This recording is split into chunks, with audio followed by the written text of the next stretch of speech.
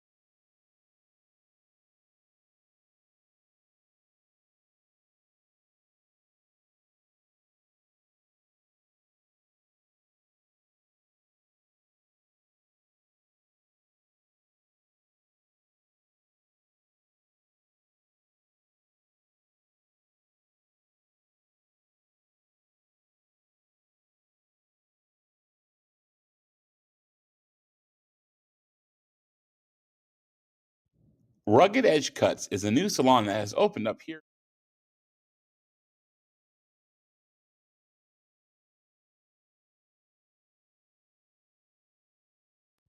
Rugged Edge Cuts is a new salon that has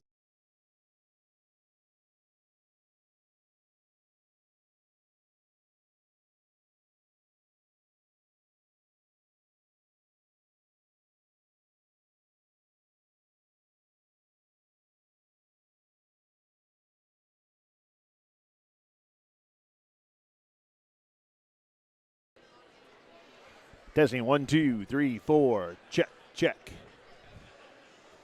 1, 2. Check, check, 1, 2.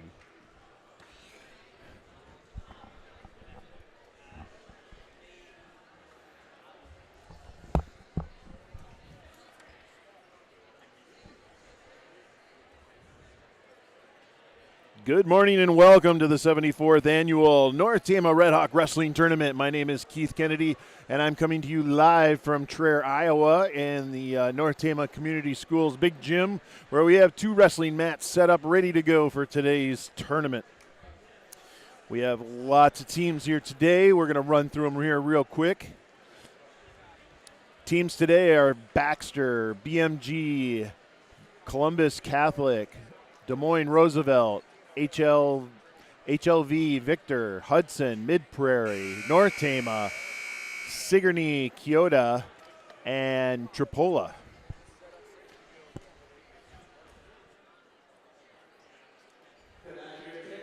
All right, they're just about ready to start with opening announcements. And we're going to listen here to Mr. Josh Ewell, former teacher and principal here at the school. He's been a long time wrestling guy. He's been doing this for a long time. So I don't know how long. As the inner black circle and then the red, that is mat 1. The north mat is mat 1. The mat closest to the stage with the black is mat 2. All right, just so you know, they're going through mats. The furthest mat is mat 1. The closest mat here to us with it's all black, that's going to be mat 2. We will be focusing mainly on North Tama, though we will jump around if there's not a North Tama wrestler out there. So there's also another video stream out there on the North Tama YouTube channel. You should see our huddle cam come up, which should show both mats, though you won't get audio, or you'll get some audio with that, but not me. So yep, it's up there right now. It's listed as North Tama Wrestling Tournament 2023. It says both mats. That is the huddle cam, and that just kind of shows a big static shot of both mats. The one you're on right now is the North Tama Redhawk Invitational 2023, and we will be broadcasting mainly North Tama, but also other schools. Columbus, that's on mat 1. On deck, mat 2 will be Connect, North Tama, and Wyatt from Sigourney. We're going to be standing, please, for the national anthem. All right, at this time, we are going to take a short break for the national anthem.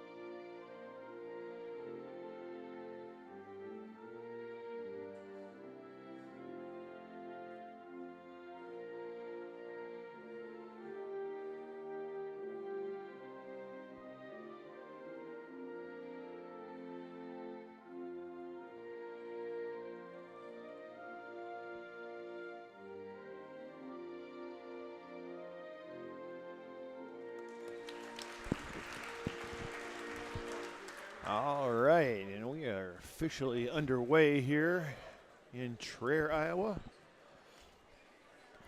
We will be doing some advertising a little bit for our sponsors. We couldn't do this without our sponsors. If you happen to visit or go to any of the sponsors, let them know you saw their ad. We really appreciate it. It helps us out. Small ads will be running down in the corner the whole time, and every once in a while we'll run some big ads on the full on the screen here. Hi, Regan. Now wrestling on mat 2, Yoder, Mid Prairie, Bridgewater, BGM. Up on mat 2. Mat 1, should be wrestling now. Billy from Baxter. Mendoza Diaz from Columbus. Those are the wrestlers on mat 1 and 2.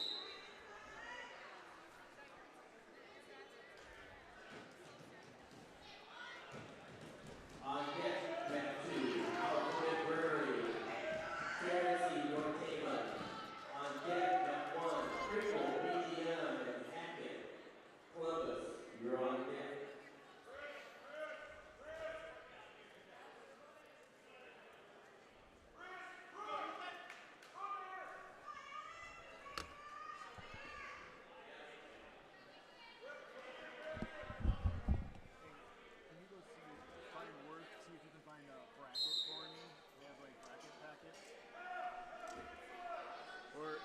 Or ask Mr. Ewell.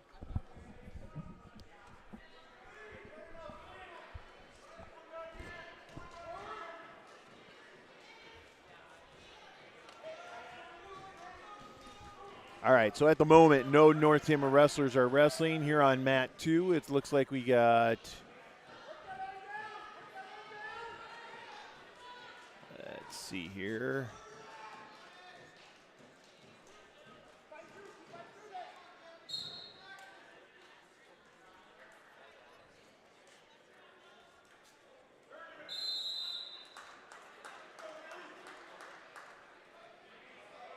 Let's see, we got BGM here close to us.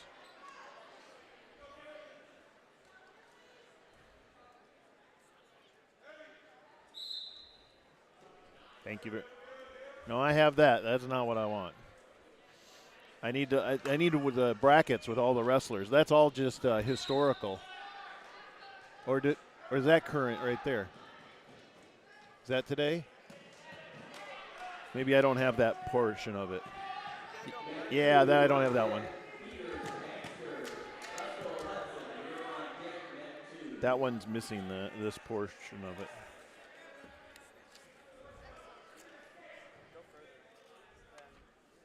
Round 1. There we go. That's what I want. All right, here.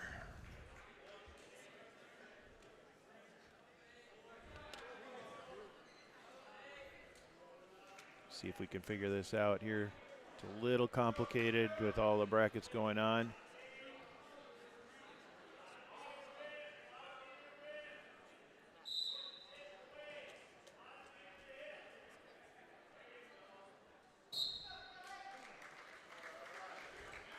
And a North Tama wrestler is pinned. Who is that out there?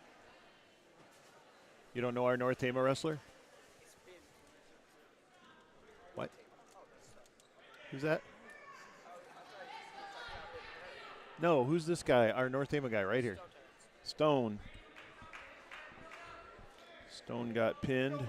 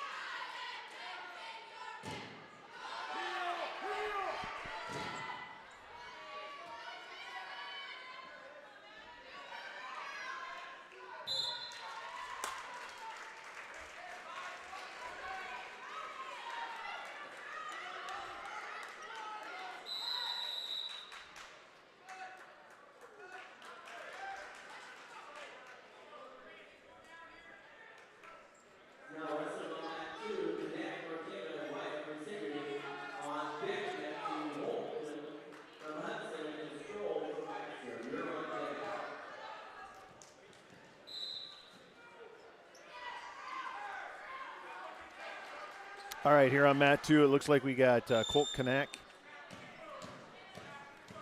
And he is wrestling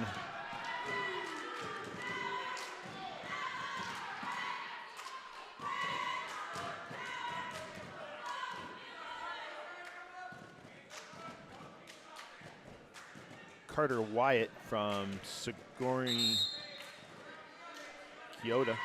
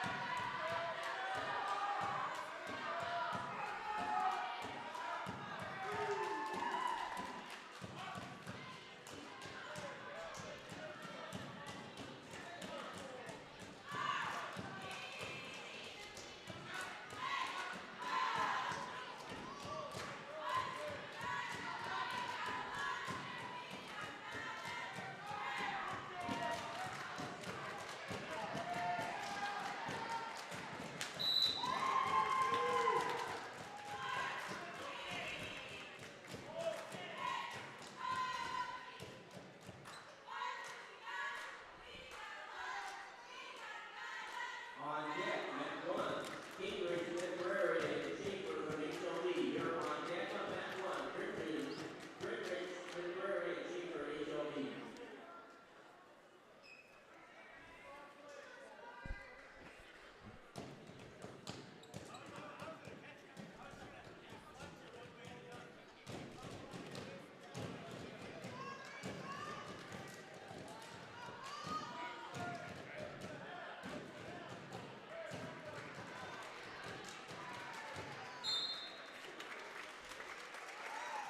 And Kanak pins Carter Wyatt.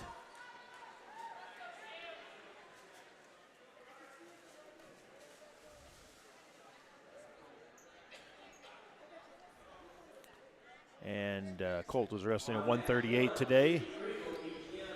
Yes, Kerry, if we do not have a North Tama wrestler, we will go to both. Otherwise, you all can also go out to the North Tama YouTube channel, and our Huddle Cam is also focused on both mats.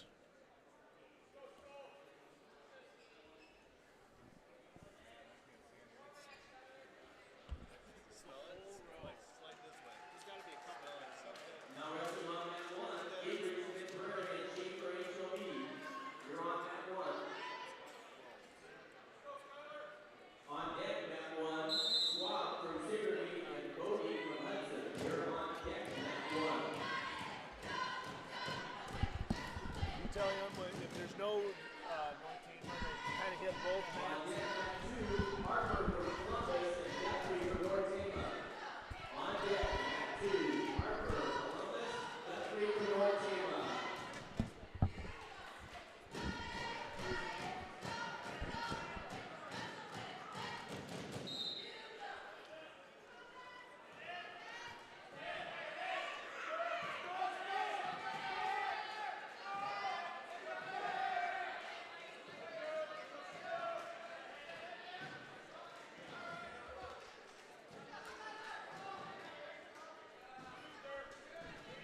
All right. No North Tama. Oh, we'll be right back.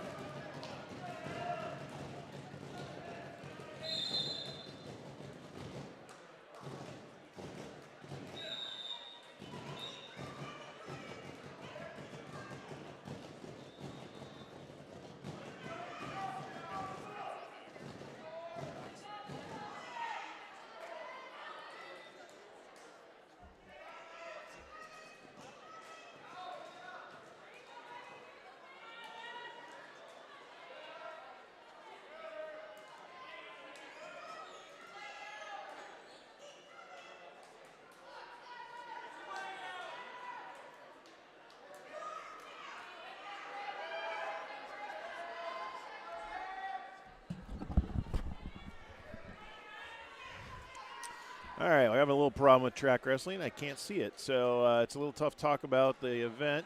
We're going to try something here.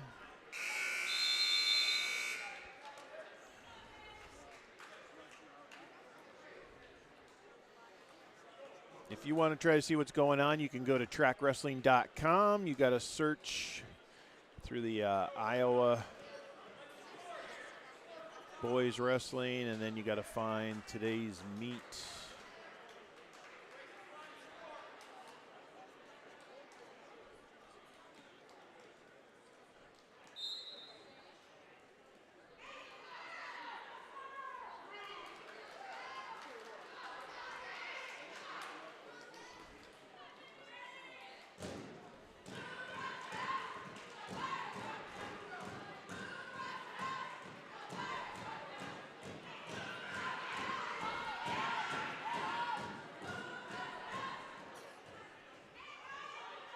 Girls, get warmed up. We'll be calling you soon. Girls, get warmed up.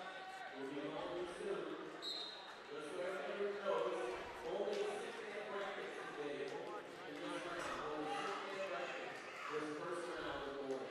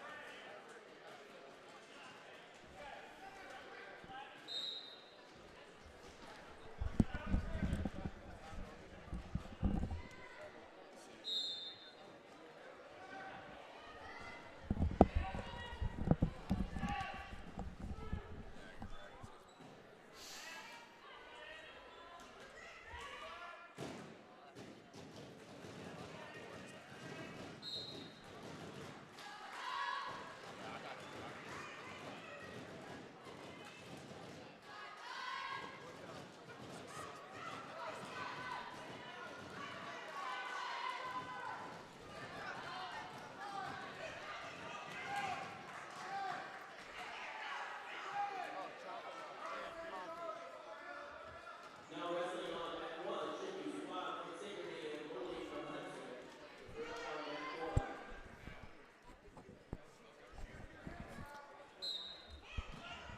So out there on mat 1, we have Hudson and Sigourney.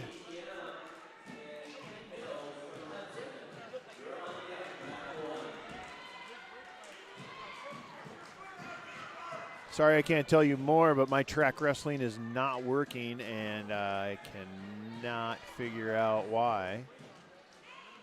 I can see today's invitational, but the matches are just not popping up.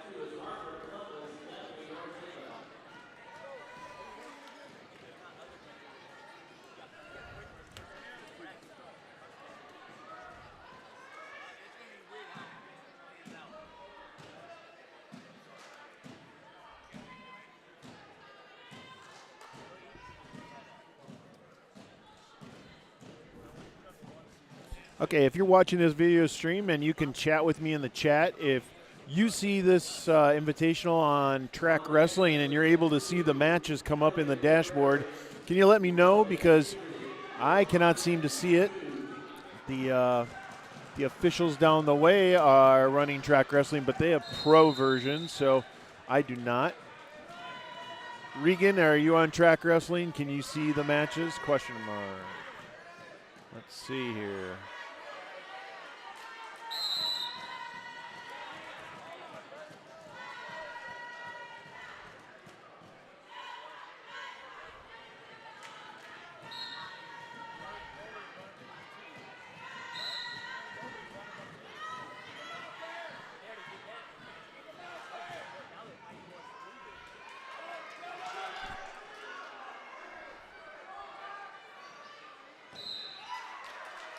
And there's a pin for North Tama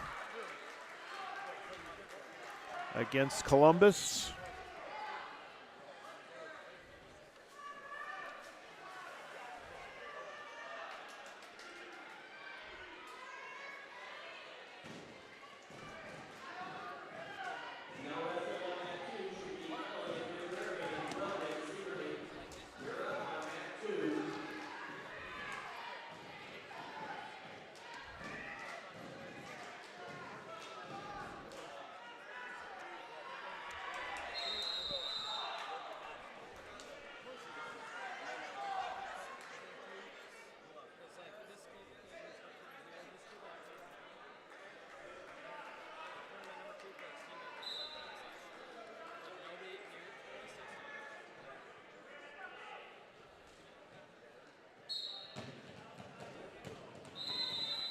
So on mat 2 here, we have Mid Prairie and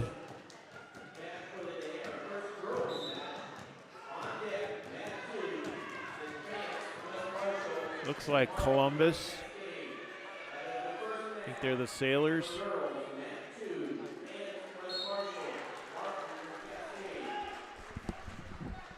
Hey, Samuelson.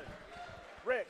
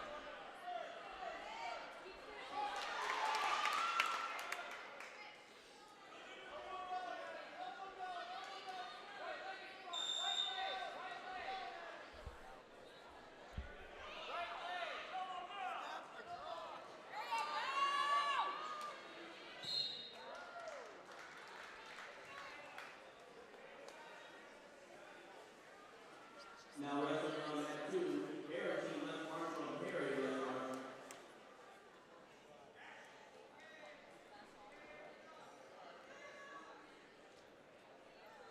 On deck, mat 2 is Randall West Marshall and Swinkler Cascade.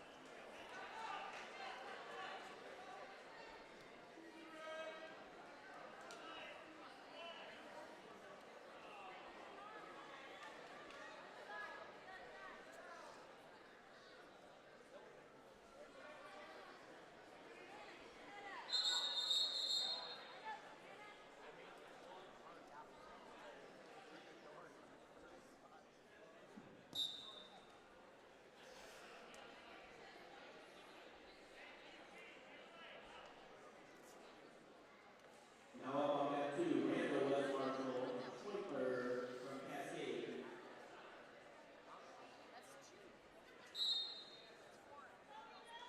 On deck, mat 2, Redhawk West Marshall and Martin Cascade. You're on deck, mat 2.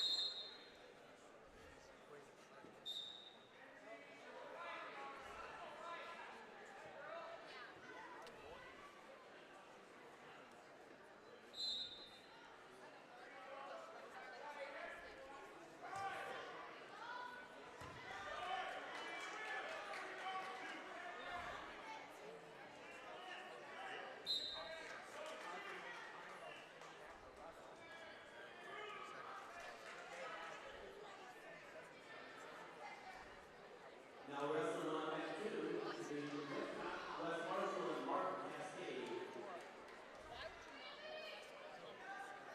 On deck, mat 2 is Good from Baxter and Brown from West Marshall. You're on deck, mat 2, Good from Baxter, Brown from West Marshall.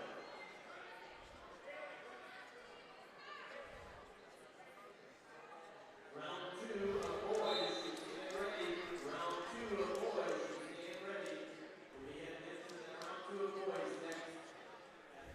Got more matches of girls. And all brackets of boys will be going this round.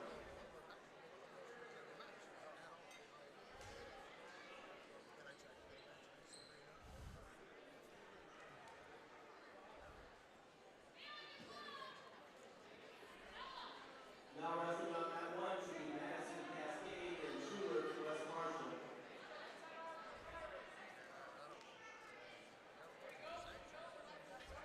All right, I think I've figured out track wrestling. Not the best platform to try to figure out how to find all this information. Here on mat 2, we have Avery Kickup of West Marshall and Bailey Barton of Cascade. Over on mat 1, it looks like we have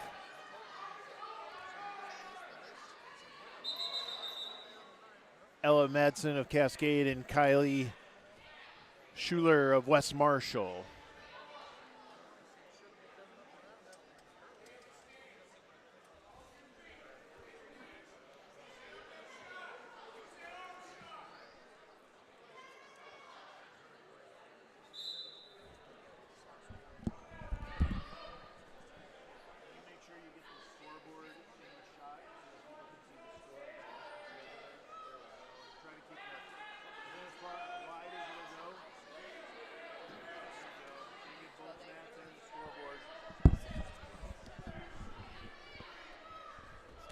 All right, so for that far scoreboard, that is for mat 1. It's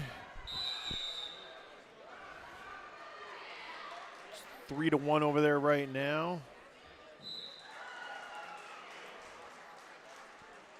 Cascade is red, I believe. Yep, that one is over.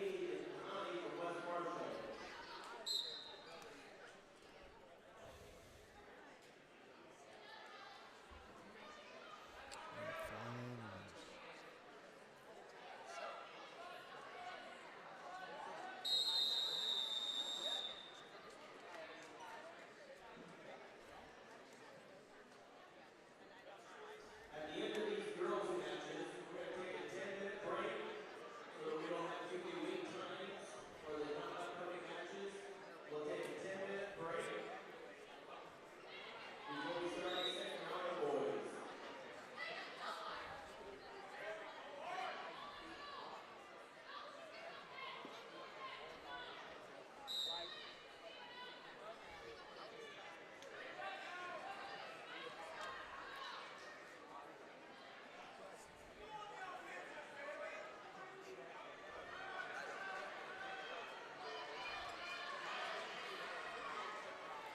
Sorry, everyone. I'm still trying to figure out how to get the best information here out of track wrestling.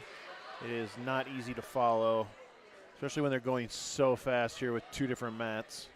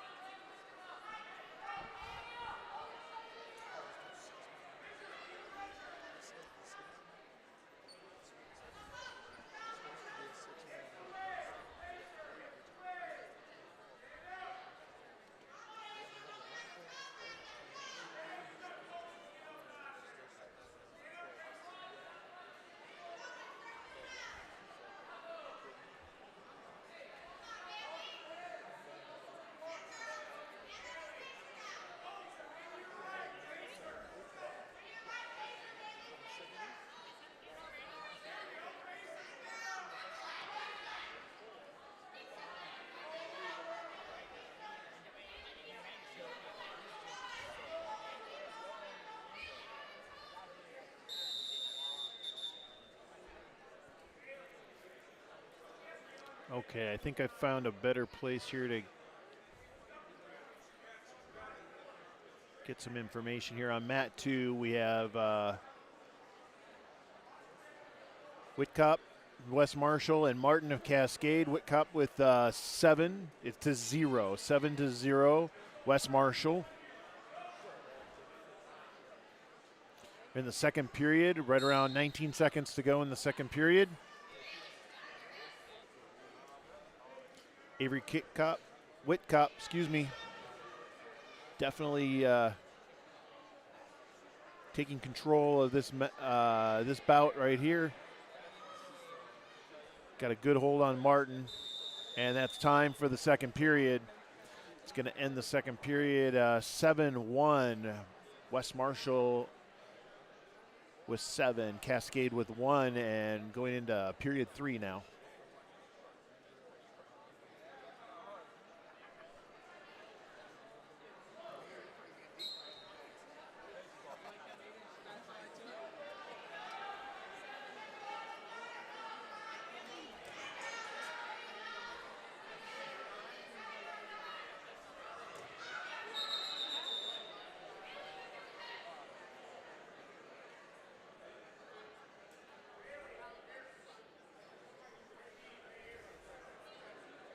Couple hard takedowns there.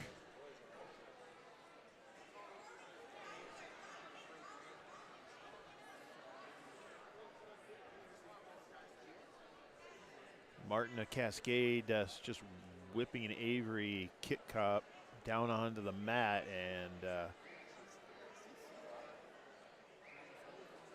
that took a little bit of a toll there. So they're checking her out, making sure there's no sign of concussion.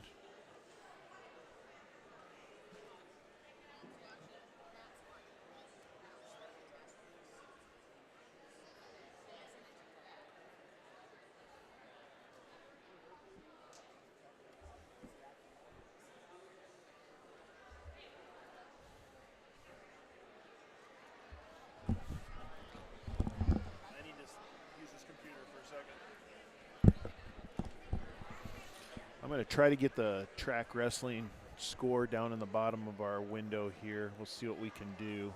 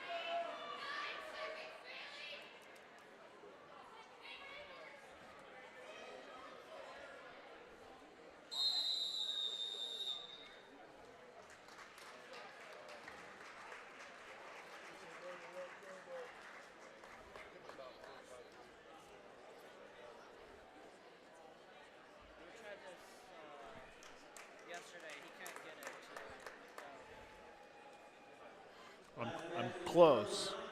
I'm close.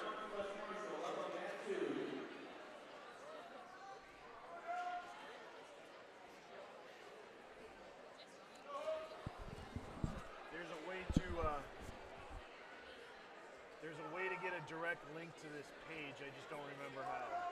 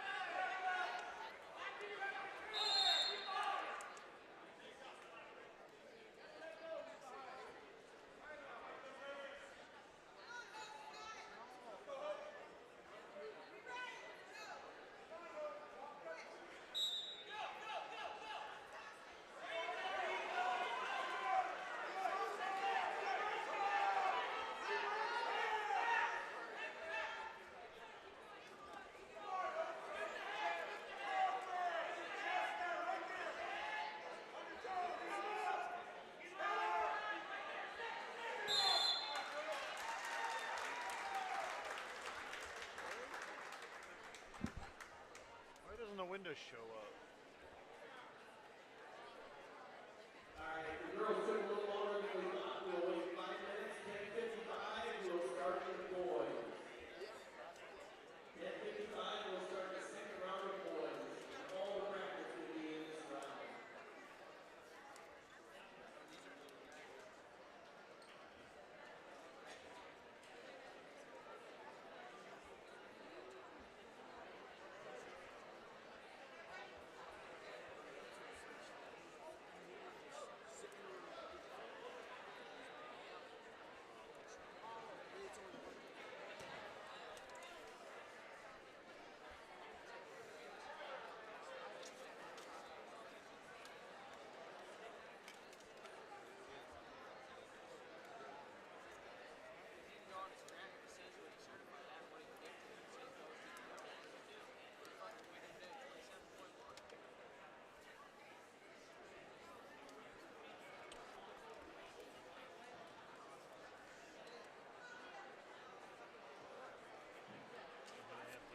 This once they put one up, but that is, yeah, now it's a break. That's where it should show up for Matt too, the score box.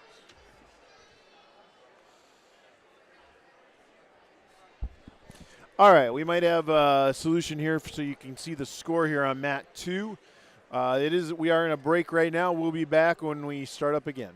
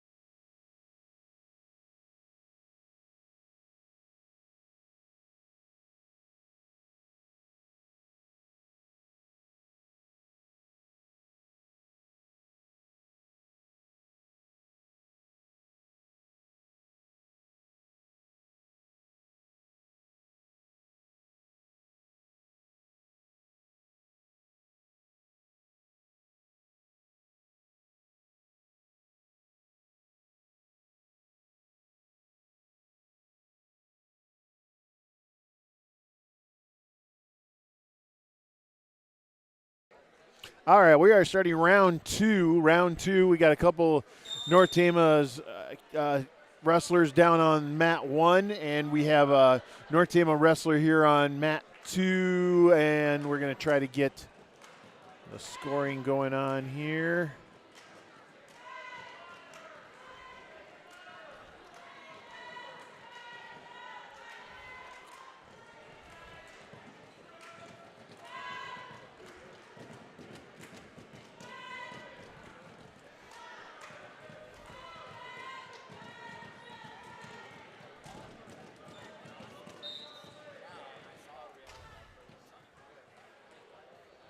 Now wrestling on mat 1 is Yoder, McMurray, and Baxter, or Gilly from Baxter. You're up on mat 1.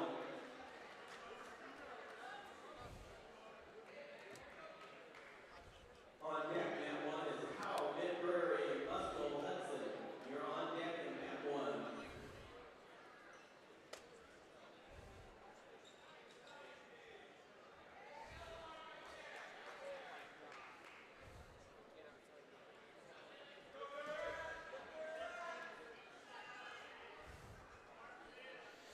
Aha, so I can see both mats here.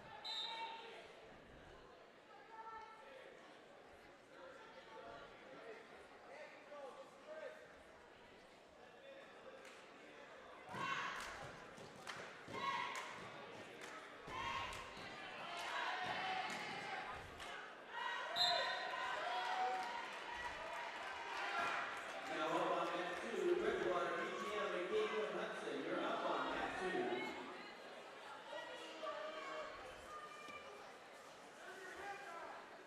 On deck, mat 2, Pringle, BGM, and Peters from Baxter. You're on deck, mat 2.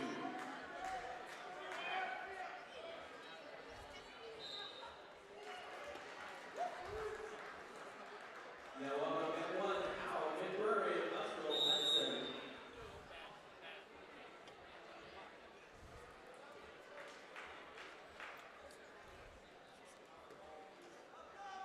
On deck, mat 1 will be Smith from Baxter and Paul from North Tama. You're on deck, mat 1.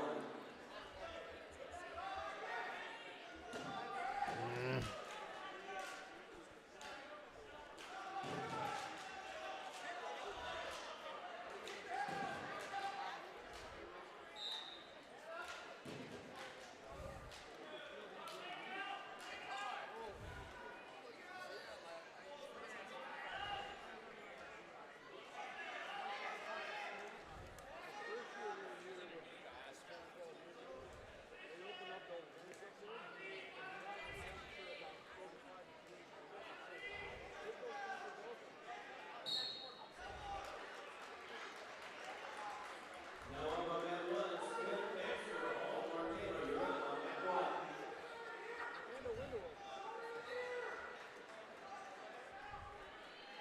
On deck, mat 1, Seaweed from Hudson and Clark from Sigrid. You're on deck, mat 1.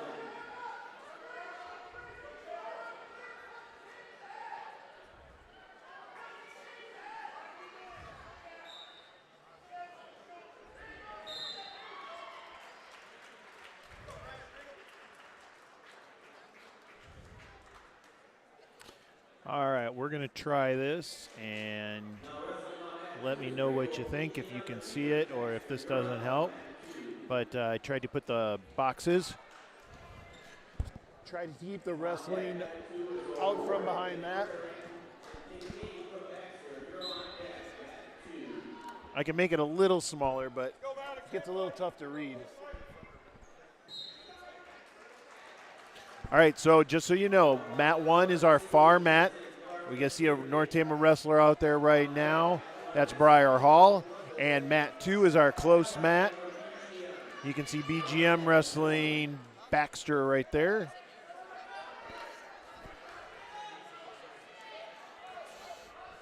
Hope this helps out a little bit.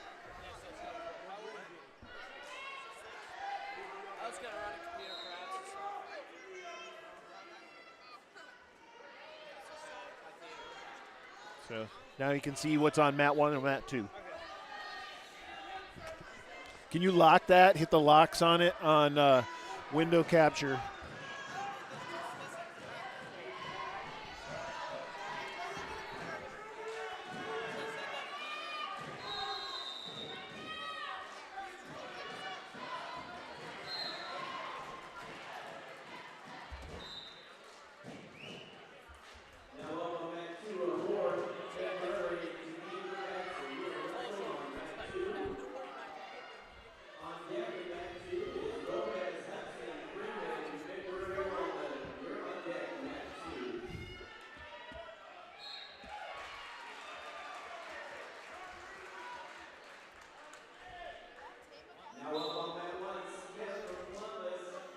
All right, I think I got to the right place now so I can tell you what's going on.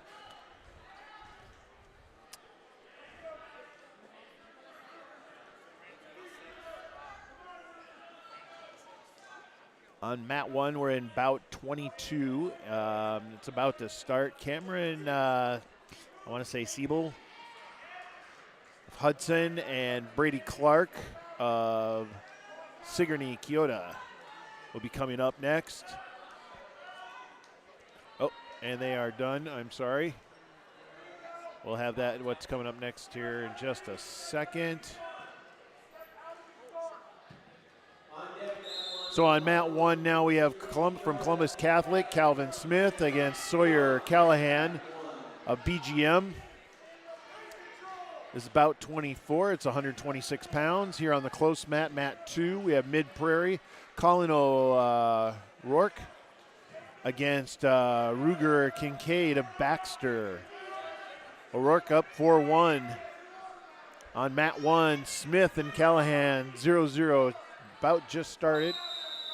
Oh, hold on. We got. Maybe it's a little behind.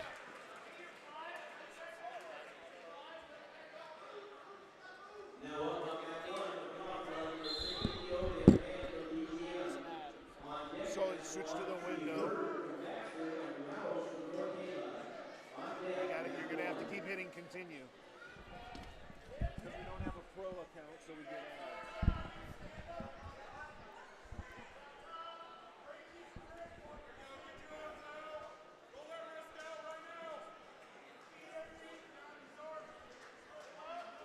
All right, so my stuff is a little behind here. Why am I seeing a Redhawk on mat 2 and I don't have a Redhawk? Let's see if we can figure that out. You have a Redhawk on there? No. Isn't that a Redhawk right here? No, that's Mid Prairie. All right. Yep. So O'Rourke up 6-1 over Kincaid.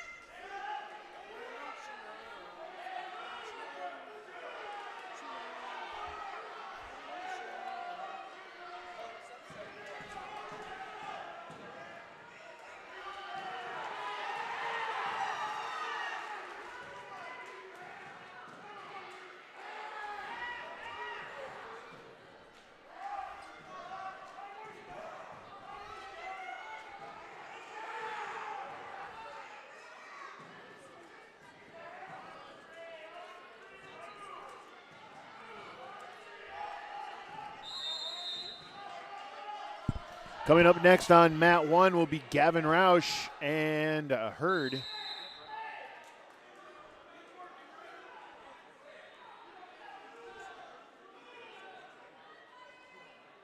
Gavin Roush and Colton Hurd of Baxter.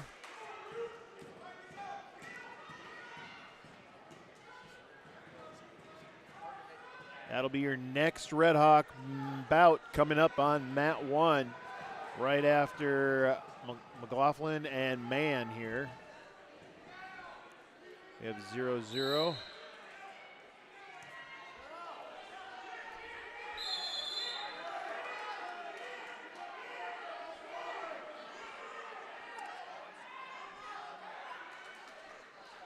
I'm sorry, mat 1 is our far mat, and that'll be Gavin Roush. They are at 2-0. My thing is not refreshing very well.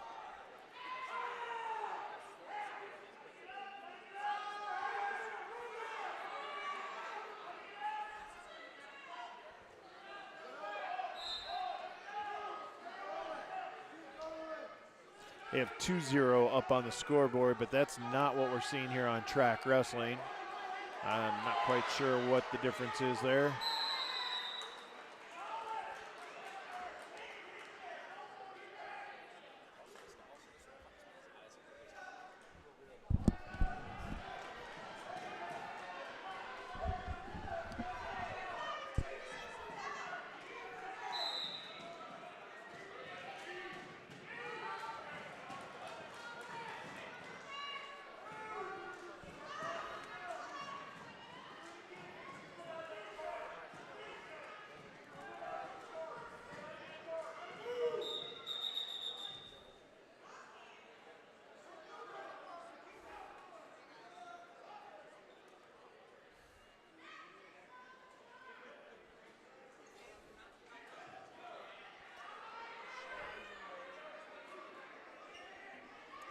So we just saw an update here, Mid-Prairie 10, Baxter 3 on mat 2, right here in close view.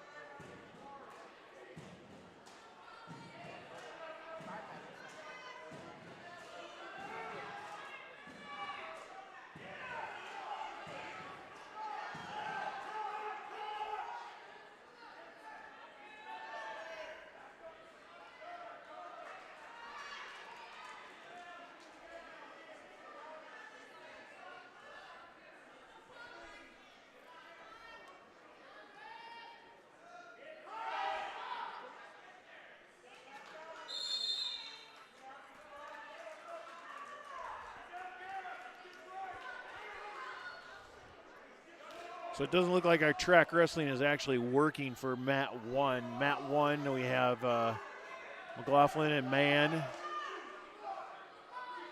Sigourney Kyoto against BMG. Up on the scoreboard, we have 6-2. On our close mat here, we have Mid-Prairie 10, Baxter 4.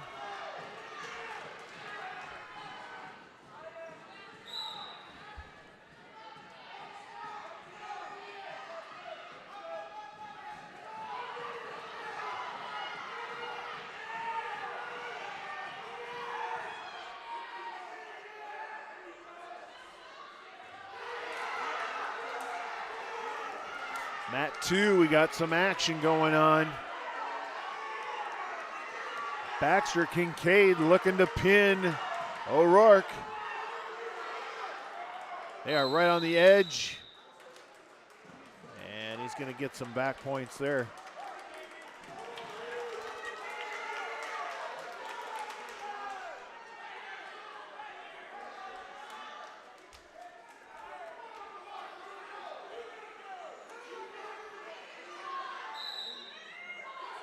With those points, we got a tie, 10-10.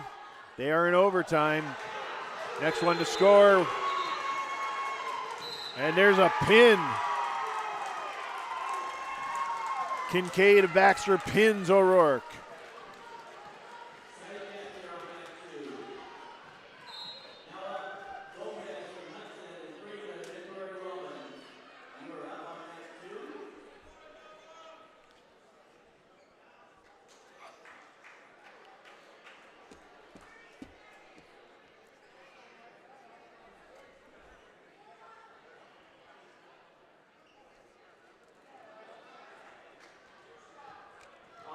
All right, coming up next on mat 2, if this is correct, Gomez and Freeman at 132 pounds. Mid-Prairie and Hudson.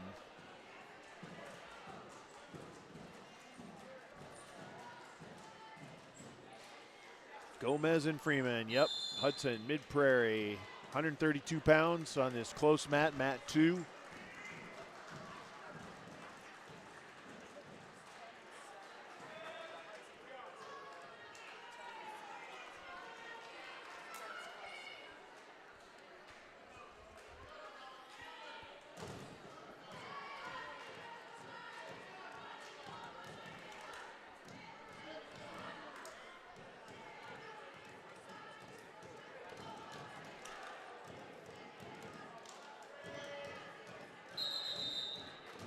Coming up on mat 1 is going to be Gavin Roush of North Tama and Colton Hurd of Baxter.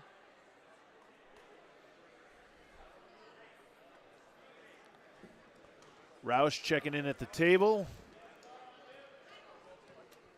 I don't see the other. Oh, there's the other wrestler.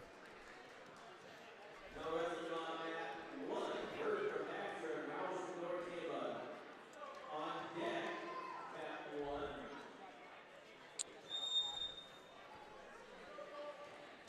All right, on mat 1, Colton Hurd from Baxter and Gavin Roush of North Tama as they start their battle. This is bout 27 at 132 pounds. Roush and Hurd all locked up there.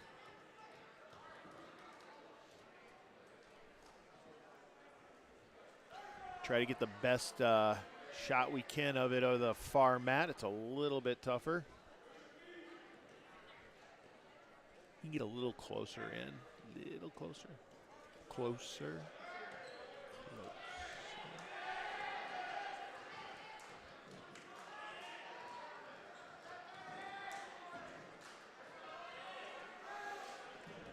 Jen, if there is a Redhawk out there, we are going to focus on that mat. If there's no Redhawks, then we go to both mats. That's what we do here.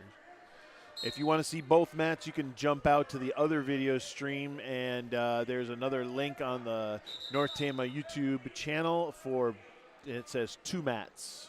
And that one will always have both mats. Gavin Roush, 2 points. Looks like he's got control. He's trying to pin Hurd. They are almost off the mat, though. Roush trying to get him back on since he still has control.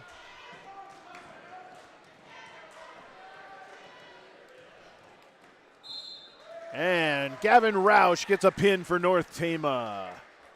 Now up on mat 1, Holt from Hudson, Gingrich, Midbury, Roman. You're up on mat 1. On deck, mat 1 will be Stoll from Baxter and Wyatt from St. Ricciota. All right, coming up next on mat 1 is going to be Hudson and Mid Prairie. Still here on mat 2, we have Hudson and Mid Prairie also, Gomez and Freeman.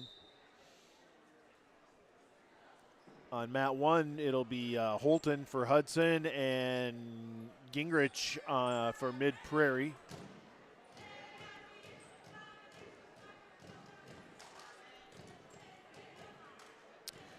Coming up on mat 2 is going to be Colt Kanak from North Tama and Hayden Schaefer of HLV Victor. That'll be after this bout. We're on bout 25, and that'll be coming up next.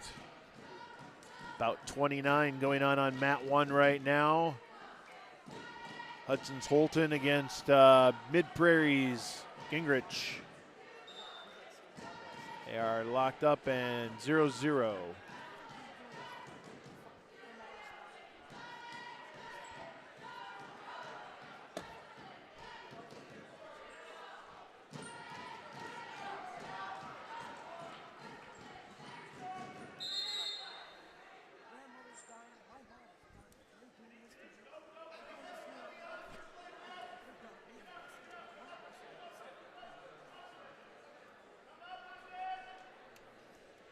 Guys are getting behind there. You got to move over a little when they're behind the graphic. Yep, there you go.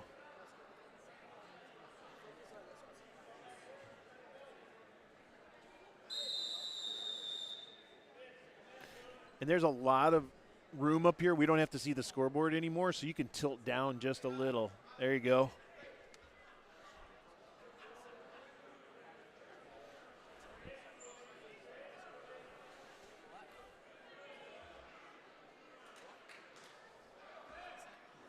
Oh, sorry about that, Jen. I haven't looked at that one. That's our huddle cam, so we'll do the best we can.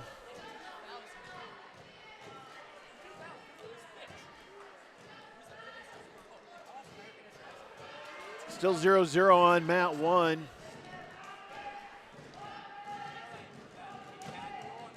Mat 2, Hudson 2, Mid Prairie 1.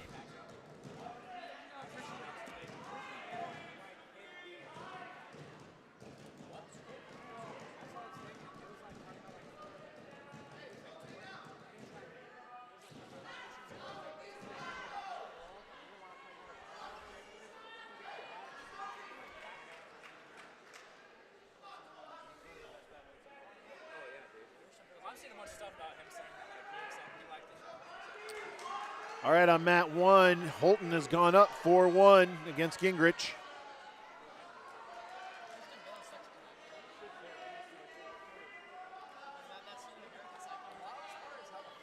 Hudson in control.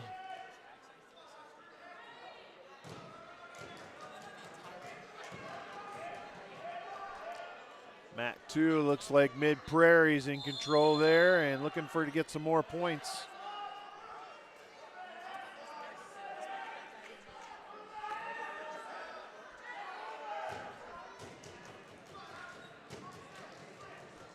Stay tuned, coming up here on mat 2, the close mat.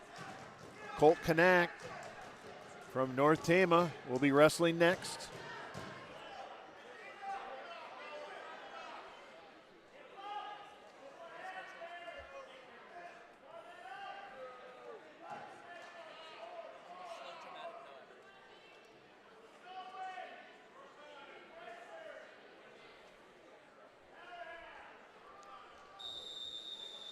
Looks like we had a little blood stoppage there on mat 1.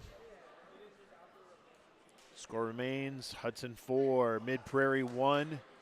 On mat 2, Mid Prairie 7, Hudson 2.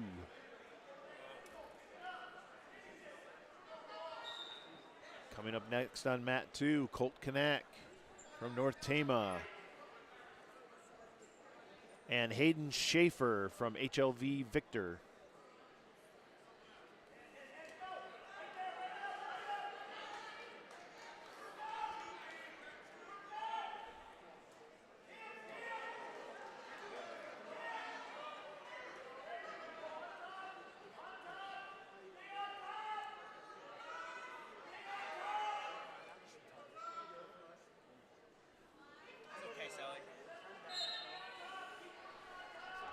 All right, we're wrestling again on mat 1. Ben Holton going back to work there, looking for some more points. He's up to 6-1 now.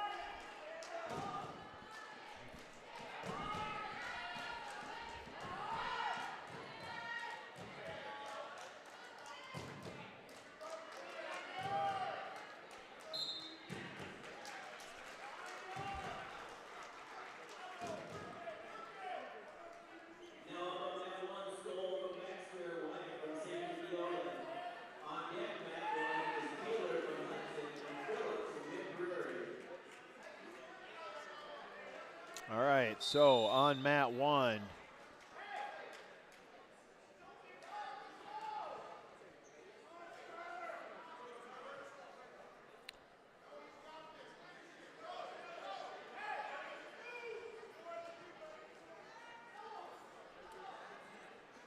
Let's see if I can figure this out here.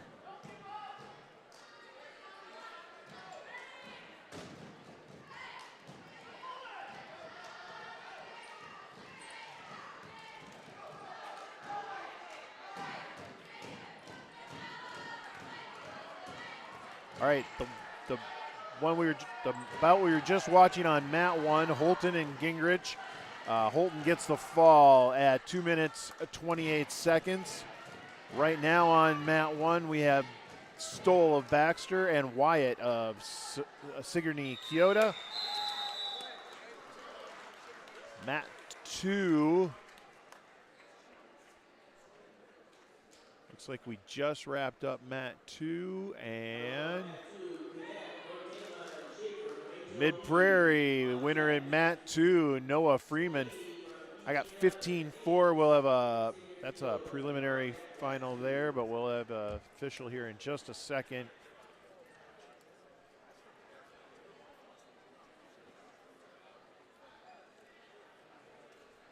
Coming up next on mat 2, Colt Kanak. And North Tama against Hayden Schaefer of HLV Victor. Kanak going to work, getting around Schaefer there. Trying to get into his hands, get control.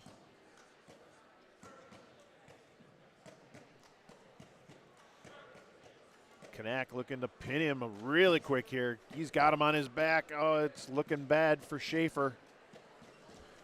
He's scrambling though. Definitely some back points for Kanak. Got 2-0 for the takedown. I think we're going to have more back points after that. 5-0 now for Kanak.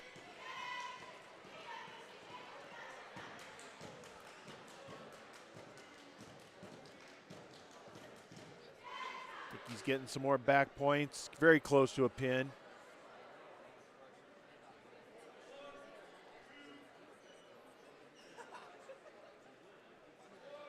Kanak trying to get him on get his shoulder blades down. It's very close.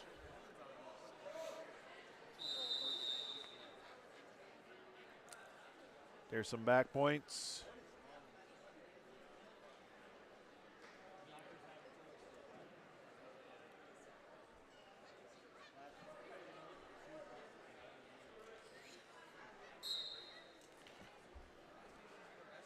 At 5-0 for Kanak.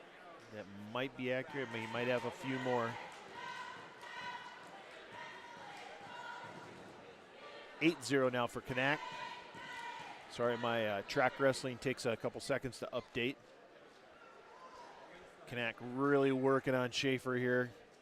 Trying to get those shoulder blades down to the mat. There it is. Colt Kanak with another pin.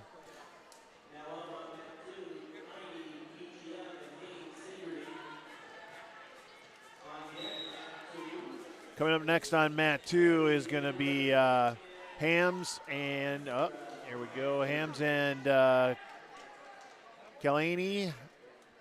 Hams of Sigourney Kyoto and Kalani of BGM. On mat 1, Skylar Stoll and Carter Wyatt. 2-0, Wyatt in the lead.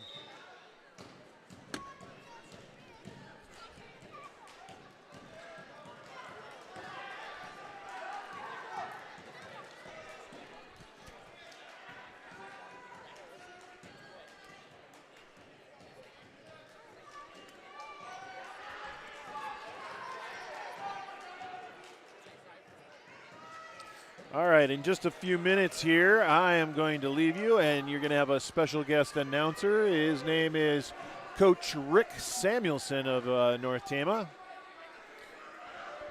Coach Samuelson is going to fill in for us a little bit here until Levi LaRue can get back. I am off to my next assignment at the University of Northern Iowa.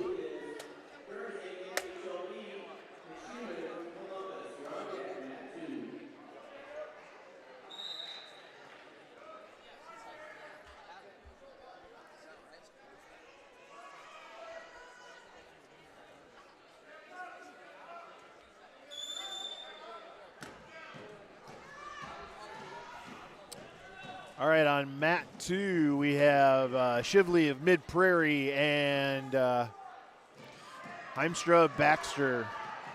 On mat 1, the far mat, we have still at 0-2, Wyatt with the lead. They're in the 127 in the second period.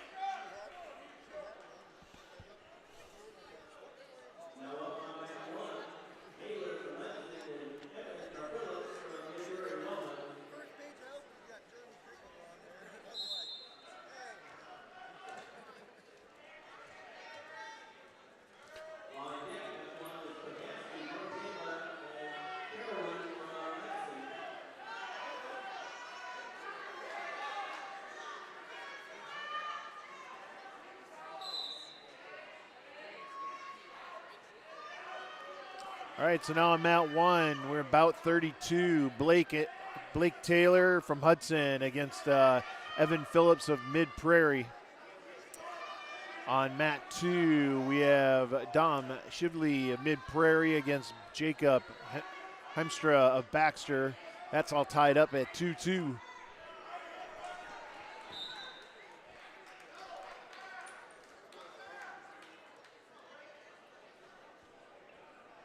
Come on, Samuelson. Thursday, HOE and screwdriver from Columbus. On deck, mat 2 is Branson HOE and Zachary Morneva. On mat 2 on deck.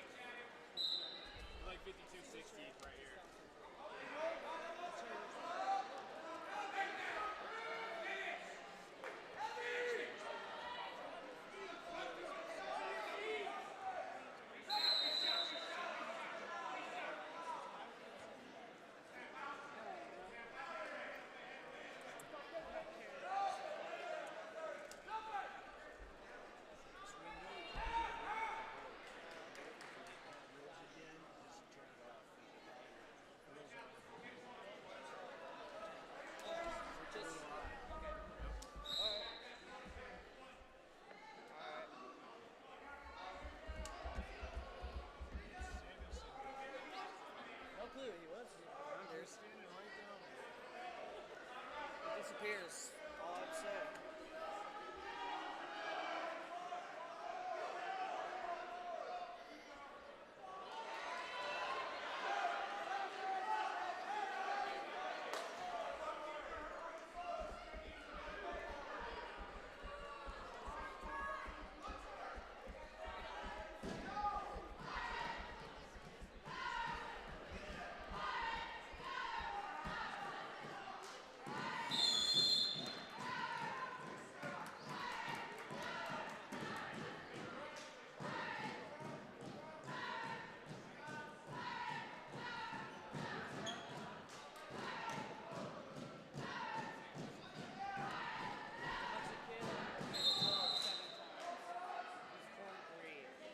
Another guy's 11 to 15. Browers also like, I don't know, I want to say he lost 23,000.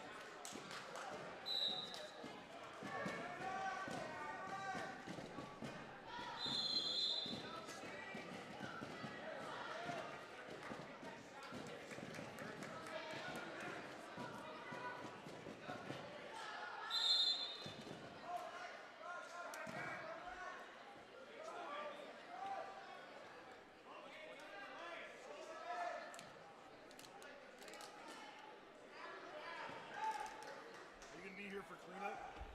Like cleaning this up? Yeah, probably. So this is my laptop from UNI. And there's a bag over here in the pile, a laptop bag. It's just a laptop and its power supply go together in that bag. Okay. You guys should just hold on to it and I'll get it whenever we broadcast next. Okay. Probably put it in Lord's room. Yeah, just keep it with all the stuff.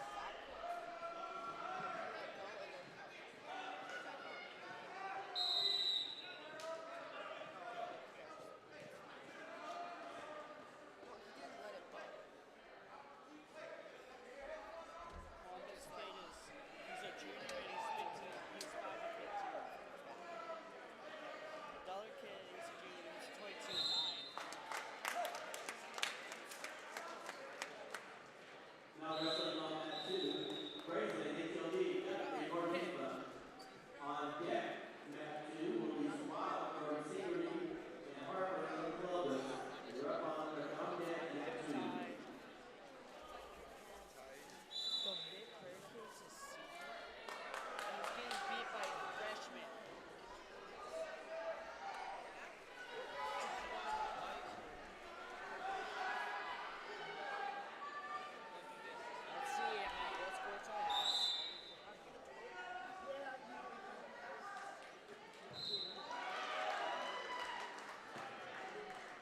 up in Now the we're end. on mat one, Pulaski, Northanger, and Carolyn Hudson on deck. Mat one will be McLaughlin Hudson and Peter from Mid Prairie Welding. You're on deck, mat one. Push a button to have it live or not? It's live, man. These guys are on. This is on. When that happens, you hit continue. If you get a mat, everybody can hear what you're saying right now. These are the two mats, mat one and mat two, right there. Okay, thank you. Yep. These guys will take care of that. Okay, ladies and gentlemen, you are now listening to the North Tama Invitational, Redhawk Invitational from Traer, Iowa. It is the 55th annual tournament, which started way back in 1950. Our tournament is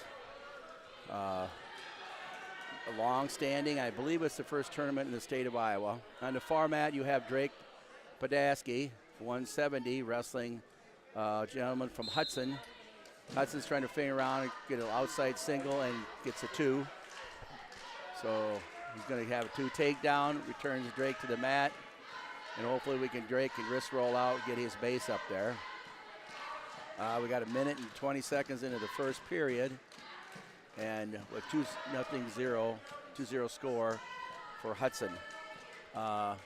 He's wrestling Hunter Bryan from Hudson. Drake is 3-13, and Hunter is 10-14. So Hunter's got a good barbed wire, elbow pull, working at near fall points here. And the far mat in the red. The near mat is HLV. And our own Ty Guthrie at 160. Hunter wins by a fall at 52. And looks like Ty needs to get some hand control in here and bring his base up from the bottom. Needs to clear his hands a little bit. Kind of has a tendency to bring his elbows out too much in the bottom. So he needs to basically rise to the occasion and do that. If you had have mentioned before, I'm just catching up on anybody that may not have listened to the broadcast today. Our tournaments run kind of a little bit different than some tournaments. If there are 6 or less people in the bracket, it is a round-robin tournament where you wrestle everybody once. If the tournament has 7 or 8 people in the bracket, it's a traditional tournament where you are seeded first, second, third, fourth, and wrestle each other to a match. So basically, it's a 5-round tournament. We also have girls, ladies, at our first wrestling tournament ever here at North Tama, and we have Addison Hosteller that is wrestling for North Tama. Ty's got to work on getting off the bottom here. Hopefully gets an arm through there.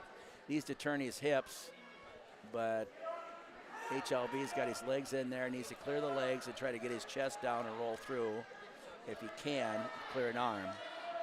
He's unable to do so there. HLV's got a good job. Ty gets out of the bottom and kind of gets himself in another near fall situation. Not quite able to finish correctly.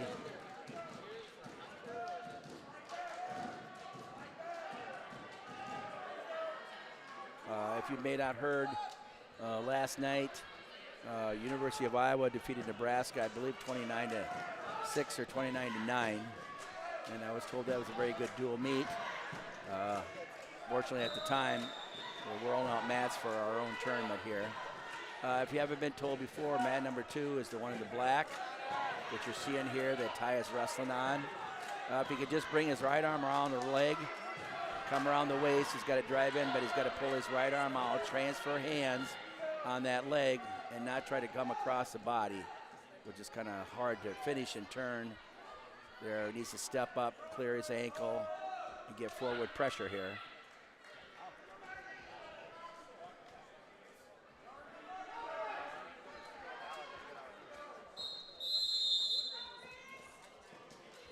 The schools here today, if I can remember off the top of my head, we got HLV Victor, Mid Prairie Wellman in Wellman, Iowa. We have Sigourney Keota from down in Sigourney. We have Baxter from Baxter, Iowa. Hudson, just north of us, our neighbors to the north. And we've had different schools for our girls tournament. We've had West Marshall State Center brought a number of girls today to our tournament and have their own separate bracket on track. So if you're watching track wrestling live, you will not see the girls tournament on our boys tournament. They're two separate tournaments, and so you will not see that live on there. Ty again is kind of giving up hand control here by HLV. He needs to basically pull that elbow up to his head so he can brace himself and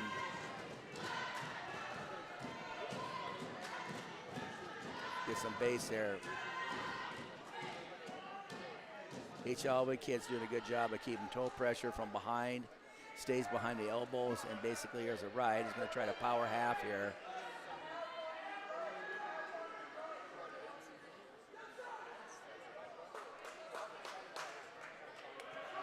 Pretty good power half on there if we can just adjust and be able to realize where our body's at. Right now I have not heard anything about who is the team placings at this time. So basically right now we're up at the 190 pound weight class, 160 and 190. So we are now be finishing up the second round. North Tama tournament, again, from 1950 to 2023, 74 years of wrestling. We got to get Ty here to kind of like build his base. Right now, we're basing off and we're fighting arms, but we got to realize where our body's at and get some pressure up on there and not let him have that. To Hudson's credit, he's getting forward pressure on there and doing a good job of keeping on his toes. Making his body as heavy as possible is what you want to do.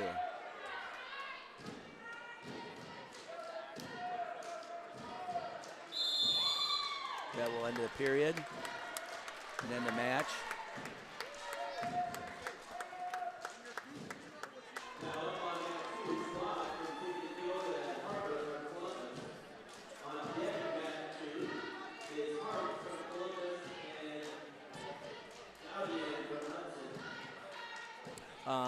We have Moravia here for the girls, Waterloo, Columbus also here. So I believe that's 8 different schools this year. And for the first time since I've been at North Tama, we have switched over from a round robin to have an all round robin tournament or 2 groups of 4 to a traditional tournament if there are 7 or 8 schools in the bracket. So if you follow along or look on Track Wrestling, or if you're phone savvy, you can easily do that and locate that. So.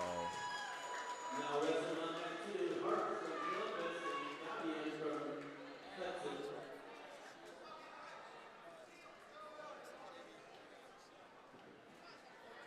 On deck, Matthew Powell from Spola and Willem from Maxwell.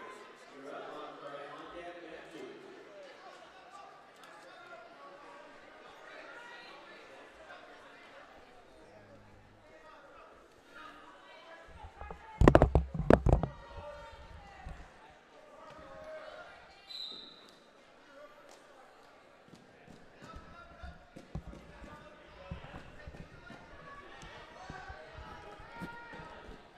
One, two, Marshall, can you hear me? Yes, I have the legendary Marshall Mullenix, who has been my longtime assistant, involunteer assistant at the junior high and bus driver. So, Marshall, your history is you were a former teacher and coach at Florida. Yes, yeah, for Benjamin School down there for 30 years. Head coach for how long? Oh, probably down there about 13, 14, then I retired from wrestling. So. Right. And back in Iowa for a couple of years. Yep. You have family members here. Can you compare Florida level wrestling and Iowa? If you had to compare them now, what would you say? Florida? Just give me your input on this one. Florida wrestling has really improved the last few years. Our major universities dropped wrestling down there. Yep. so there's no schools that really had it. And then it started building back up again. There's a couple of kids from Florida that went to Iowa State, and I think yes, because I think that's a Chris Bono connection. Yes, I think Chris is a Florida wrestler before he was a national champ down at Iowa State. So, is it still strong at the high school level down there? Yes, it is. It's coming back again. It was down there for a while. We had to compete with lacrosse. Okay. And that took a lot of the kids away from the wrestling, and I hate to say it, but the club lacrosse was the one that really hurt us. Okay. And instead of kids going with their desire in wrestling, the lacrosse coach would grab them and use summer or winter. You basically get to be like an Indian, run around and hack him with a club and take the ball. Okay, that sounds like something a guy would like to do once in a while. Good. Is it a 1 class, 2 class, 3 class level? Down there in Florida now, it was going up to 4. And really? I haven't been up there for a while. So that's we got a lot of big schools down there. So the Miami schools and Jacksonville and Orlando schools. There's a lot more public schools that are growing up there. So were you a Dolphins fan or a Jacksonville Jaguar fan? Definitely Dolphins. Okay. Definitely Dolphins. Are we still suffering from Dan Marino complex? Or we? Yeah. He's going to come back and coach. Yes. The rumor is no. Yes. No. I was a Dolphins fan, was a kid, and then basically for 12 years lived in Wisconsin, and basically you had to be a Packer fan. So I always tell everybody I have an AFC or an NFC team so I can basically justify what I'm doing or whatever who's going good. Correct, so. Yeah. But did you have to start wrestling down there? No. Were you beginning, or how did, I nowadays? Came in, I was about the third coach. Okay. And I kept it for a while, and I started a big tournament down there. We had a 16-man tournament, 2-day Really? Friday, Saturday tournament. Really? Yeah. And that's why I enjoy coming up here watching this. A lot of actions, but it's fun watching. Well, Marshall was my, I call him the match doctor. We would go to tournaments with our junior high kids, and they weren't quite sure what they're doing, and so we made sure that we had the Sharpie in hand or pen and write the bout numbers on their hand and basically tell them who's up and when and whatever. So and make sure that there was popcorn in the place for you. Yeah. Well, no concession stand. We'd be. So some coaches are a little, they got to have their tradition and what they do. And I don't know, as I got old enough, it's like I'm going to get popcorn before we wrestle because there ain't going to be anyone done when I get back. So, those junior high meets, they leave about 3:30 and get home about 7:30. And there's like, And I was the same way looking for hot dogs. If they had hot dogs, I was happy. Anything else? No. Got to have my hot dog in wrestling. Yes. I know when I used to coach all the time, I had one manager assigned. Check the place out for hot dogs. That's called a veteran coaching. I believe that's veteran coaching in our deal there. So, was your school what division? Small school, big school? It was a private school. Small school. Okay. So I used a lot of junior high kids on the first team. And I honestly, years ago, had one of the first girl wrestlers in Florida. She came to me and said, "Hey, can I wrestle, coach?" And I was like, had to check with the AD and check with everybody else, see if the administration would approve with it. And she was there every practice. And, see, this is why he's the legendary Marshall Mullinex, the very first coach that coached women's wrestling. That would be how long ago? Can I date you there? What year would that have been? Let's say it was probably about 89, 90. Okay. So, that's good to know. 30 years ago. Yeah, did Florida ever get girls wrestling at the time? They're starting it up. Yep. Okay. It's a little bit slower than Iowa. Just back up here, 4 years now? And I think, if we switch over to girls wrestling here, we will see a girl wrestle 2 people from North Tama today. Yeah. From Sigourney. And the situation is, because my first thought is, wait a minute, we got a girls' state tournament, we got a girls' qualifier. Why are they allowed to do that? Well, Sigourney did not basically okay or sanction girls to wrestle at their school. And Don Bosco, of all the places, doesn't sanction girls to wrestle. So in the bylaws in the state wrestling, the association, if they don't, the girls don't sanction it, they have the option to wrestle with the boys. So you will see a girl wrestle in the boys division today, and I'm not in favor of it. I wish they would, but it's not her fault that the school board won't sanction it, because I know for a fact that she won the girls state tournament after she qualified for the boys state tournament at the same time. So because of that loophole, she can get in there. So big squad, small squad. How many kids did you have, Coach? The official number was like, I think my last year there was like 14, 15, typical small school. About like North Tama. Yeah. Okay. It was hard to compete, but I could grab off the junior high, and the junior high were able to wrestle for me at varsity level. So how young could athletes wrestle on the high school level in Florida? Well, potentially, if you were like a school like mine, I could have had a sixth grader. Really? Yeah. Because of the private school? Right. Okay. Yeah, I didn't use it. No. Most kids aren't just ready I had for seventh that. graders wrestling varsity. I know the closest I ever saw to it was Minnesota allowed eighth graders to wrestle with the high school tournament, because, you get up northern Minnesota, that's hockey crazy country, and that's all they do, and so they would allow eighth graders to wrestle at the high school level. And I know that way back in the day, now I'm dating myself, Randy Lewis, the University of Iowa, Olympic champion, was from South Dakota, and he was a 7-time state champ in South Dakota. Because that was a long ride for you with horse and buggies, wasn't it? yes, back in the day. Yeah. Well, school uphill, both went down, but anyway, they have with their numbers and stuff. So wrestling this year has changed the format. If you're watching online, boy, those guys got long hair, and the hair rule has been removed for wrestling.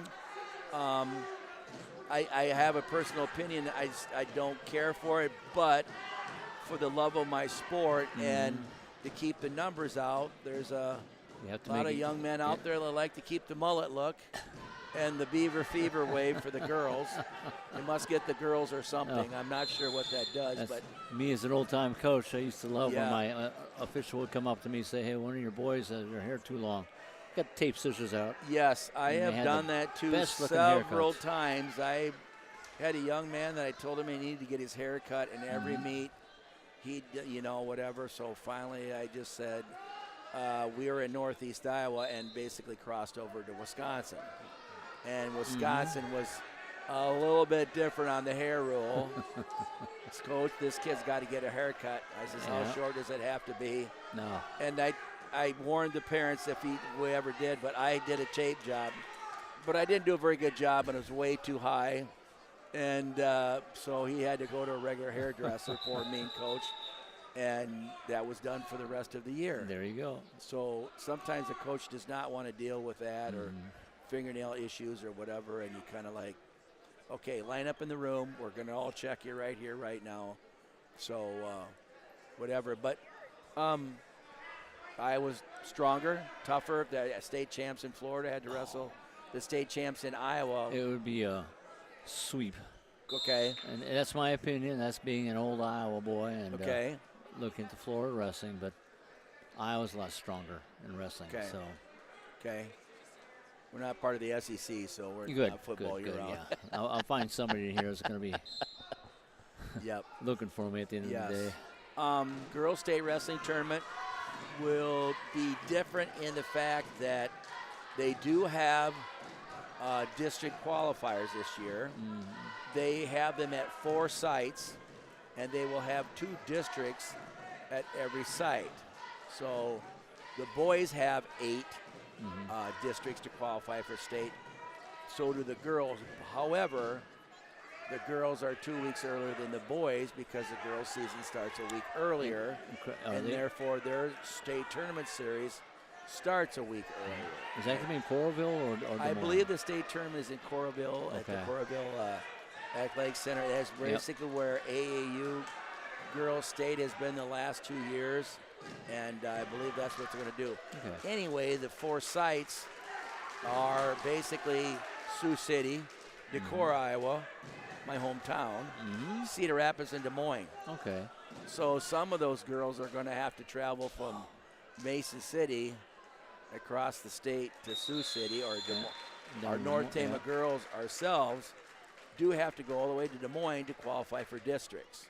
So, and I think it's more of a case of the athletic director and the part of wrestling for girls does not want to piggyback off the boys. Now, I said a year ago, like, look, get yourself off the ground and just piggyback off the boys, and in a year or two, you know, get the logistics down. And they've made the decision, no, we do want to have our own separate tournament. We want to have our own separate series.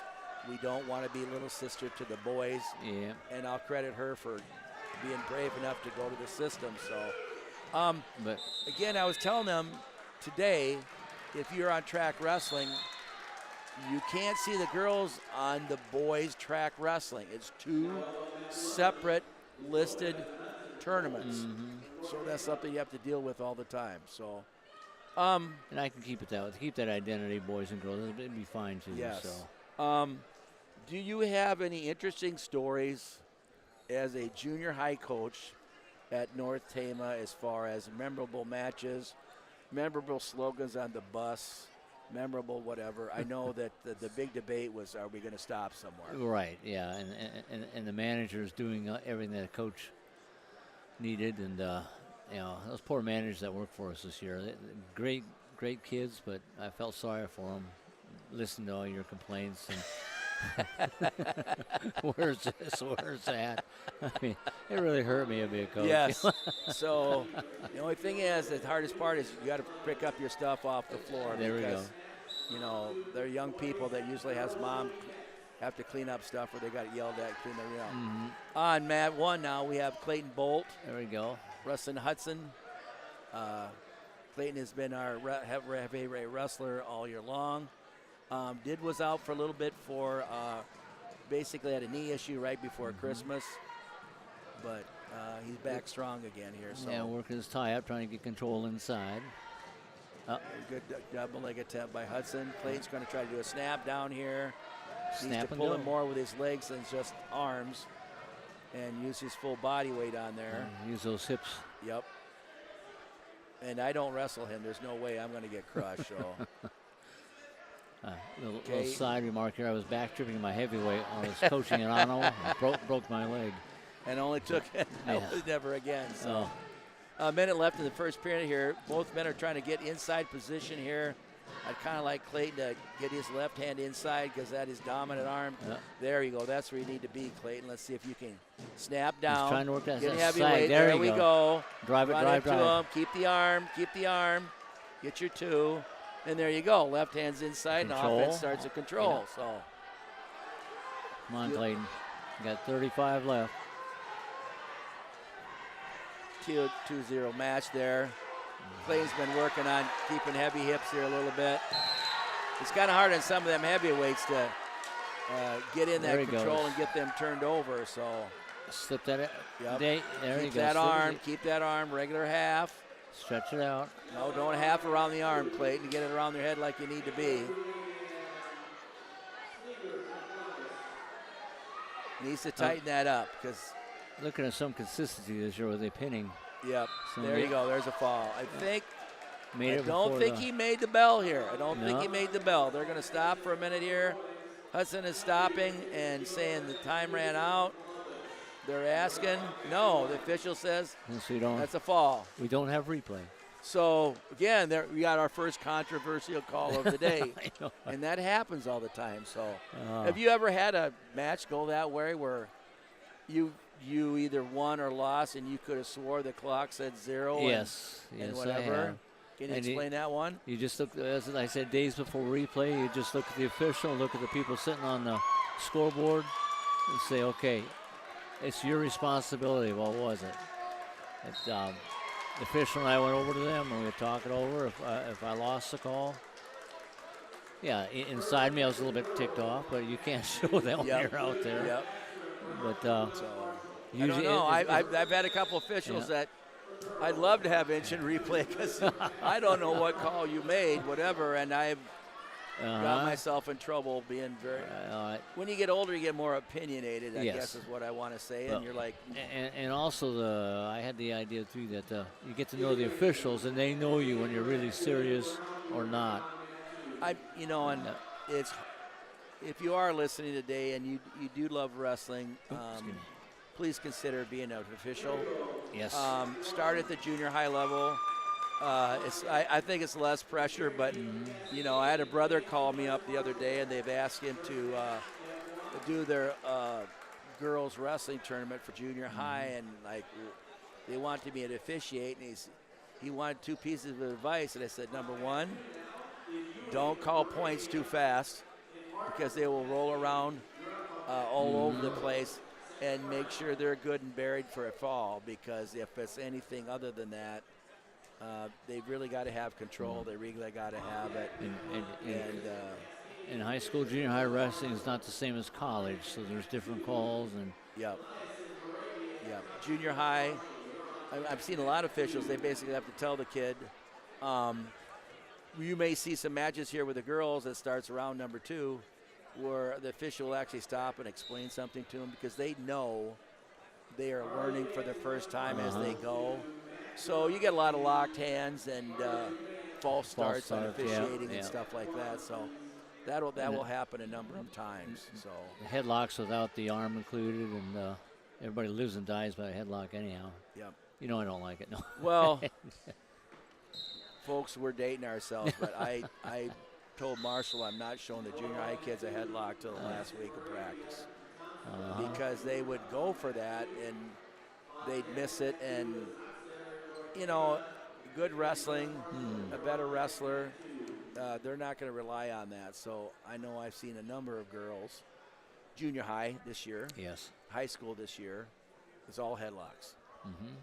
And all of a sudden, about after Christmas, the coaching gets better, the girls get better, and the headlock, if it's the only thing you do, you lose that. So they're evolving, and I know I had a couple daughters. If they would have wrestled, I think the other girl wouldn't have survived. Did not like losing. Could really be aggressive, but they're out for volleyball or cross country, and we're very good at it, and wrestling managers. So, but that was. My girls are 29 and 30 years old, so that would have had to happen about 15 years ago for them to get into it. But I think our sport has allowed that to happen. Maybe our numbers are already declining, but coaching girls, we had Addison Hostetter last year at junior high, and Cindy Bliss, and the girls listened and soaked up everything you ever would tell them. They were so coachable. I think they wanted to prove something, not only to themselves but other people, that they can compete. You had to slow things down for them and stuff, and then you had to be careful for the tear fest, which usually kind of happened a little bit, and then work their way through that. So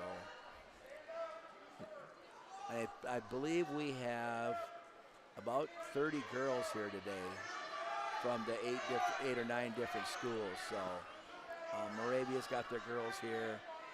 West Marshall Saints State Center had black and gold out there, and the girls' singlets are a little bit more fashionista than the boys. Not being the fashion play of the community, I still look at it. You have to please the girls, so they'll have, a little bit fancier. What did you order the? No, Kanak said we're going to get pink, and I go, no, we're not. No, whatever. No. So Addison's going to come out here and Matt too here. What do you remember about Addison last year as a junior high girl wanting to wrestle? Okay, I was for it in a sense. I was because girls the girls wrestling had to wrestle girls. The boys. Yeah, girls have to wrestle girls is fine. It doesn't sound like what I mean on this one. I want the girls to wrestle girls and not the boys. Yes. It just when they're out there wrestling, it's great. Yeah. But Addie was very, very coachable and fun to work with. She was just always positive in most cases. Yes. And so she's out here. She is wrestling a young lady from, I believe, West Marshall State Center here. So if we can get her to get inside position there Yep. and control that, Kind of work. it's hard to kind of get them to, even in practice, if they don't have another girl to go with their size, they kind of got to roll around with the boys a little Working bit. for the hand control too to see what. Yep. And a lot of girls' junior high school matches look like 7th grade, 6th grade kids tournament matches, and that's kind of where they were. So Addison here is trying to get inside position here. I think she'd like to snap, get wrist control, and get outside if she can. So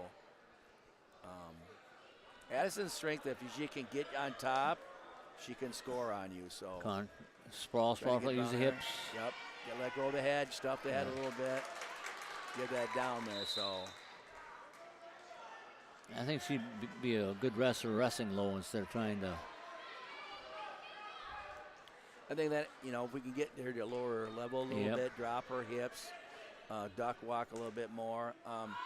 Girls, a big difference is just arm strength. So if you get into something that's tight, like a double leg, doesn't work very well for them. If they can get their head outside and maybe a duck under like that, Addison, there you go. You just got to follow through and go behind that. So, that's just, if she lowered her level right there, she would have. Yep.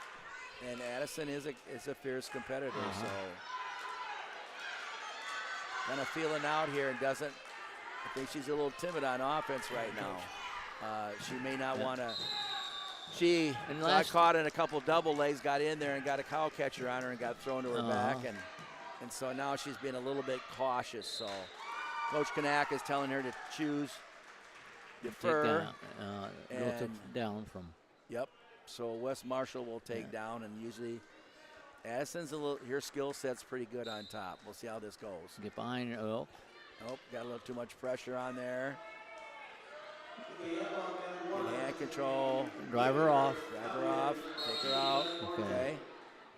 Got to be a little quicker on her breakdown right away there. She was waving an air there for a while. Yep.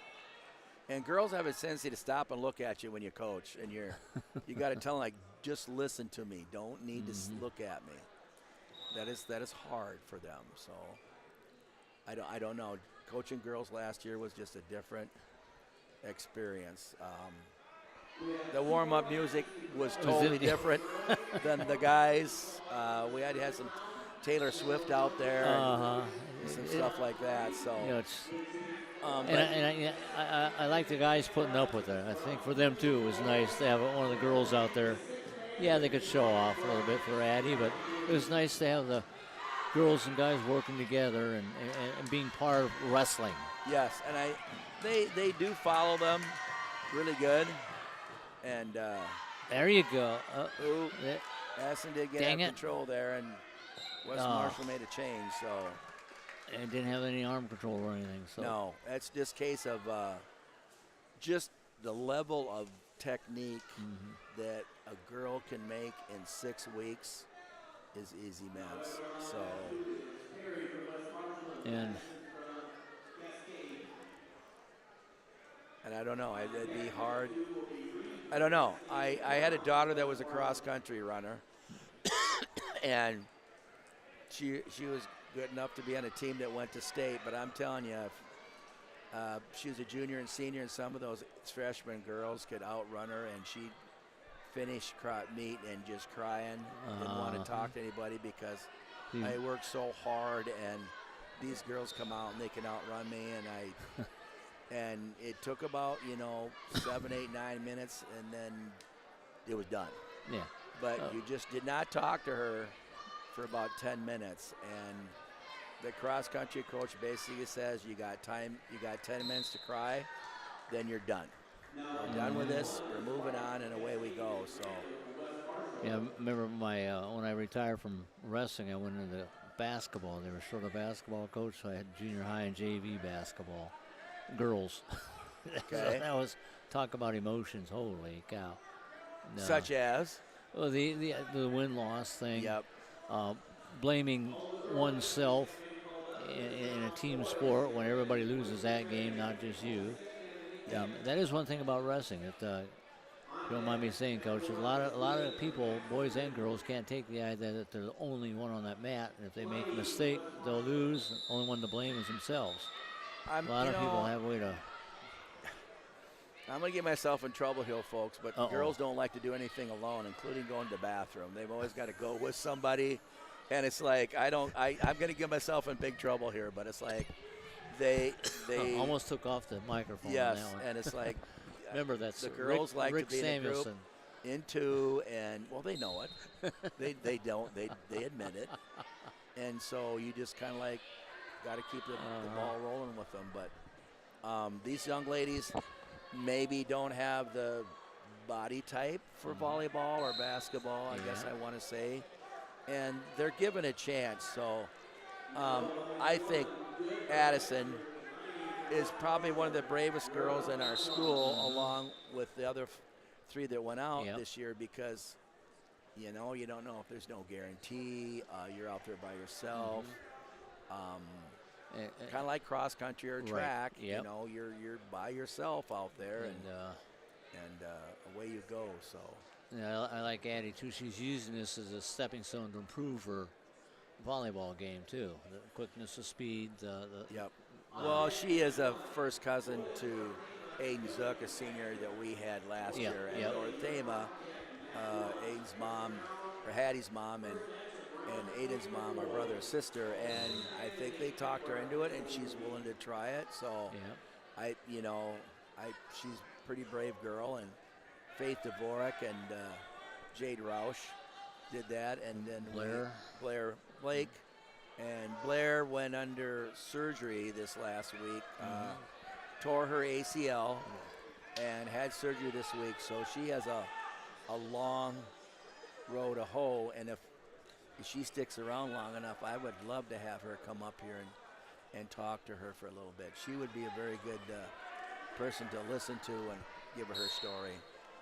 So, she's sitting right down over. Well, let's see. Why don't you see if you can get her to come over here for just a second? So, well, thank you, Max Marshall, very much.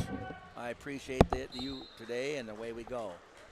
So, the girls' round will finish right here, and then we will start with the third round of the boys. Again, if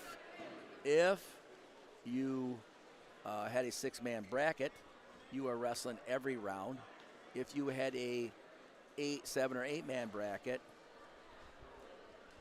we will doing that. So we got Miss Blake talked into this. Ladies and gentlemen, this is going to be a treat right here. And she's going to do it. She's got to get the ice pack off the knee and get everything situated over here. So this should be a very interesting conversation. On mat 1, we now have Case Monett wrestling Baxter. So if we get Blair over here, we'll have some play-by-play here along with that. So first period has begun. We're on the far mat down there. Case goes in for an outside single shot, doesn't quite get it here. Baxter counters and gets the takedown. Go out of bounds. No, Case gets a switch here, but I think they're going to call him out of bounds. It's 1 point escape. So.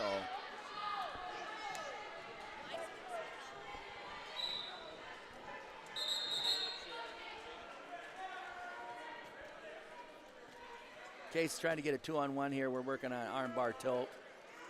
We've kind of been working on that practice a little bit here.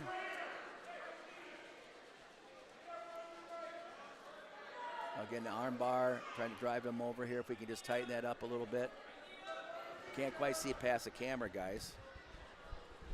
So Blair, we're live right off the bat, girl. So the minute you put that on, they can hear your lovely voice here. So as soon as Case gets a print, okay. Ladies and gentlemen, we got one of the 3 legendary girls that came out for wrestling at North Tama. Has had a very good volleyball program here. So, how are you today? Just fine. Good. We had surgery this week. Can you tell me a little bit about the surgery, what you had to go through, and what happened? Well, they took part of my patella and they put it in as my ACL, and they screwed it down to like my bone so it would stay in place. So was it a total tear on your knee, or what Yes. was that? Okay. It was totally torn in half. Okay, so that was over Christmas break, correct? Yes. Why did you decide to come out for wrestling? Let's go back a year from now. Your team, girls volleyball, you won a state, and maybe a couple people. I know Grandpa Dave is a very strong wrestling person in there. So when or how did you decide that, hey, I might want to do this? Why? Because I thought I would regret it if I didn't try it. I really wanted to try it because my grandpa really loved it, and so I thought I could just see how it is. Okay. Kind of scary thought to do it at one time. I mean, you're like, I don't know, but I think Grandpa Dave kind of talked you into it a lot. No, he didn't really talk me into it. It was more my choice. Okay. Addie really wanted me to try it, so that's part of it. Okay. So you made the decision to go out for wrestling. Yes. What was it like the first couple, 2 or 3 weeks of practice? I mean, what was it like? It was really awkward at first, like, because I'm not used to being so close to people and, like, taking them down and stuff. And it was just very awkward, but you got used to it after a while. Okay. Awkward in what way? Like, just having to take someone down and then roll them over and stuff. Just rolling around just is awkward. Okay. First tournament down in South Tama. Okay. We get a picture in the newspaper, and we're legendary. One of the 3 girls that started out. So, South Tama, you got a big picture on there. What was it like to step out there the first time you actually had to wrestle? I was really nervous, but as soon as I got out there, my mind just went blank, and I just was kind of doing stuff. Okay. Did you think you were making progress every week? Oh, yeah. I could feel it, and I felt more confident in the stuff that I was doing. And so it felt more natural as I kept going. Okay.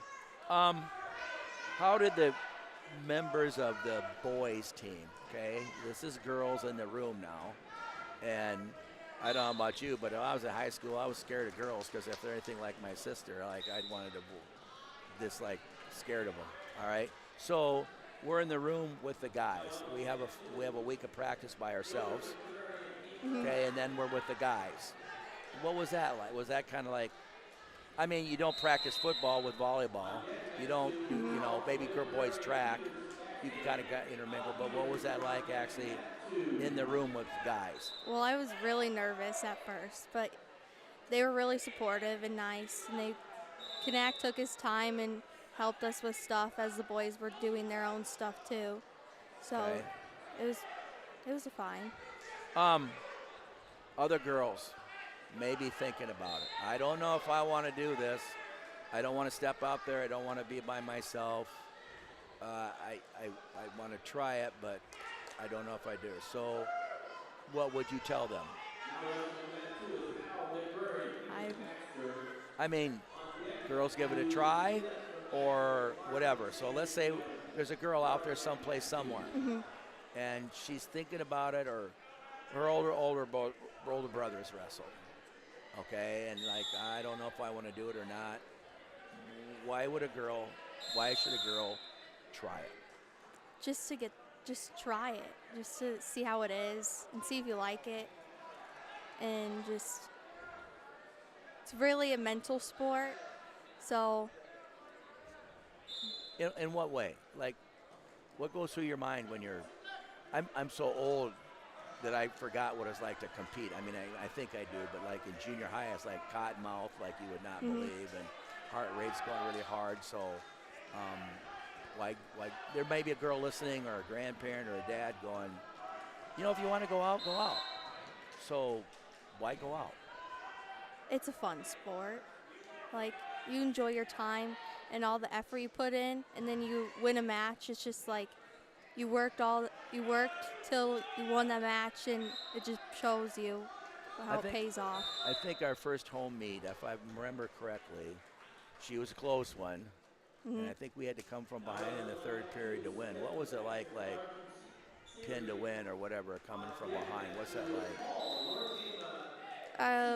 You just don't want to make a mistake Okay. and just try what you know would work when they're tired. Okay. Now we're going to switch to our knee situation. So we had surgery this Tuesday. Was that It was Thursday. Thursday? Yeah. Okay. So we're only like 3 days away from it. Mhm. So how's the swelling going? How's the surgery going? I remember the days when I had knees, but I just want to hear from somebody else. Well, the first day it wasn't too swollen, but the numbing wore off that night and it hurt so bad. And then yesterday it wasn't bad and I went to physical therapy and he said I did real good in my stretches. And then today I woke up and it's really swollen. Yep. Probably because you get your heart rate, you got to get your leg elevated a little bit and stuff like that. But you're here to support the girls, Addison today, and the guys. Even though it'd be a lot easier sitting on the sofa and do nothing, or watch TV, or be on your phone and TikTok or whatever. So, what made you come in today and watch? Because I enjoy watching them. I like cheering on my teammates Okay. and talking to them. Do you have a favorite memory of wrestling this year? If you know, 2 or 3 years from now, if you had to think of one thing that happened this year, what would be the highlight for you? Maybe come back to that later. Yeah. Okay. How long a process will this be? How long in crutches? How long with the doctor? What have they been telling you so far? Well, I see the doctor in 2 weeks and just to keep going to physical therapy. They haven't said anything about the crutches, so I just keep using them because it's hard to walk on it. It's really sore. And you have a brace on it there with the hinges on it, so. How long will it take? How long do you have to have the crutches on? What have they told you? I haven't talked to you very much since you left for your surgery, so I'm trying to get caught up on what's going on. So. Well, I don't really know for sure. They never told me how long I would be on crutches. Okay. It's just how you're going to go. When do you think, or when have the doctors told you that maybe you can compete as an athlete again? Around 9 months. Around 9 months, okay? But we're thinking about golf. Yeah. Okay. Just to hang around with the teammates and stuff to do, okay? Physical therapy, what do you do? Are you doing stretching only? Or I know when I had my knee surgeries, you had to get that full range of motion, and some of them days it really hurt. They had to massage a lot of stuff to get it to work. So what kind of stuff do they have you do? Well, they're just having me do stretches, and they're just checking my, how far I can bend it and straighten it yesterday. How many degrees? I don't know how far I could. He Okay. never told me. Okay, stay right with us here. We got Stone Terrence wrestling up at 120 against a young man from BGM. So BGM gets an early takedown here, has really good control. Stone needed to clear his arms here. And a fall for, I believe it was #1 seed here at the weight class today. So knee stretches, hamstring stretches, what? Hamstring and pointing my toes, and they're having me do, they make me go on my tiptoes and then go back down to the ground, calf raises, Okay. and weight shifting. Describe weight shifting. I'm curious. What does that mean? I go from my left foot to my right foot for 5 seconds and then go back to my left and then go Okay. back and forth. Okay. You're metallic now. You're gonna not pass the old airport safety test with metal in your knee. Will No. that screw stay there Yeah. forever, or is that until you're good, or have they told you anything? I think it just stays forever because it just holds down the muscle they put in there. Did you partially tear your ligament, or was it a total? It was total. Tore away Tore and in everything. half, yeah. So, why did they have to take something out of your kneecap? Did they ever explain that to you or not? No, he never explained it to me, but my dad, they did. it was like the #1 way to fix it for athletes, for young athletes. Okay. Normally, when you tell that ligament or tendon area there, it will shrink up over time and loses its elasticity like a rubber band. So you can never bring it back up there because you're going to re-tear it because there isn't blood flow in there. So they basically take a live active tendon and just replace it somewhere else. No, I'm not a medical doctor, but Jade Roush came out for wrestling. What's it like, you know, and maybe we can sneak her up here and maybe she'll have to explain a couple things. But Jade came out for the first time too. She was on your state qualifying volleyball team. What was it like having her as a teammate? She was a good teammate. She's really nice and stuff, and helpful and confident in herself. Okay, and that was important to have. Yeah. Okay. You know, wrestling I think sometimes is a mental sport, and that you have to teach yourself what to think about and what not to think about, and focus on what you can do. But it's so tough because you're thinking about whatever everybody else thinks about. When do you think you wrestled your best this year? When do you think there was a time where, you know what, I'm okay. This is going to be okay. I'm going to be okay. I'm going to win some matches here, and I look forward to that.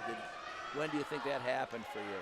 Probably the Vinton tournament. Okay. That tournament was pretty good, and I was really confident. Okay. I had a few good matches. Okay. How many matches did you have that day? 4. 4. Do the other girls look like they're just as scared as you when you wrestle out there, or you're too scared yourself to understand what they go through? I'm probably too scared myself most of the time. I know that, do you respect the girls that go out for wrestling, or is it, you know, what do you think of, in general, what do you think about girls being out for wrestling? I mean, is it like you're weird or whatever, or is it just like, it's not that bad, it's not that big a deal? It's not, I don't think it's that big of a deal. I think everyone should try it. Okay. See if they like it. Grandpa Dave,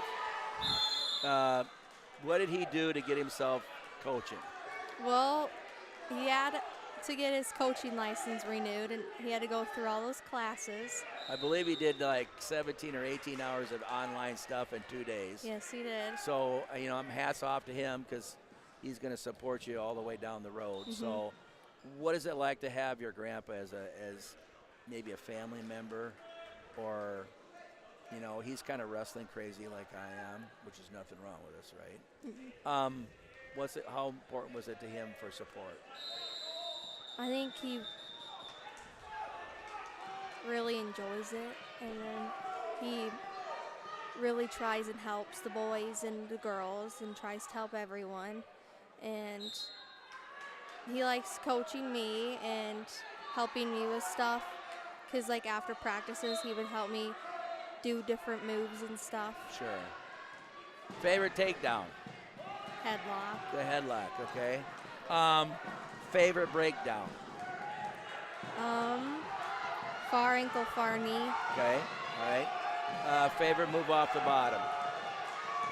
It's just a stand-up. Okay. Do you have a memorable match that you had this year?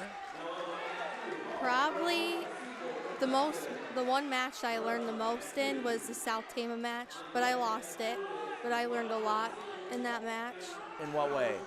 Just to keep trying and not give up, no matter how far you're down. Were you behind a few times and come behind and win? Okay. What was that like? Well, she pinned me, actually. Yep. She didn't, but she was ahead by a lot in points, and I just kept trying and trying to not get pinned. And I think that's important to life, is just keep trying, and eventually you'll crack the ice here. So, stepping up now for North Tama. So who do we have out there, co-announcer? Who's our wrestler right now? Briar Hall. Briar, okay. So what does Briar need to do right now? If you were coaching him, what would you tell him to do? Just be smart and hand fight. Okay. What's hand fighting to you? What does that mean? Just trying to get on the inside. Inside control, good. Yeah. Good. I'd kind of like Briar to be a little bit more, initiate some offense instead of being on defense a little bit. Yeah. Hudson gets a breakdown here. Briar's holding his base. Tight waist chop. Now switches to a far ankle here. Keeping his brace. But again, you like to be aggressive, wrist roll out of that if you can. Hudson get with a bar arm here, working the bottom leg. Kind of keeps them down, tightens up that bar arm. Need to look away and brace away if we can. Kind of goes to a power half and then brings himself back up. So again, 2-0 here. Opening takedown in the first period. So singlets. Did you like your singlets you had? I liked them. They're really nice. Did The black ones. I never got to wear the pink ones. Never got to wear the pink ones, okay. Not yet. Yeah, not Next yet. year. Next year. So, you're going to try to get some girls to give it a try. What would you tell them? Your own school, your own high school, your own ladies. I mean, I love my sport, so it's like if you get some girls to give it a try, have them give it a try. I would say just try it, and I'll just keep asking them, and just come to a few practices and watch and see if you'd like it. Okay. That's what we've told a few girls, but they wouldn't do it. Do you think you're hooked for life? Do you think you're hooked on wrestling for life? Yeah. Do you think you'll always, when you don't wrestle or whatever, are you going to tell your kids to go out for wrestling when they're in sixth or third, fourth, fifth grade? Yeah. Are you going to be one of those parents that sits there and screams on the mat next to them and yells at them? Or are you going to lay down, kind of be quiet as you can, and away you go? What do you think you'll do? I probably won't scream at them, but Okay. talk to them afterwards. Okay. All right. Have you ever talked to Addie? Had to talk to Addie and Jade after they get done wrestling? I What kind of have stuff? a few What do you times. tell them? Well, that they did a good job and that they could have done a certain thing differently. And that's really it. Okay. All right. Just always say they did a good job. Always? Yeah. No matter what? Yeah. Okay, I'll have to take that lesson. Good. Well, I think we're going to let you go here. I know that you're kind of awkward chair and blanket and stuff like that. So maybe we can get Jade talked into coming over here. Okay, I'll and talk to her. Tell her that you took your turn and she can take yours. So let's get somebody to help you out. So thank you so very much for coming and talking. You weren't ready for this, but you're willing to give it a try. So I appreciate that so very much. And Redhawk Nation out there, keep on the Blair train there and see how she's doing. Maybe she'll get a blog or a Face TikTok video of how you're doing all the time, okay? Okay. All right, thank you so very much. Yep.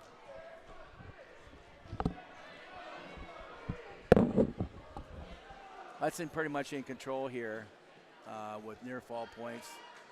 If we can just get our base on our body, build our base up, get hand control, and finish off what we're doing.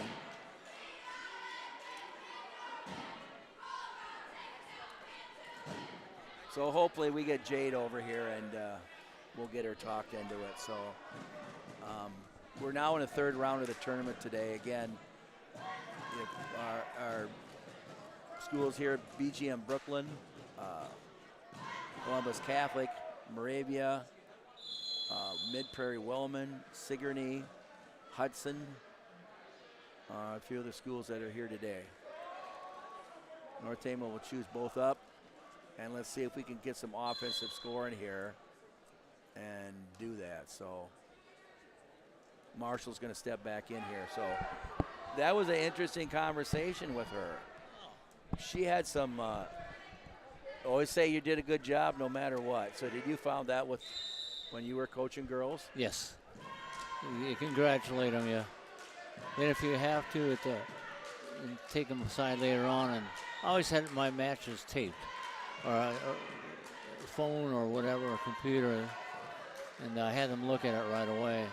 And then hopefully when I have another match, I could talk to them. But otherwise, I told them, if you have any questions, you think about it and could I have done this different? Then I let them make that suggestion after watching their match. I think that's such a biggest thing for athletes is being able to see themselves. And, you know, we never did. Yeah. We had no clue. We only did what our coaches told us. Right. Well, we could see ourselves, you know, how many days later on after the Super 8's film came back. Yes, I tell you what, that's myself. what, yes. I used a coach with a camera, and you had to have your own case and trade that in and out, and we did that all the time. So. Again, North Tama on the bottom here trying to get an escape. And Hudson's doing a good job of riding, keep behind the elbows here. We just need to get our knees up, folks. Yeah. If they don't have your legs, hips up. we need to get our hips up. And so there you go. Stand up attempt in there, back down. So as a young kid, well, he's a freshman this year, correct? He's a junior now. Junior? He's a who's junior. who's wrestling? I was talking to somebody else. So. No, he's a sophomore. Okay. So. Yep. All right, we're going to have Levi Rue step in here and take that over. So he's going to be back from speech. So, you know, traditional tournament like this has got a long history of wrestling. So, I'm going to date ourselves. And was it Traer School when you graduated from this area? Or was it North Tama? TC, Traer Coutier. Traer Coutier, yep. Okay, all right. Then it came to North Tama. Okay. So I was looking through, I'm from Gladbrook, so I was looking through this tournament program they have right here. And we never wrestled over here in this tournament. We were almost a too small a school at that particular time, Gladbrook. Yep. Okay, we have Gavin Roush now coming up for North Tama here at 132. This should be a fairly good match here because they're kind of discussing over seeding meeting here and about the same level. So the tournament tried to have the best wrestlers wrestle each other in the last round. So Gavin's fighting for inside control here. Staying head to head. He's got to watch the level change. Left hand inside, wrist roll yourself out. Watch getting your head. There you go. Down. You got, yep. And we're going right to a cradle there. Get the hips Gavin up. Fights that back out. Wizards it back trying to get out. trying to get that wizard in. Yep. And finally concedes the 2. Yeah. So down 2-0 here. Again, trying to power stand up. Get himself in control where he needs to be. Okay, slide. Oh. Knee slide, get hand there. Step out of bounds, get yourself a fresh start. So, okay. I believe the young man is from Sigourney. Yeah. Gavin will go back down again. Coming up years ago, we wrestled a plane tournament down there. Sigourney was one of the main powerhouses. Gavin with a quick escape there, doesn't give up hand control. So, let's see if we can get his offense going here. He's got a pretty good high crotch when he wants to pop that thing and use it. So. Got to keep the arms inside control. There you go. Tries for an ankle pick there. Set up. Again, there we've got that front headlock cradle, so we know what his go-to move is right now. So hopefully Gavin can realize that's what he's trying to do. Wrestle his offense away from that. So.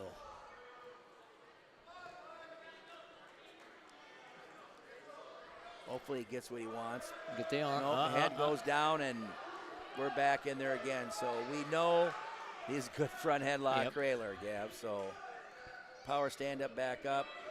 Peel off there you go. Good hand control. He's got the hips away. Stop the mat return.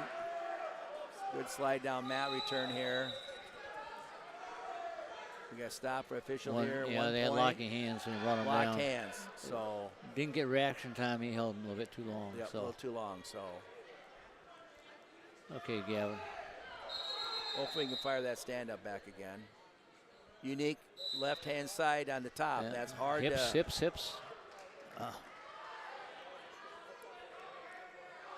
And control. First period ends. I believe it's 8-0. I really can't tell right now. And we should have got a couple points right there on. So Gavin will choose down again. So What's the score? Is it? Gavin with a quick escape here. So now a sense of urgency here a little bit because we've been taken down twice. And the more you're in on their legs, the less they're on yours. So let's see if we can get into our offense. Right now we're kind of counter wrestling just a little bit too much. She's fighting for the hand control, but And she look at those straight legs keep that head out front. Oh, nope, we got her head down underneath. So this is his sweet spot. So now he's worked his way out of that. 4-3. Stop that. 4-3. 4-3 match here. 2 takedowns to escape. And back to the well again, except this time he's got that locked up tight. So now we're 6-3, trying to get near fall here. And North Tama's Cole Kanak will be down on the far mat if we get a chance to see this soon. So again, we're trying to work our way up, get hand control.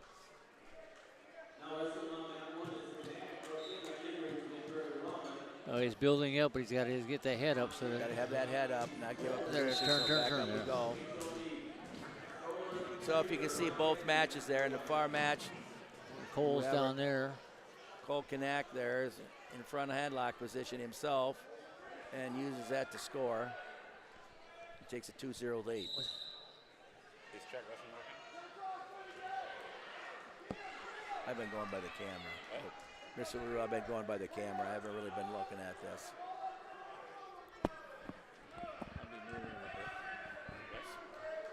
So as soon as Colt here and Gavin get done, we'll let the fabulous Mr. Leroux take back over again. And thank you for the opportunity to do Thank you, play-by-play. Mr. So we have Briar Blake over here today, and she announced. So maybe we can sneak Jade Roush over here and give her story a little bit, but in a short amount of time that we have. Colt takedown, And pin. technical fall. Okay, Gavin back up again with a power stand-up. Pretty good athletic ability jumping there. I Good couldn't balance. do that. Good balance. Balance shoulder gets going to warm up. Okay. Again, should be 6-3. I'm not sure if there's near fall points on that one. So we've got to create some offense. Try to get a 1-point escape here quick. Close the gap. Getting into the period here.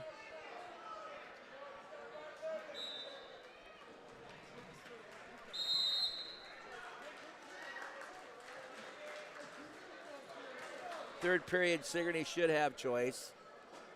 Sigourney's going to choose both up, I believe, with a 4-point lead. So Yeah. if Gavin's got a couple takedowns in his arsenal here, some near fall, we get her back in there. But now we have to have a sense of urgency. And he goes right to a body lock right away. Gets 2-point takedown. Sigourney was smart and rolled out of that body lock and gave up 2. Scramble Now out of Gavin's here. got to get his hips back up again, because if Sigourney gets that right arm through, he's going to cut that off and gives a 2-point reversal. Okay, got a So- reversal. See. And here we go again, back down. Okay. And let's see if we can get ourselves an escape and get back into this. So Okay, good quickness, hand control. you've got a good stand-up. Now we have to get that takedown again. He's going to try to get something 5, and Sigourney's smart, kind of rolls through, drops down into Does he a have the little 2? fireman's carry situation.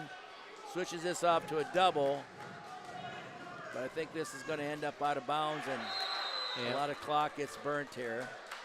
We should be down again. No, they gave him the 2 for the. Yep. On the far mat, Ty Guthrie, 160, was taken down in the first period and is down in the bottom. So Gavin, if you have it, this is what you're going to do. He's going to try to get underhook. Sigourney smart, okay. dropping down to a fireman's there to prevent that. It ended pretty fast, so I'm not sure exactly what happened, but the viewing on the camera, I don't see the screen like you're seeing myself, so good old-fashioned seeing that. So, all right, we will let Mr. LaRue and the tech team finish off. Been a pleasure, Mr. LaRue. Thank you so much.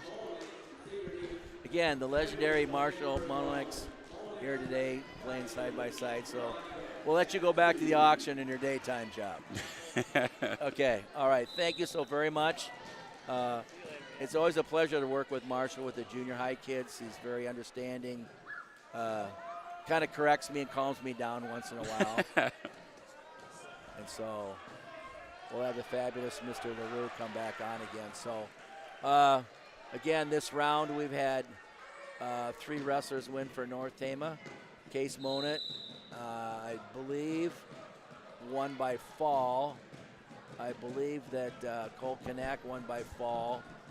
And I'm not sure if we had somebody else win this round or not. So the rest of this round will not have North Tama in there. This will be wrestlers that are either an 8-man, 6-man, or 4-man bracket. So this round takes a little bit longer to do because everybody will have a match this round.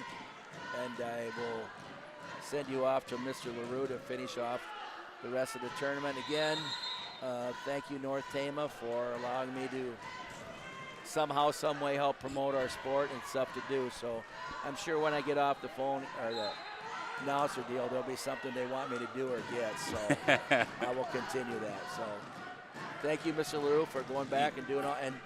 And I just want to say one more time, thank you so much for the tech team.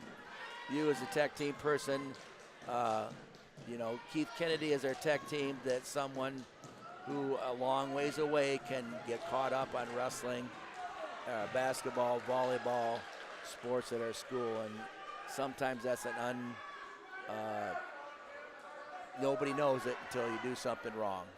But you do so many things right for our school. So I'm going to sign off and leave you with Mr. LaRue. All right. Thank you, Coach. And I'll see if I can get a couple of our girls to talk for you. I was going to say, if they want to come up and talk with me, they're more than welcome. I will ask them to. So see if I can snag one down for you, okay? Thank you. All right. Thank you, Coach. All right. That's Coach Samuelson. Helps out with both girls and boys wrestling here at North Tama. I think, like Coach said, I think North Tama has done this round now. So now we're just kind of watching other schools and other teams go. I think on both maps right now we got Sigourney and Mid-Prairie going. I'm going to try to get track wrestling up so we can kind of see some scores and what's going on.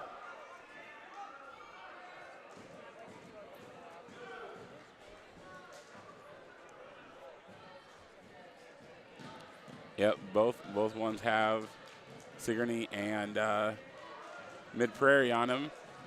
Mat 1 is at 145. Evan Phillips and DJ Hammers. Evan from Mid-Prairie, DJ from the Sigourney. And then Mat 2 is Reed Molyneux. I said that wrong. And Dom Shively of Mid-Prairie.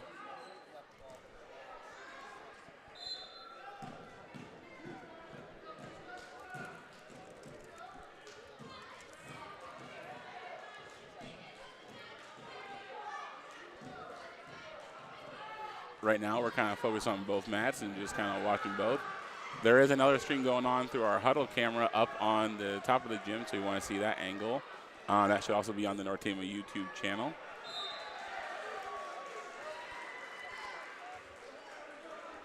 See something real quick.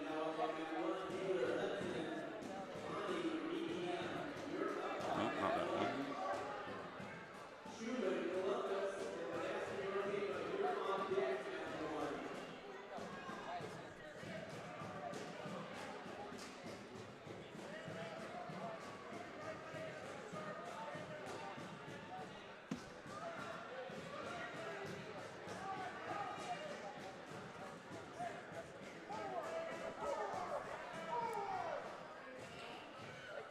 All right, so mat 1 looks like it is the one on the far side of the screen. Mat 2 is the one closest to us. On mat 1 at 145, we are going to have Blake Taylor from Hudson wearing the blue versus Ashton Callanay from BGM wearing the red over there.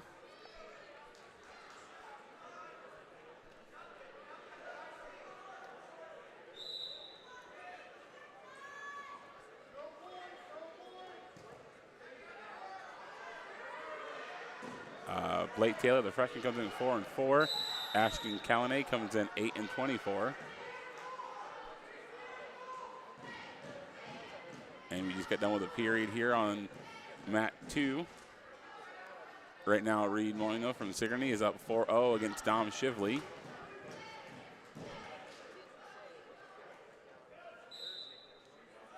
And Blake Taylor from Hudson got 2 points over there, going for a kind of a cradle pin. It's going to get it. Should be pretty quickly here. Yep. So on mat number 1 over there, Blake Taylor from Hudson with the victory over Ashton Callanan of BGM. We got a 4-0 bout over here on mat number 2.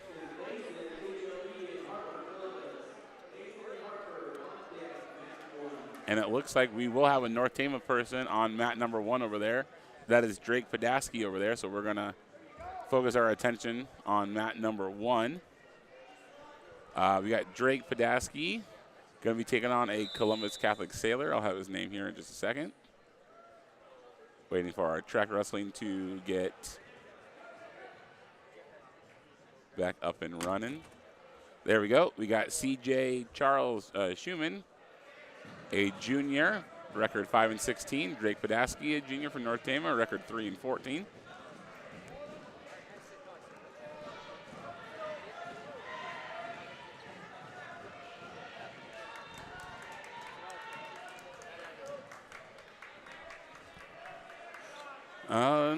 That was a takedown there by Schumann.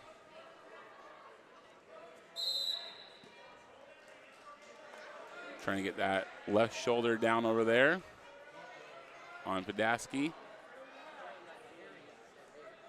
Podaski's still fighting here, but there's a lot of time left in this period.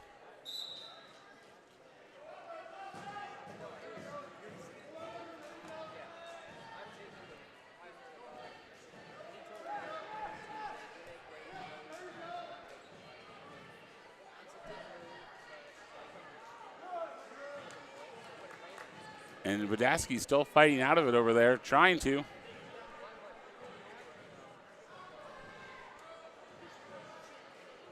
And actually does get out of it, so it's going to be 3 points for Schumann there, so it'll be 5-0, but Podaski lives to fight another day here.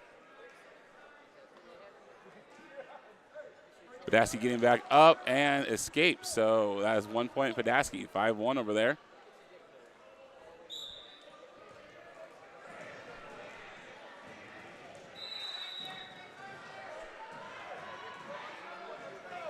On the other end here, if you're keeping track of the Sigourney and Mid-Prairie match, Sigourney's up 9-0 right now.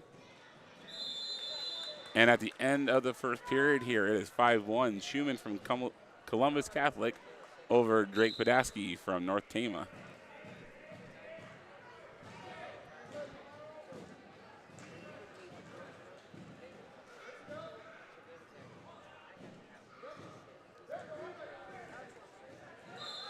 Podaski starts in the bottom position, in the down position.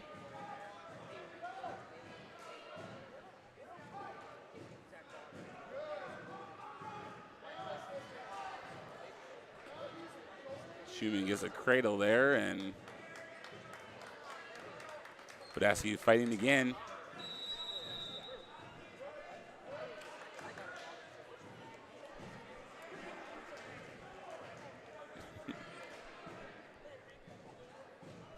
And Podaski gets off his back there, does a good job. Gets out of it again. So that should be now, I think, 10-2.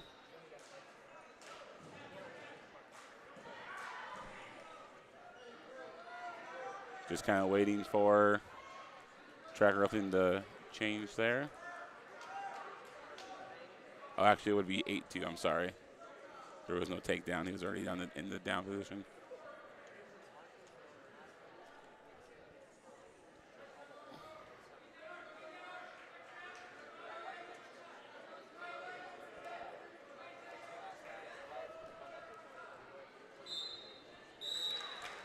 And I think that was a pin over there for Schumann.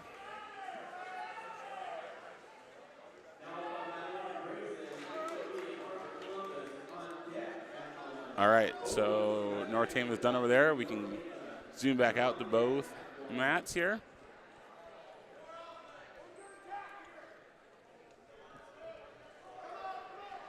There we go. All right, we still got Reed Monio and Dom Shively over here on mat number 2. It is 11-0 for Reed from Sigourney. Over on the other mat, we have, let me let it update here.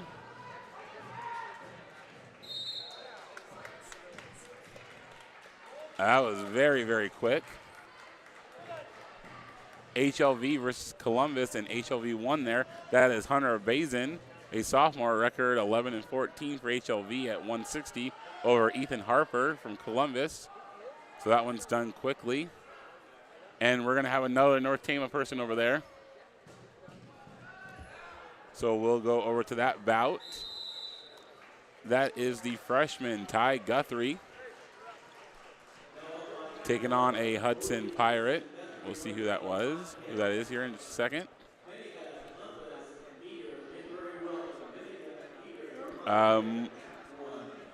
Sigourney won the bout here at 152, 13-2.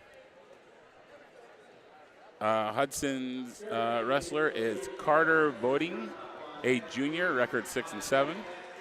Gets 2 points there, takedown on Guthrie.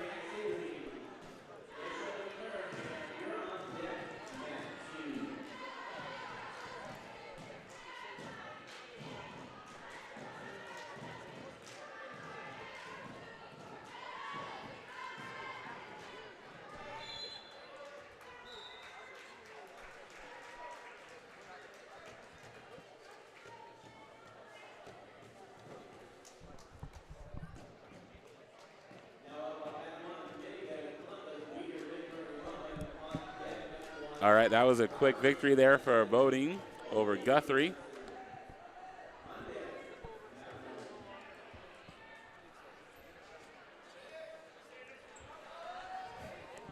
And then that yellow cord needs to be plugged back in, okay?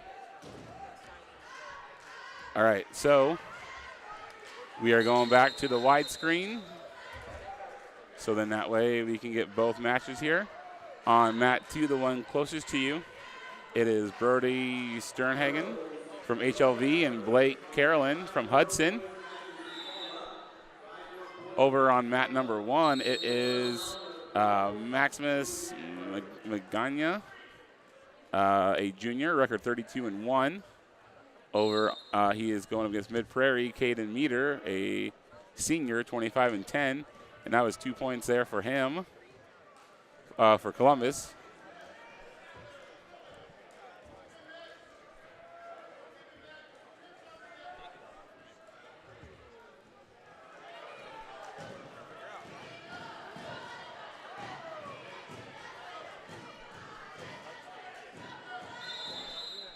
And I think that was a quick pin there against Mid Prairie. So Magana from Columbus Catholic wins that one. Over here on this side, we have a battle still going on between Sternhagen and Carolyn.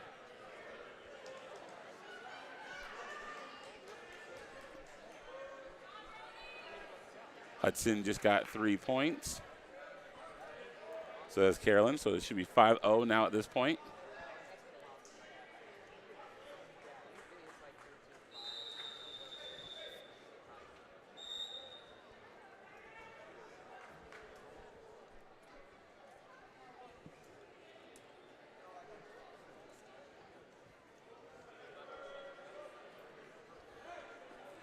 Over there, it looks like it's 2 Hudson wrestlers.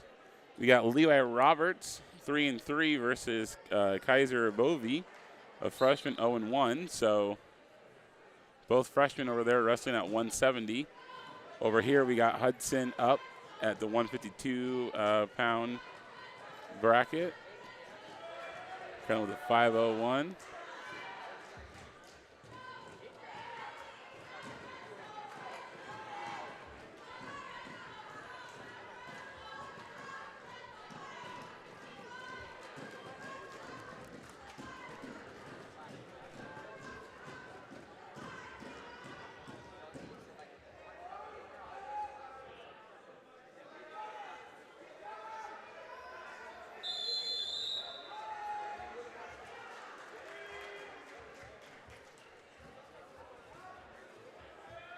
And I'm not sure which Hudson wrestler is winning over there. It looks like it's 0-0 still.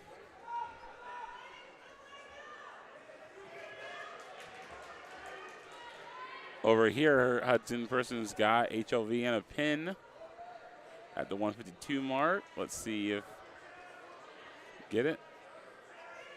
Yep. HLV's fighting still here on mat number 2.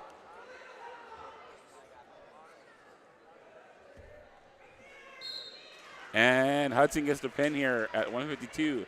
That is Blake Carolyn with the pin over Brody Sternhagen from HLV.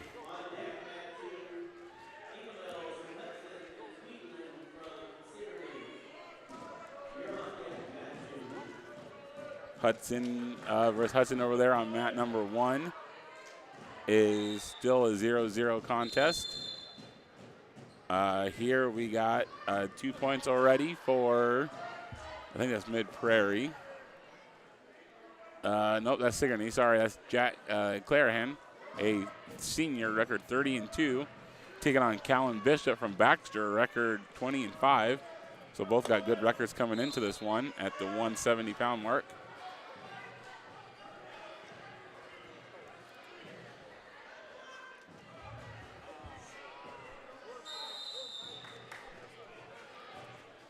They go out of bounds here on mat number 2.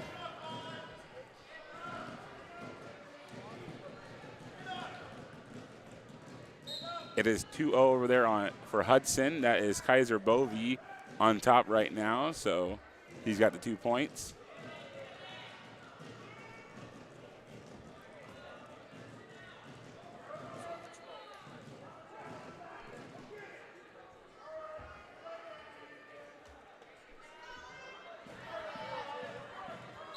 I was going to say, I don't know if track wrestling is working or not for us down there in the bottom. You got to kind of continue to refresh it, and I would just come over here and refresh it and see if that works. Just hit the refresh button. There we go. And I was going to say that's going to be one of the things that you just got to keep refreshing and keep hitting continue because, yep. So we got that there in the corner for you now. You could probably make it a little bit smaller, I would say, but I think it looks good.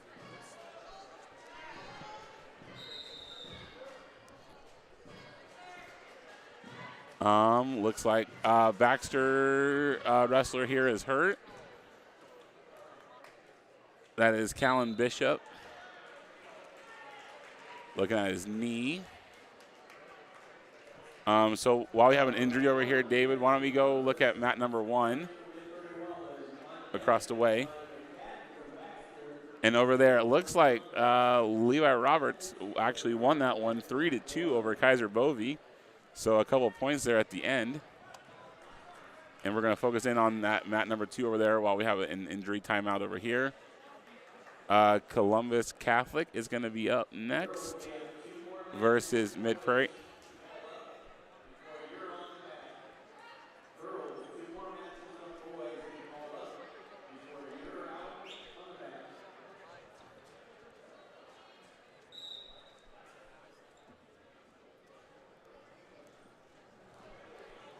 And that's 2 points there for Columbus Catholic. That's Mason Knipp, record 25-5 over Quinn Callahan from Mid Prairie. So 2 quick points over there for Columbus. Go back to the center. I don't think the Baxter wrestler is going to continue on here. Oh, yes, he is. Okay. So good job for him. Glad he's okay to compete here still. He is down 7-0 to Jack Clarahan here. On the other one, Mason Knipp ahead 2-1. That was a takedown before they go out of bounds, so it'll be 4-1 over there.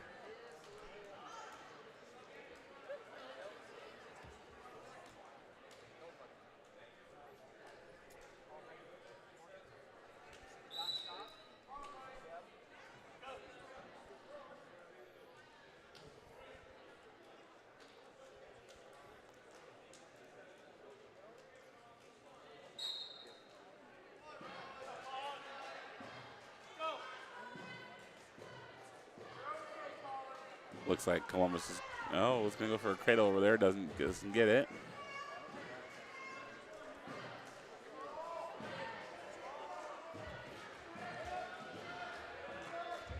All right. This is Clarahan trying to get 2, but it looks like Bishop's going to escape. Does get 2 points, so it's 9-0.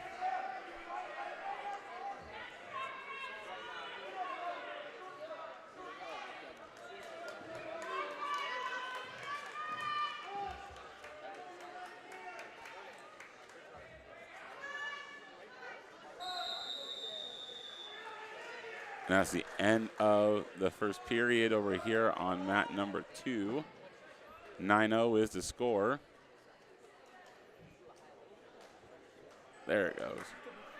I was like, it was refreshed on my screen, but it took a little bit on that one. All right, Columbus over there on mat number 1 with the pin. So Knepp gets the pin over Callahan.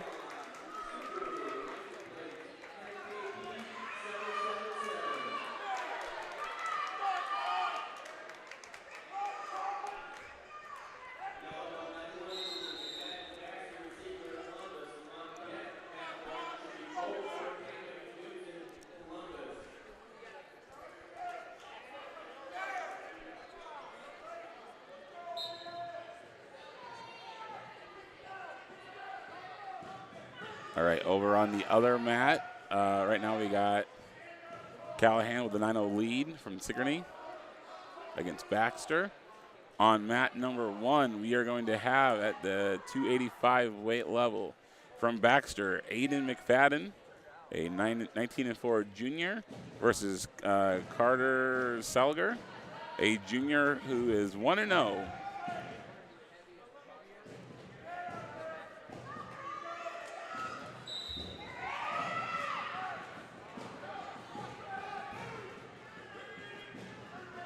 Two points there for Clarahan from Sigourney, so 11-0 or 12-0.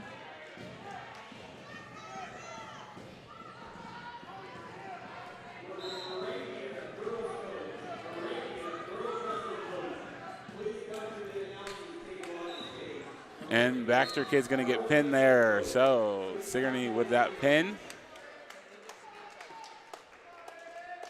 Over on the other mat, still a 0-0 stalemate between Baxter and Columbus.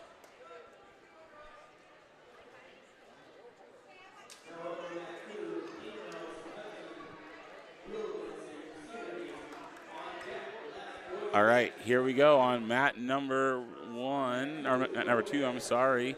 We're gonna have a Sigourney versus Hudson. We'll get their names here in a second for you.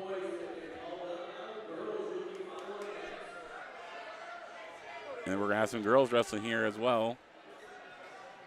2 points there for Baxter on mat number 1.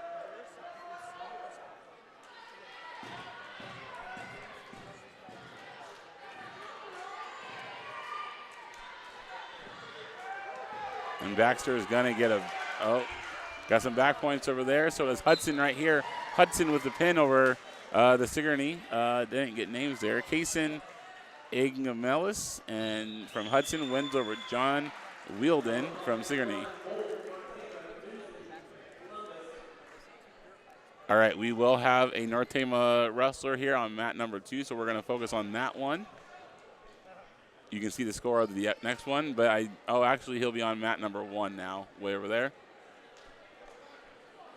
Sorry about that.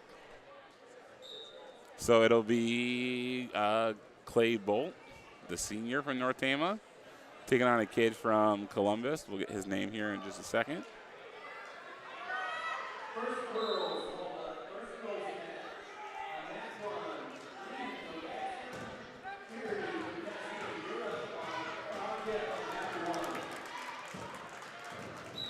That is Connor Knutson from Columbus, a senior, 15-9 record. And that was a quick pin for the Catholic Sailor, Columbus Catholic Sailor. So Clay Bolt loses that one. We can zoom it back out here to this mat. 2 points for the Sigourney wrestler here. That is Zach Guffey taking on Miguel Gomez from Hudson. Gomez comes in 2 and 2. Guffey comes in 2 and 10.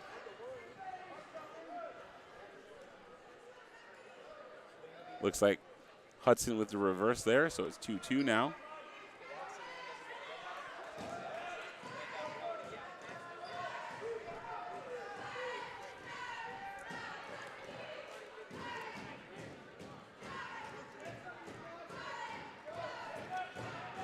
Is there a different track wrestling for girls? I'm seeing the girls scramble over here. We got 35 people watching. Want to thank you all for watching. We greatly appreciate it. Here we go. So over there for the girls, mat number 1 from Baxter, Jonelle Gillum, taking on Cascades, Gracie Kearney. We still got Gomez and Guffey over here.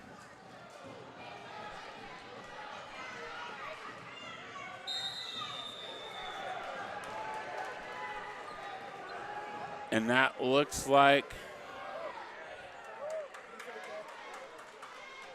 Gillum with the pin over there against Kearney. So Gillum, Jonelle Gillum from Baxter wins on mat number 1.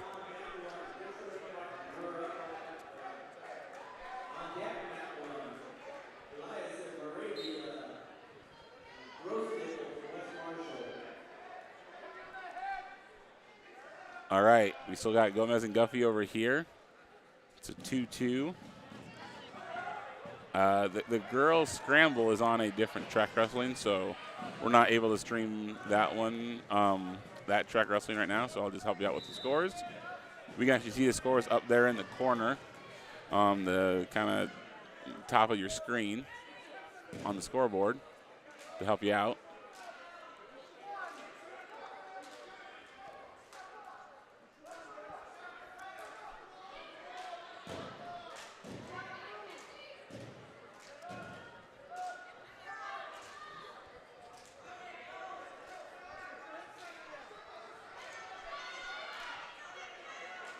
Over there for the girls from West Marshall, Lillian Fisher taking on Cascades, Kinsey Martin.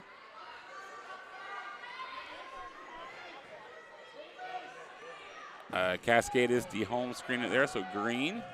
So Martin's got 2 points over West Marshall. Fisher with the escape, so she gets a point. So it's 2-1.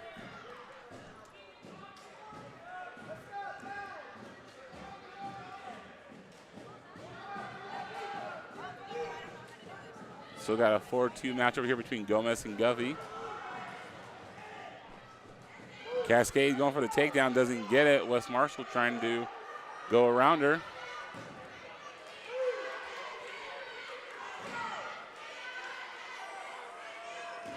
That is 2 points for West Marshall over there. So Fisher now has a 3-2 lead against Martin from Cascade.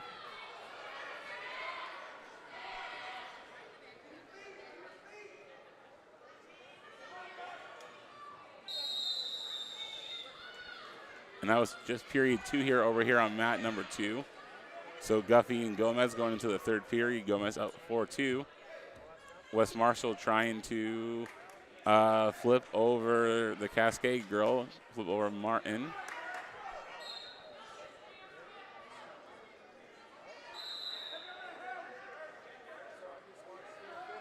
And that was the end of period 1 over on mat number 1. So Fisher up 3-2.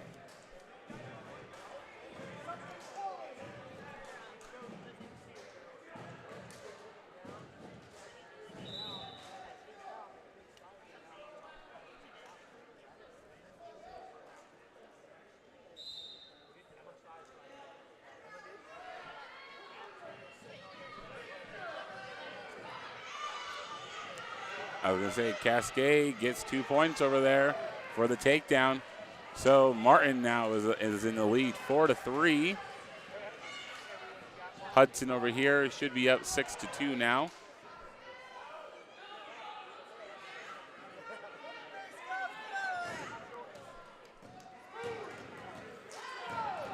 Cascade looking for a way to flip over Fisher, or flip over, yeah, Fisher.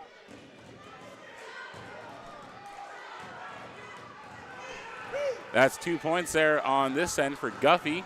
So it should be 6-4 now.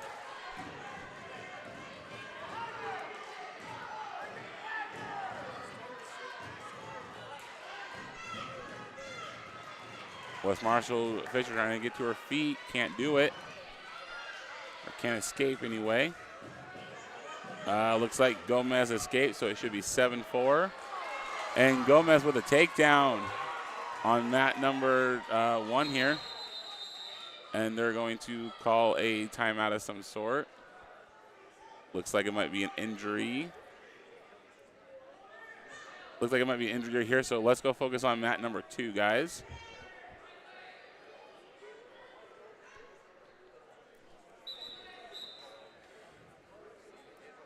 There we go. I kind of saw an ankle there for Guffey. So we'll focus on the girls over here. Right now it is 4-3. Martin with the lead over Fisher, so Cascade with the lead. But Fisher very quickly there, 2 points, reversal. So it is 5-4 now, Fisher over Martin.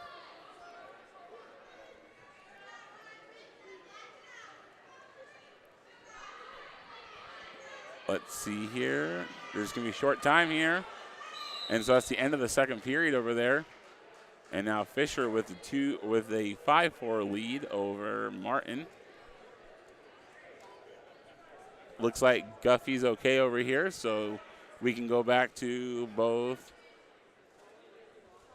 mats. And again, if you want to see the angle from our huddle camera, that is also on the North Tama YouTube channel. You just won't hear me talking about it, which might be a good thing. So that is 2 points for Martin. So here comes Martin, up now 6-5 over Fisher. Gomez has a 13-4 lead over Guffey here for Hudson.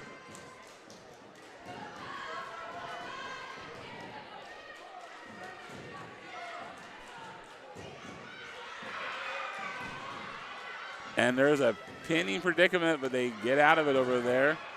That's a reversal for West Marshall, so a couple back points there for Martin, and then a reversal for Fisher.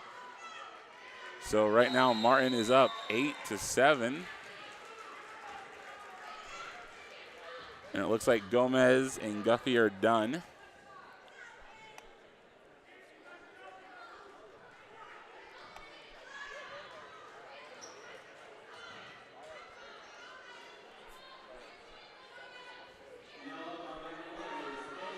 All right, we got girls on both mats now, so if you want to hide this track wrestling real quick. Yep, if you just want to hide it.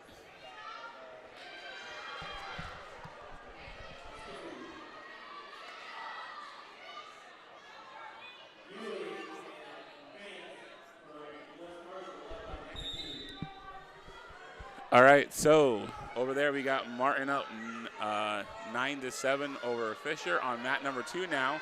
From Moravia, I don't know how to say it, I'm sorry, Layla Ewing, taking on West Marshall's Carly Fance. 2 points there for Moravia. It is 9-9 over there, but there's going to be some back points here. And actually, West Marshall gets the pin over there. Fisher with the pin over Martin. A nice back and forth between the two girls.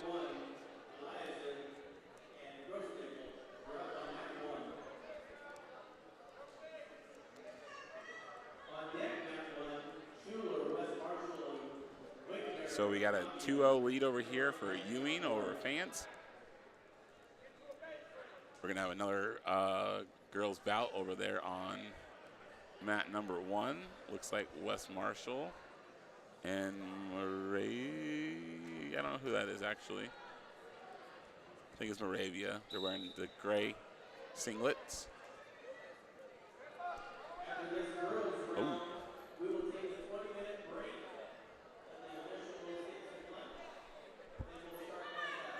All right, so after this one, we're going to be taking like about a 20-minute break, so we are going to step aside as well. We'll keep it just on the mats. We'll go get some food ourselves, and we'll be back in about 20 minutes after these two are done. But in the meantime, we got West Marshall. That is Madeline Gross-Nickel over there versus Bregan Ellison. on mat number 1, the farthest away mat. Mat number 2, Ewing still has a 2-point lead over Fance. Trying to get her over. Looks like a half Nelson, but a reversal, as I say. No, not yet. It was going to be a reversal. Nice job by Moravia to not let that happen to her. So Ewing with the pin. So Ewing from Moravia with the pin over Fance. So now we can focus in on the mat way over there. Oh, actually, no, we can't. They're going to have another match here, so never mind. We're good. But we are close to the lunchtime here, so we're going to be taking a break then. We'll run some of our sponsors. We do want to thank all of our sponsors down there in the bottom corner. You can help support us by supporting them.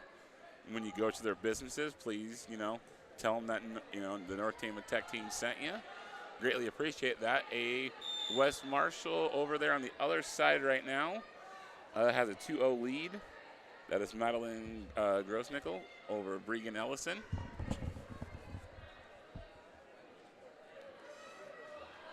And over here on mat number 2, closest to us, that is Madeline Thompson from West Marshall with points over Grace Davis from Cascade right now.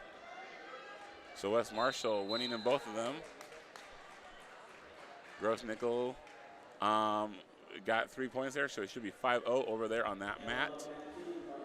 West Marshall wins over here, so that was Thompson with the win against Cascades Davis.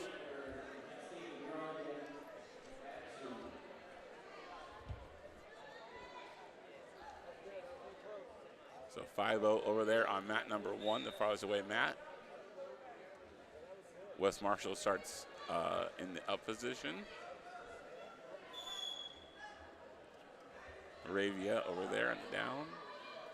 Ellison trying to escape over there. West Marshall trying to take her down again. I'll let you know the names of the girls here on the mat closest to us here in just a second. It's not up on, there we go. West Marshall is Ellen Bartine and Cascade is Ella Madsen. So a lot of Cascade girls here today, a lot of West Marshall girls here today. Like to see that. That's 2 points there for Madsen from Cascade, so she's got 2 points. Over on the other side, West Marshall's Grossnickel had some back points there over Ellison.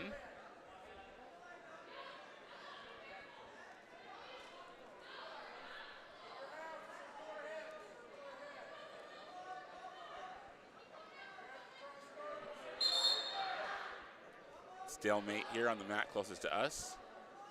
And that's one, oh, actually, no, it wasn't. It was had your hands locked. So that's 1 point for Ellison.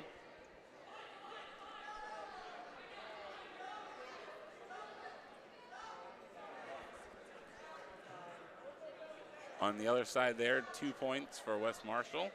So it is 7-1 over there.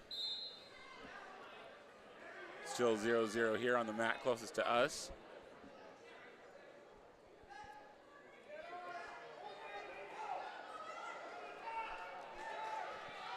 Two points here for Bartine from West Marshall, so she gets the lead over Madsen.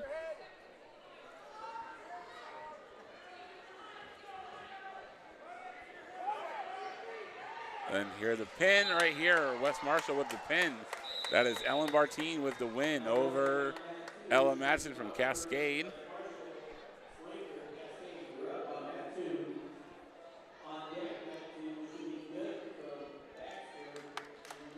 On the other side, we are about to start the third period over there.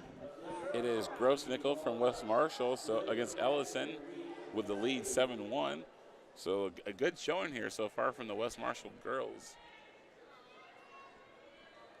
Team scores for the boys after 3 rounds. Team scores for the boys after 3 rounds. In ninth place, Richard Foley with 9 points. In 8th place is HLB with 16. In 7th place is PGM with 47.5. In 6th place is North Tama with 58. They're doing team scores right now for the boys, and it sounds like North Tama's in 6th place. Right now, West Marshall's Grossnick over there gets a couple more points, or should be. Still 7-1 over there. 0-0 over here on our end.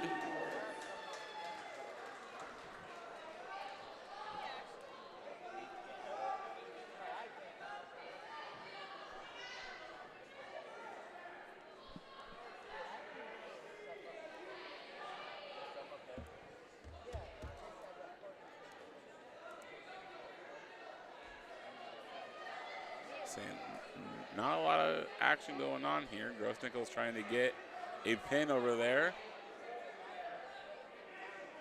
Might have gone a little.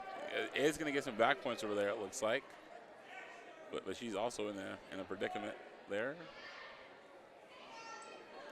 I'm not sure who they're going to call back points on for over there, because I think Grossnickel's in control, but I could be wrong. There's going to be a stalling call over here on our side. And there's a pin for West Marshall, so Grossnickel gets those back points, gets that win over Ellison. So right now the mat closest to us is Crawford versus Schwenker, I think. Still 0-0. Over on the mat farthest away from us is going to be a West Marshall girl versus, I am not sure what logo that is, to be honest. I guess we'll see here in a second.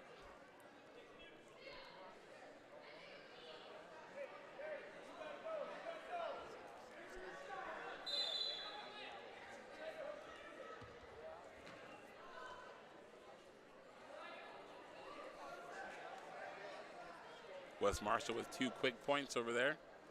That is Kylie Schuler with those points against Albia's Emma Wagner. So 1 point there for Wagner because of a locked hands. And there was a pin over here. And Cascade with the win over here. So that was Schwenker with a win over Crawford.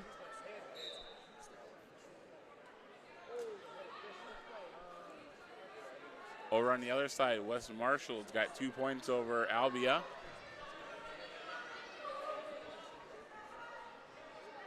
We'll introduce the girls here on mat number 2 in just a second.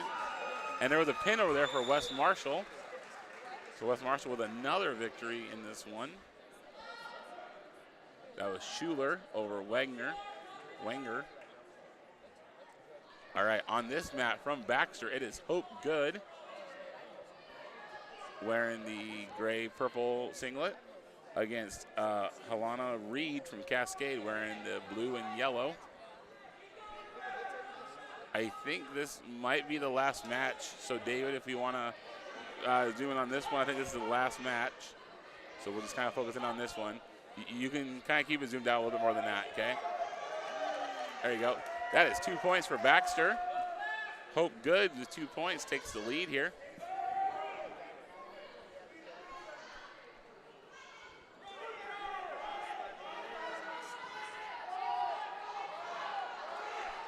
And gonna get some back points here, going for the pin. There are some back points. Ooh. That's at least 2 back points.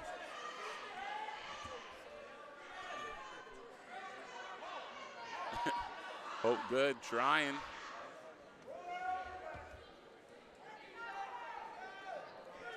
Close? No, not yet. Helena Reed doing a good job trying to escape here, fighting it. Hope Good, though, might be locked in. There it is. Hope Good with the pin over Helena Reed from Cascade.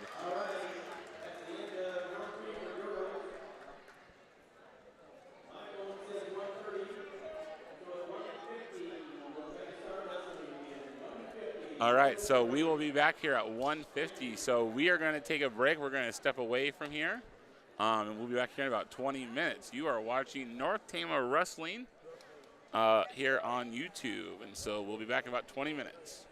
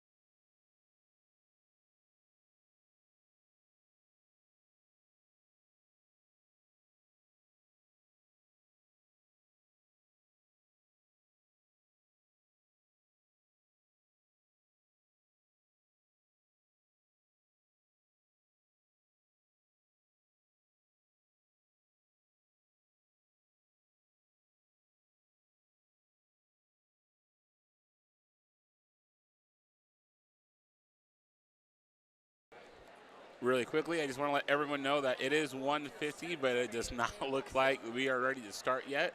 So it'll probably be closer to 2 o'clock at this point. So we'll keep you posted.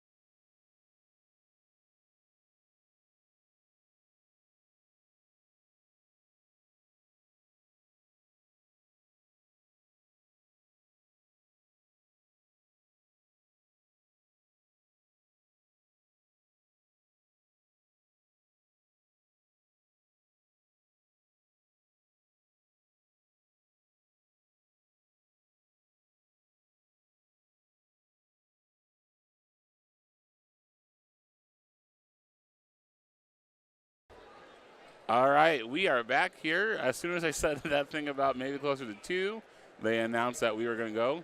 And we will actually have North Tama on both mats here, so we're going to kind of zoom out here and showcase both mats.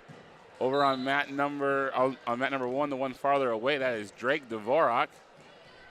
We might be able to get track wrestling back up and running now.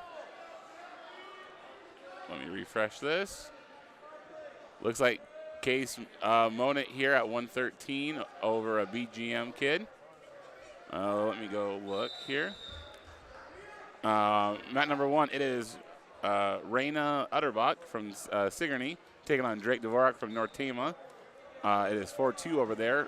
Case Monit is battling Ethan Bridgewater from BGM over here on this side. And it looks like Case is up 2-0. It looks like on that side, Utterbach won that one against Drake Dvorak. So now we can focus here on mat number 2, the one closest to us. And we got Case Monit taking on Ethan Bridgewater. It is currently 2-0 according to Track Wrestling. Let's see if that updates here or not. Another takedown from Monit, so that it is 4-0.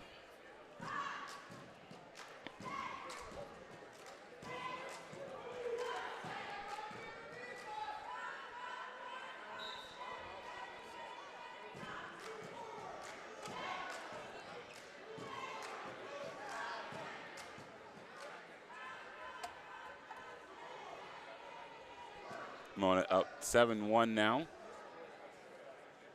Track Wrestling is updated, so that's good. 7-1. Over there on the other mat, it is going to be Mendoza Diaz from Columbus Catholic versus Mose Yoder from Mid Prairie. Looks like Monit here has some back points. Looking for a pin here. Not probably going to get it before time runs out. Probably going to get 3 points for his efforts, though. And he does, so it is 10-1.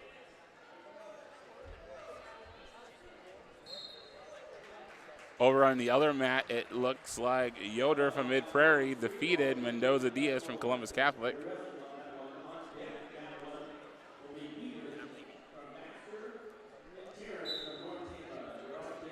All right, so we are still here. Monit with a 7-1 lead. Going for a takedown and gets it. There he goes. Over Bridgewater. Going to get some back points here.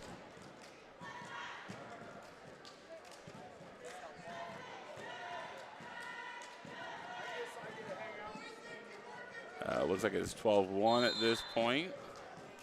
Over on the other mat, you will see Briar Kriegel, a 31-7 sophomore from VGM, taking on Jamison Buskell, a sophomore, 5-8 record from Hudson. So Case Monit here is almost with the technical win, or tech fall. And it looks like over there, Briar Kriegel defeated Buskell from Hudson. So BGM moves on over there. Monit here has a 15-1 lead currently, so that is where we're at here.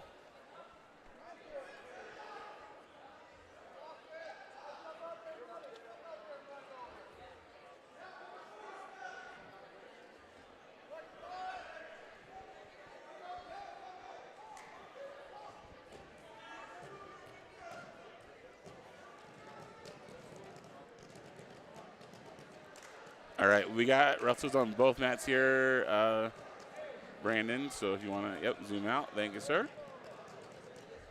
All right, over on mat number 1, the one farthest away from us, that is Stone Terrence, or Terrence Stone.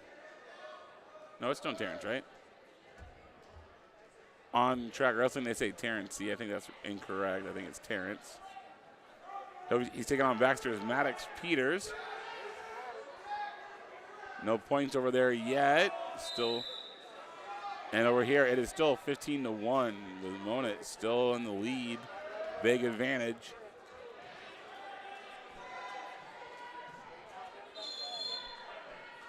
On the other side there, Stone has a stalemate with Maddox Peters from Baxter.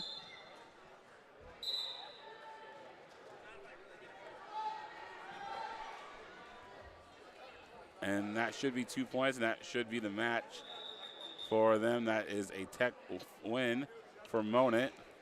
So Monit wins here on mat number 2. Case remains undefeated on the tournament.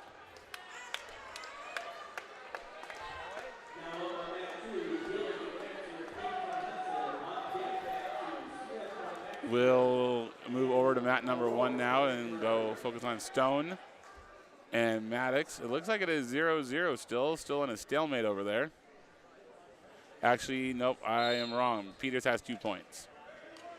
So it is 2-0.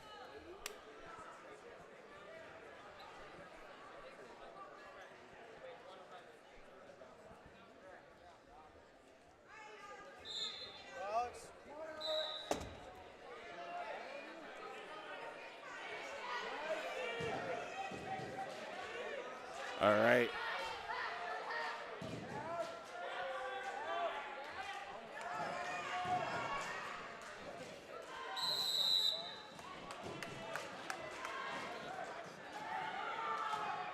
Still 2-0 over there for Stone.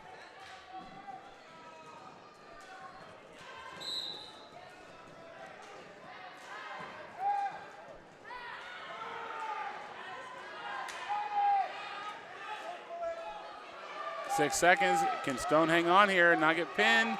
3, 2. Oh, they caught a pin. Baxter's Maddox Peters defeats Stone Terrence. Pins them with about 2 seconds left here in the first period. We're gonna zoom out. Actually, there's gonna be a North Tama wrestler over there on mat number 1. We'll zoom out here for a second. On the mat closest to us, we got Alex Dill, a sophomore from Baxter, with a 2-0 lead over Brody King from Hudson. So Baxter in the gray, Hudson in the blue and white. Looks like we're waiting for the North Tama wrestler to get here. Don't see him anywhere. I think it was Gavin Roush. What a-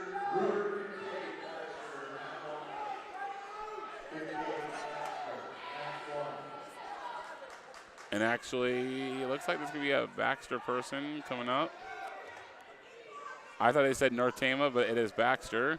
It is Ruger Kincaid. Looks like he is getting ready there, getting his straps on. There he goes. So we got a Hudson and Baxter on both mats right now. Mat number 1, farthest away, that's Siebla, Cameron Siebla from Hudson, sophomore, record 13-14. Taking on Ruger Kincaid from Baxter, a freshman. Record is 12-11. Roush is up next, so.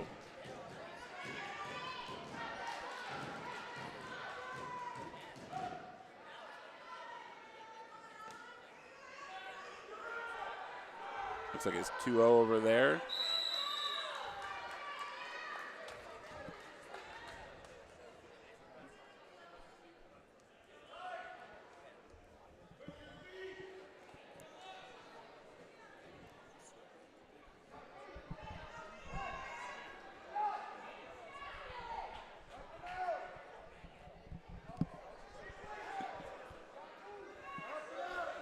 All right, we got a 2-1 over there on mat number 1. It is Siebla from Hudson with the 1-point lead over Kincaid. Over here, we got Alex Dill from Baxter with a 2-point lead over Hudson. I think Hudson started in the opposition here, so no takedown points here. Oh, but he is going to get some back points here. Looks like there was a pin on the other mat, mat number 1. We'll see who that was. That was Baxter with the win there over there. So that was Ruger Kincaid with the win on mat number 1. And so Gavin Roush will be over there now, so we will focus more on that mat. Gavin Roush, I think it said taking on Gomez from Hudson.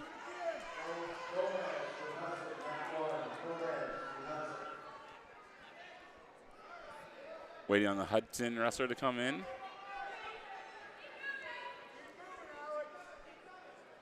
There he comes.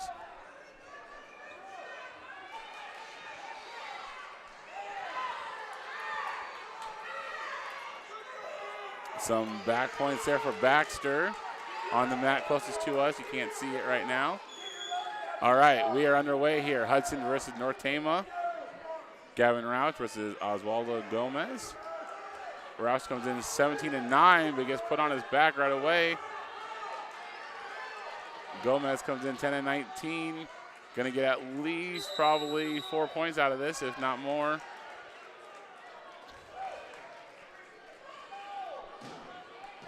Gonna get 5 points for that, takedown and back points. So Roush has some work ahead of him here.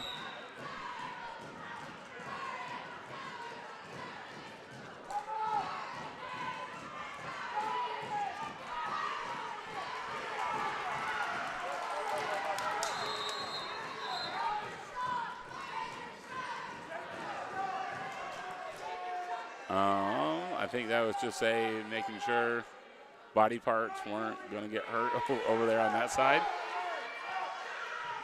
Gomez starts on top. Still 5-0 there. Minute 9 left in the first period.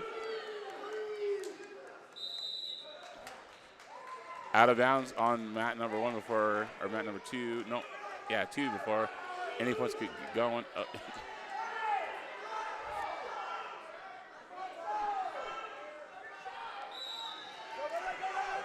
All right, that is 1 point for Roush over there with the escape.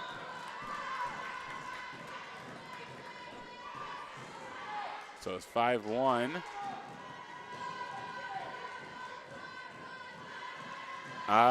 Referee saying 2 points. I think there might have been a locked hand situation.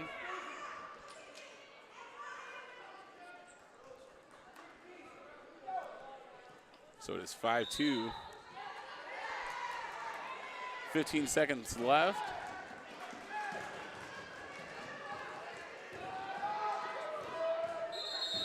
Out of bounds with 8 seconds left.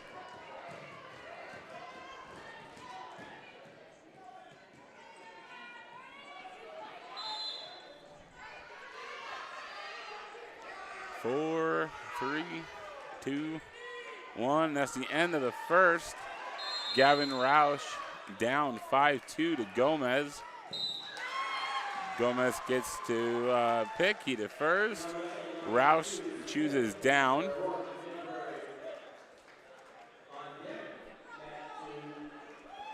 On mat number 1, you didn't see it. Hudson's Brody King wins that one over Alex Dill from Baxter.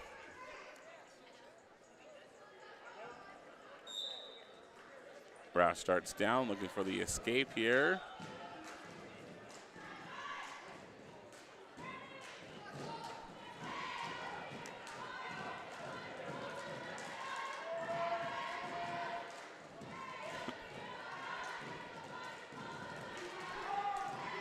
All right, Roush reverses it. That should be a 2-point reverse. Plus some back points now in a pin situation. Roush gets 2 for sure. And now getting some back points, so he will be taking the lead here.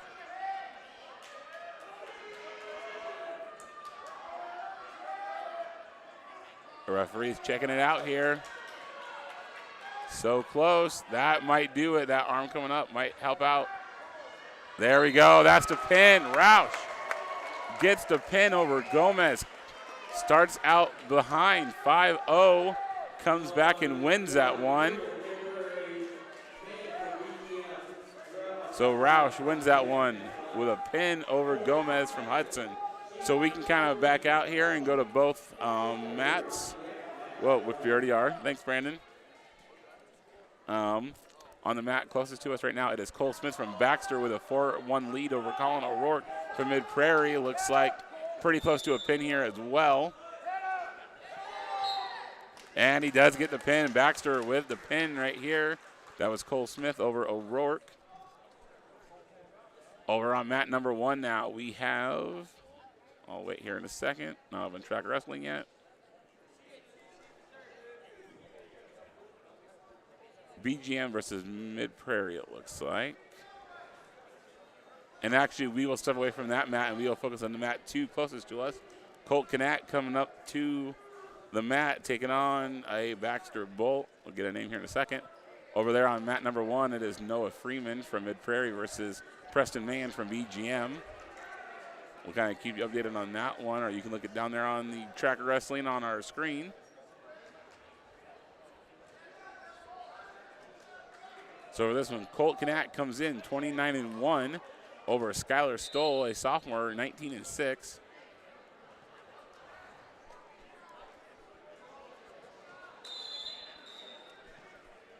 Oh, they're looking for a leg band, ankle band. Colt controls there in the beginning, 2-0.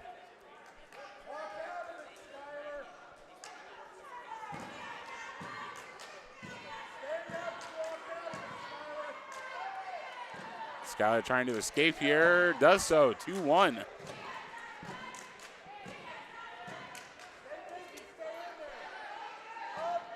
I was going to say, Colt blocking there.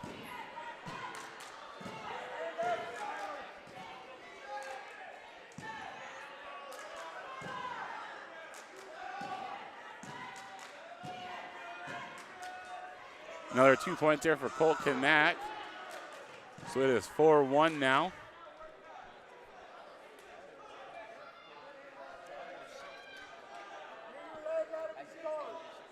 Getting close to out of bounds, and they do get out of bounds.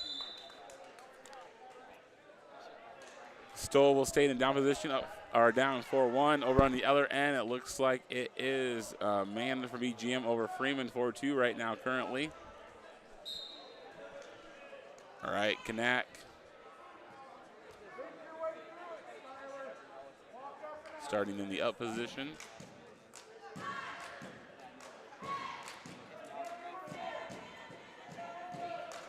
Trying to use Stoll's left hand to kind of flip him over. Gives up on that.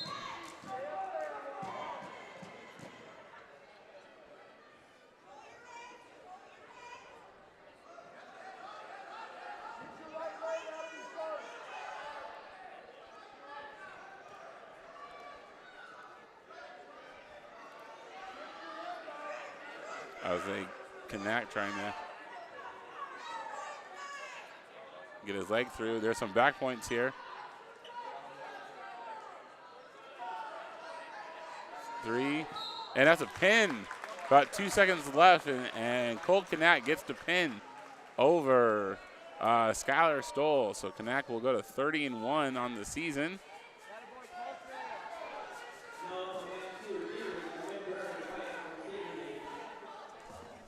And so now we'll go back over to the other mat where right now it is Preston Mann from BGM with the red ankle band with a 6-2 lead over Noah Freeman, the green. BGM over Mid-Prairie out of bounds. And I think they're going to take a break over here on this mat so we can kind of focus in on the other mat. Oh, never mind, I lied. They're usually quicker than that, so I didn't know.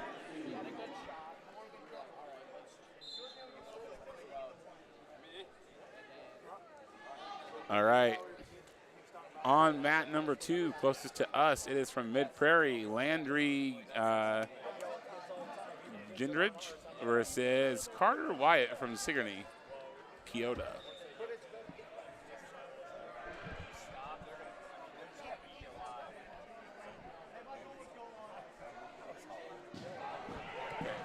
Landry Gindridge.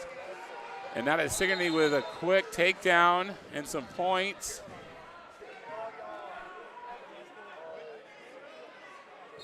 And that's a quick pin there for the Sigourney. Carter Wyatt says he's 0-3 on here.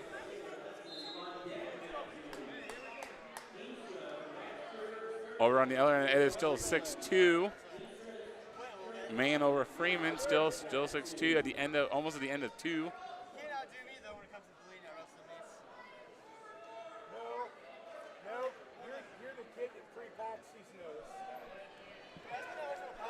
All right, we got a North Tama wrestler here on mat number 2, Brandon. So if you want to focus in on mat number 2, this is at 145. This is Keegan Brooks from North Tama taking on Blake Taylor from Hudson. Both freshmen. Keegan is 10-12, whereas Blake Taylor is 5-4.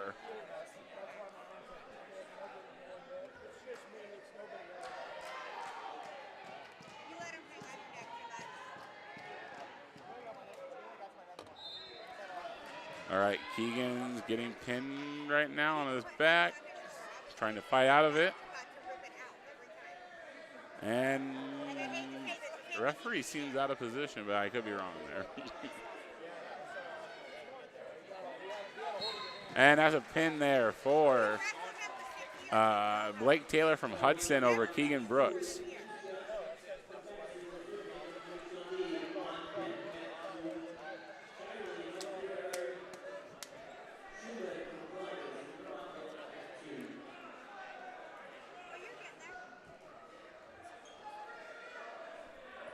All right, it is still a 6-2 over there on the other mat. Man over Freeman. BGM must have started down. Or BGM must have started up, I'm sorry. Ref calls it over there to stop it because of maybe a potential injury hazard. Over here, we got HLV versus Baxter. We'll get those names here in just a second at 152. It is looking like it's going to be over here pretty quickly. Nope.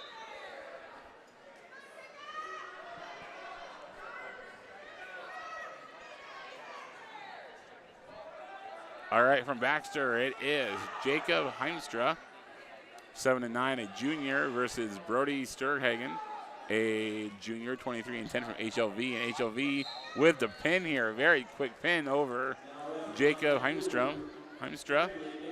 We still got Freeman and Mann over there. Mann still with a 6-2 lead.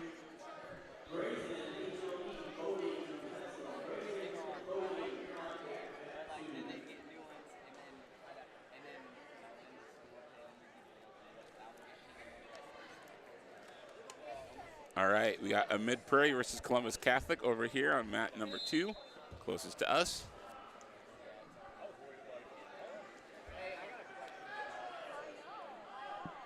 That's wrong still. Okay, that should be refreshed.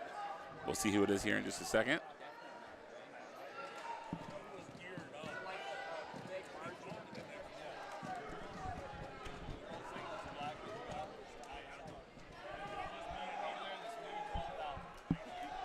All right, over there from Mid Prairie, Dom Shively, a sophomore, 14-16 on the year, versus CJ Charles Schumann, a junior, 6-16. Both of them have it's pretty close here. Well, it looks like, no, Mid Prairie with the 2-pointer. I thought that was going to Schumann for sure, and it doesn't. We're going to have a reversal now, so it's 2-2 with some back points here for Schumann from Columbus. And Columbus gets the pin over Shively.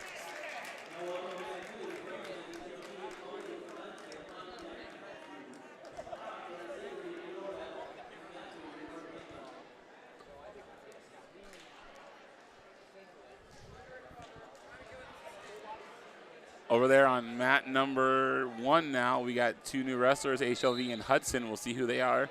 We'll also have HLV and Hudson here on mat number 2.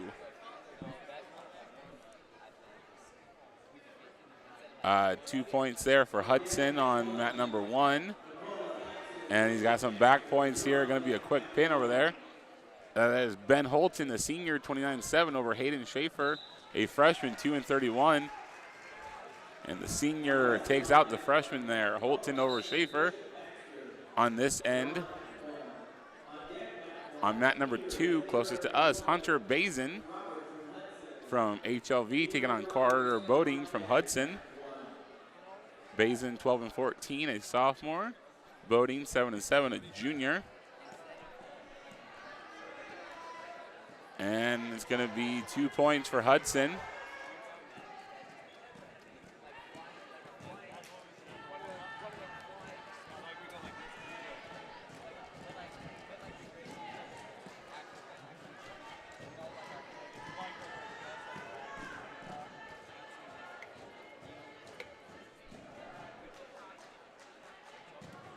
I think Hudson's waiting for an opponent over there. That's McCullough waiting against Callan Bishop, a junior from Baxter. So that match will take place here in just a bit. In the meantime, HLV still down 2-0 to Boding from Hudson on mat 2.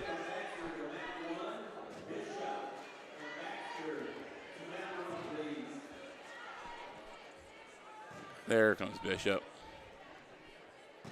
Gotta go check in and come back. All right.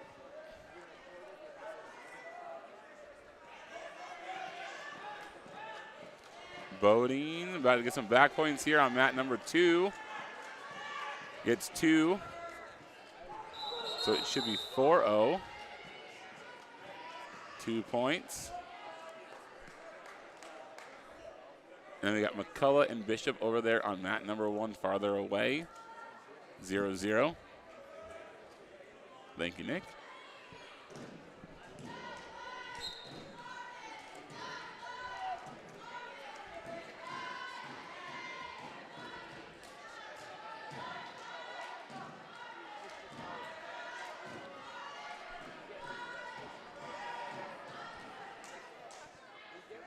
Boding with the 4-0 lead down here. Still 0-0 over there on the other side.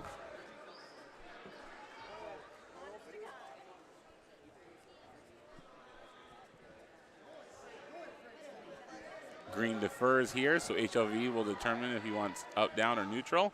Chooses neutral.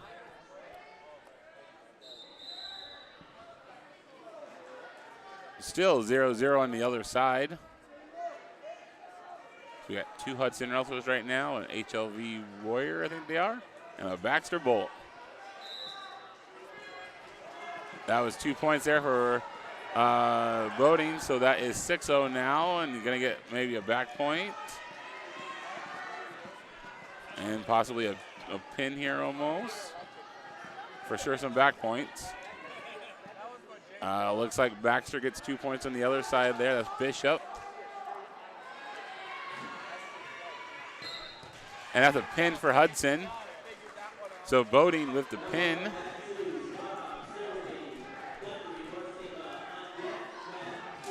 All right, we do have a North Tama Redhawk on mat number 2, so we will go there. So we'll kind of focus in on this one. We'll give you some updates on the Baxter-Hudson matchup over there as they come in. But it'll be the end of the first one over there. So we got Sigourney and Ty Guthrie. Ties up, ties down. That's 2 points for Sigourney.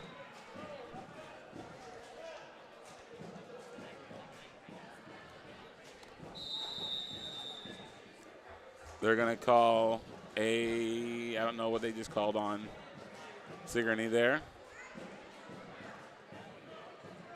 That is also Ashton Schwab, a sophomore, taking on Ty Guthrie, the freshman. It is still 2-0, though. It is 5-0 on the other end for Hudson. Hudson with the lead. Oh, Baxter with the lead, I'm sorry. But Hudson is going to do something over there. Oh, Baxter is going to get him to almost a pin over there. Meanwhile, over here, we got Schwab trying to roll Guthrie over. Baxter Bolt wins over on the other end, so that was Bishop over McCullough. Bishop comes up limping a little bit over there, though, so we'll have to see how that plays out later on here today.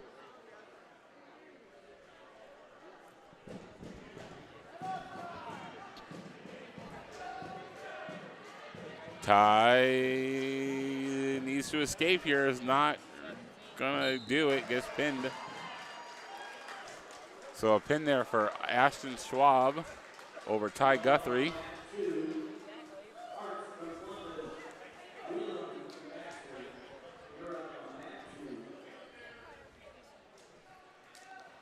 All right, over on mat 1, farther away, Mid Prairie versus Hudson. We'll get names here in just a second. I think it's at 180, 170. Over here on mat 2 at the 182, it'll be Columbus versus Baxter. Mid Prairie, Caden Meter versus Levi Roberts from Hudson. And here on mat number 2, Carson Hart from Columbus Catholic taking on Michael Wilhelm, a junior from Baxter.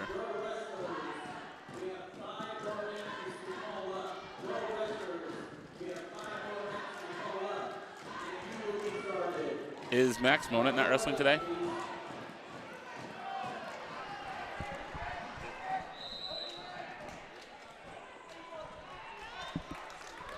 Okay. Looks like we got a pinning predicament here for Columbus Catholic. Over Baxter. And Baxter flips out of it. But 5 points now for Columbus, so 5-0.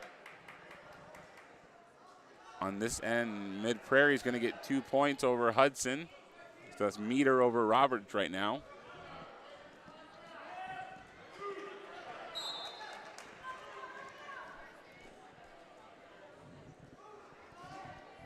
Oh, we got an ad. Both Mid Prairie and Columbus are trying to pin their opponents here. Mid Prairie does against Hudson. And Columbus might be following suit here. Baxter's giving him a fight, though. And he does. Baxter flips back over. But now it should be about 10 or at least 8-0. Over on mat number 1, Hudson versus, I don't know who that is. Haven't seen an orange singlet here yet. Let's see who that is. That's Tripola, Giles Cowell. Comes in 27-1 over Andrew Gaudian, senior, 11-17. Gets 2 points, lets him back up, so it's 2-1. And Baxter is pin, no, yep, should be, yep, there he goes. Carson Hart's there with a pin over Michael Wilhelm. 4-1 over there, Tripola. That senior, 27-1, gotta be ranked in 182.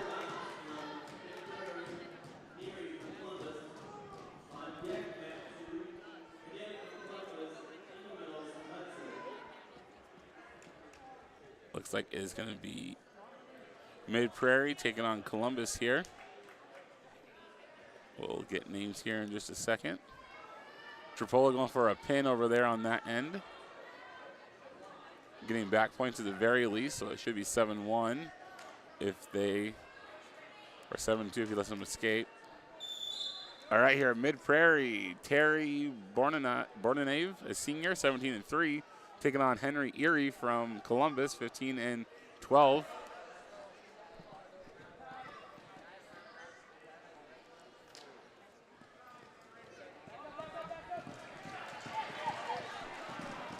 Uh, 6-2 over there on the other end. So Hudson down 6-2 to Tripolo. Still 0-0 here on the mat closest to us.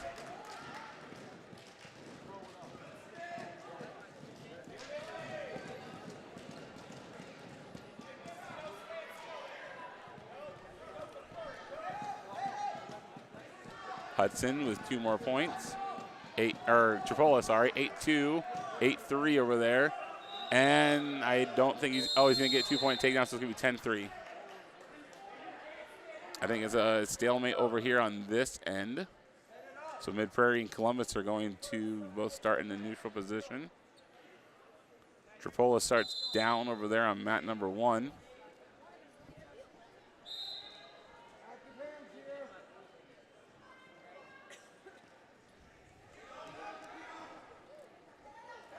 Mid-Prairie with 2 points here closest to us. Over Columbus, has him on his back. So does Tripolo against Hudson, got him on his back. Tripolo with the pin.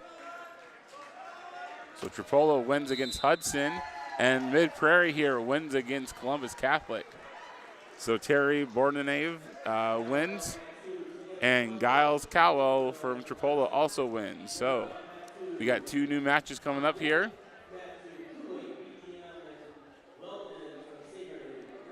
On mat 1 closest to us, it is Hudson versus Sigourney. And on mat number 2, it is Columbus versus Hudson. We'll get you some names here in just a bit. All right, on the one closest to us here, it is Mason Knipp from Columbus wearing green versus Kaysen Agamels, a senior from Hudson wearing blue, 2 points for Columbus. On mat number 1 down there, it is Sigourney. Owen Menke wearing black, taking on Trevor Coley, a senior from Hudson wearing blue.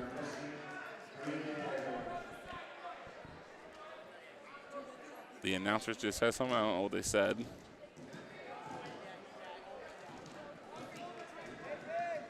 Uh, 2 points for Hudson over there, so 2-0 on mat number 1.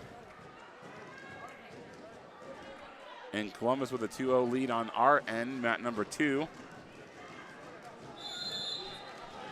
Mat number 2 goes out of bounds. They start back with Columbus down, or with Hudson down, sorry.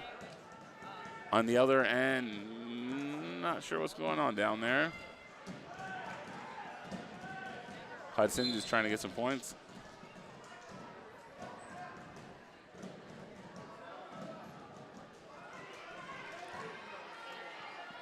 Right now, it looks like as far as team points goes, Sigourney is ahead. They're number 1 with 124. Columbus right behind them with 104. Hudson with 99. Baxter with 93. Mid-Prairie 83. North Tama 70.5. BGM 55. HLV 23. And Tripolo 9. I was gonna say I don't know how many Tripolo kids are here. I think it's just 1, so that makes sense.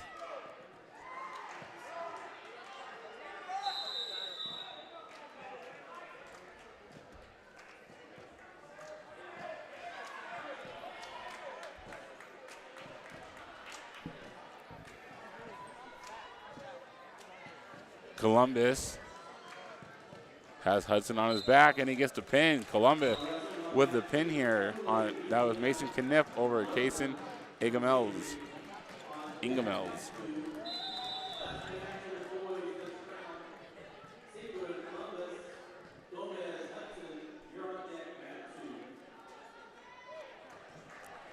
Starting the second period over there on mat number 1, farthest away.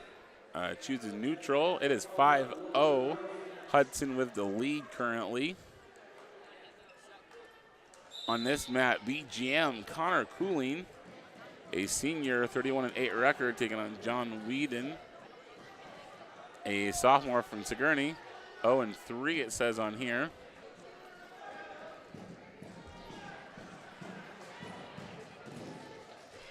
Two points there for BGM. Still 5-0 on the other mat.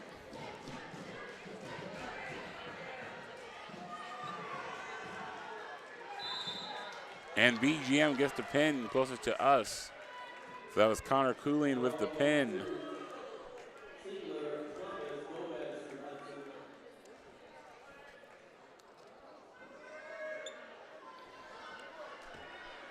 Hudson with some points over there, 7-0. Going to be a pin here in just a second, maybe.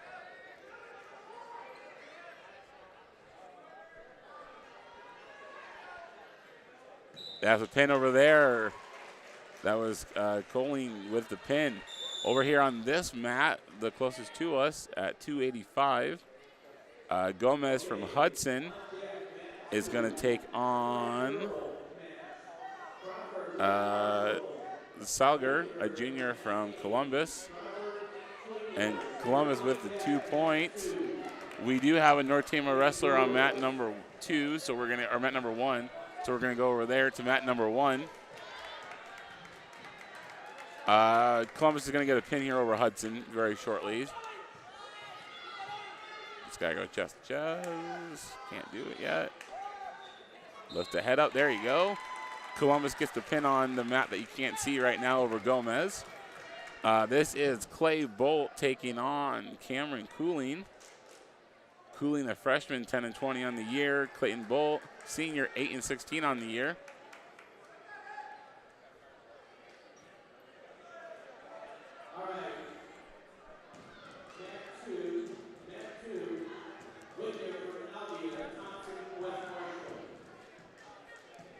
All right, and now we'll actually have wrestlers on both mats here, so we'll zoom back out for you. On mat number 2, closest to us, Briar Hall from North Tama, taking on Columbus Catholic. I'll have a name here in a second. 0-0 over there for the 285. Bolt's got a leg, though. Takes him down. That's 2 points for Bolt.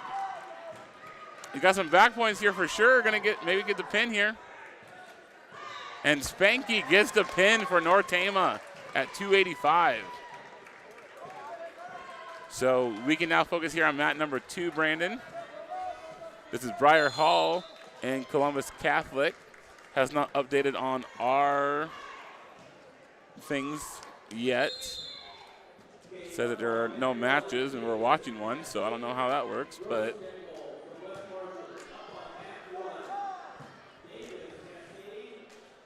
all right, well, currently there are no matches according to this, so I don't know if this is an exhibition or what, but Briar Hall trying to go for 2 points here. Got to turn around.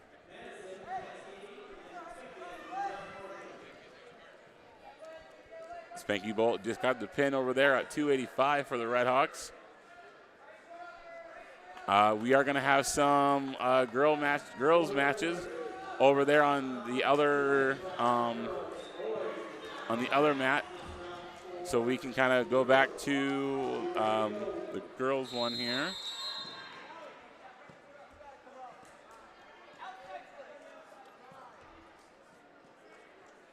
All right, over there on the other mat, we got Wes Marshall, Madeline Grossnickel looking to pin Grace Davis from Cascade. If you just want to hide it for right now, we can do that since it's not working. Grossnickel gets the pin over there against Cascade. So Grace Davis with the loss, Madeline Grossnickel with the win. I think it's still 0-0 here between Briar and the Columbus Catholic person. And they're not using track wrestling for this one, I don't think. So I guess we won't know. Oh, Briar with a pin though. Oh, just before time ran out just before he got the pin. But Hall is up 3-0 or 5-0. He took him down, gets 3 back points. He defers. So Columbus starts in the down position.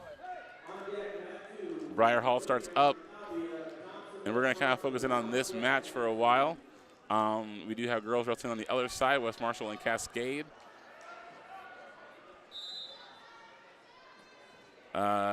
Sienna Ficken from West Marshall versus Ella Matson for Cascade. We got 2 points for West Marshall here. Briar Hall keeping the Columbus Catholic Sailor down.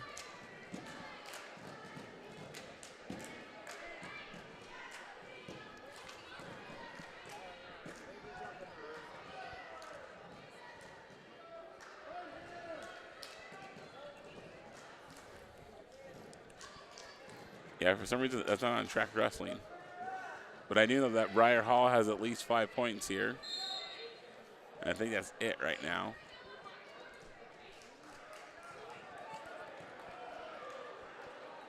No change yet. Columbus starts down again.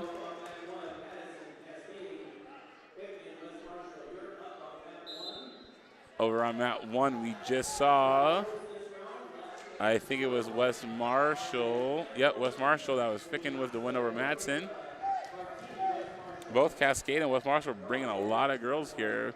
Love to see it for girls wrestling here in Iowa.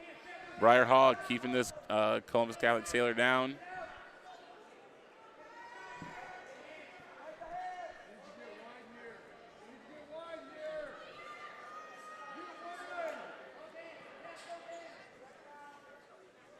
Briar Hall trying to cradle him. Gives up on that.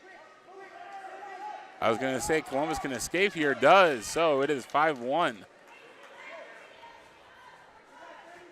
Drake.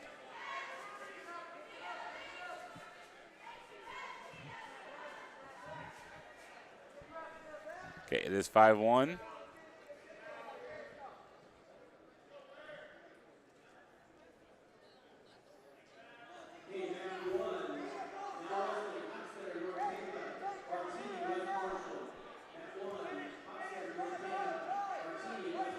Briar can circle here, try to get some points before the end of the second period.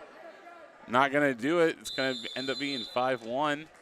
Going into the third, Hall deferred the first time, so he gets to pick this time. He chooses down.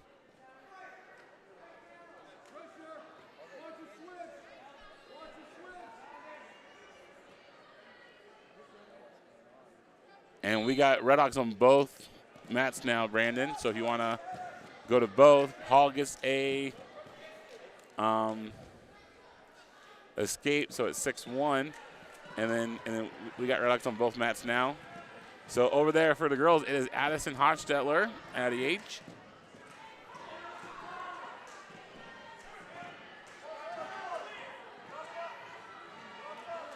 Columbus tries to shoot here, and Briar doesn't allow him. Instead, trying to circle.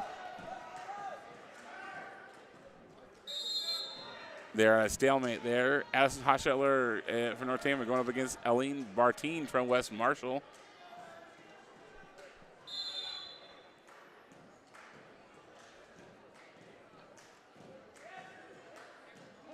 Columbus going for the leg. Briar Hall turns around, trying to reverse that. Hochstetler and Bartine still just trying to feel each other out here. Trying to locking up. Hochstetler trying to circle, doesn't. So is Hall here, both trying to circle, not going to get it. Columbus trying to hold on to that, to Hall's leg, not to give him those points. We got 2 points over there for Addie Hochstetler. That's 2 points down for Briar Hall as well. Takedown. And we got a pin attempt over there for Hochstetler. Hochstetler is close. Hochstetler is close over there.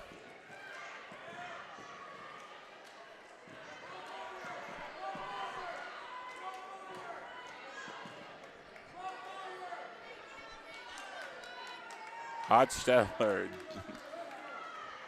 just trying to get both shoulders. It's that right shoulder of Bartine.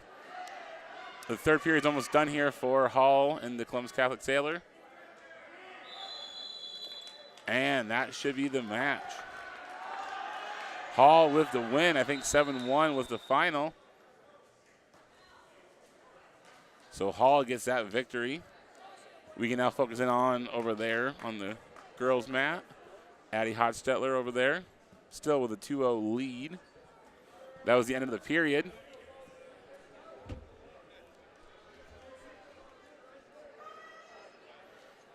They start in the neutral position.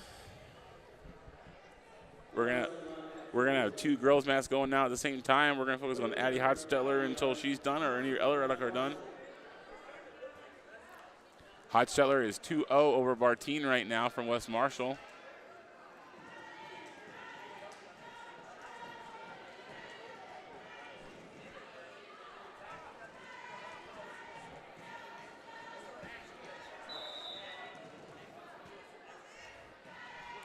On mat number 2, you will see Emma Wenger from Albia taking on Madeline Thompson from West Marshall.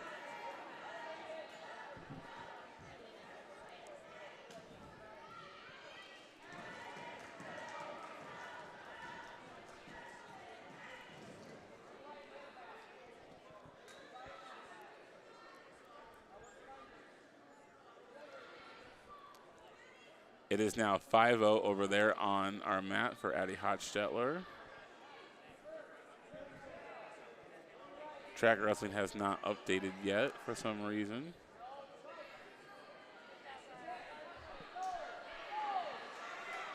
There he goes. Addie trying to circle. She's got to get her leg in control. Nothing still, nothing still. There we go. 2 points for Hochstetler. 7-0 over Bartine from West Marshall. And a pinning attempt here. She's got to settle in. She's got to settle in over there.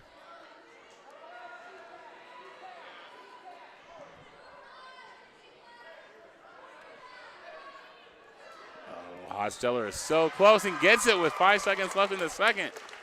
Hochstetler with the victory over Bartine. Over on mat number 2, closest to us, Wegner and Thompson are still 0-0.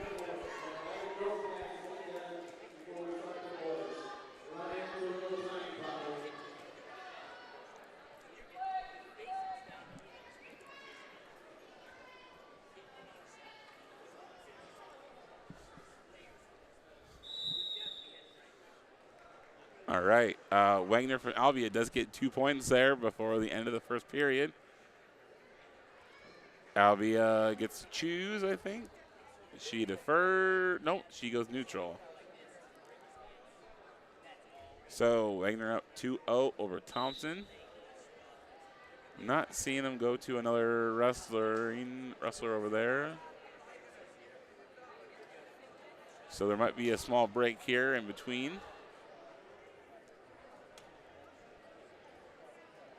How many people do we have watching, Nick? Let's go check real quick. Here, we can just go over here. We got 31 currently. Want to thank all of you for watching. If you're out there, you want to give us a like, we would greatly appreciate those likes. It helps other people find our stream a little bit easier.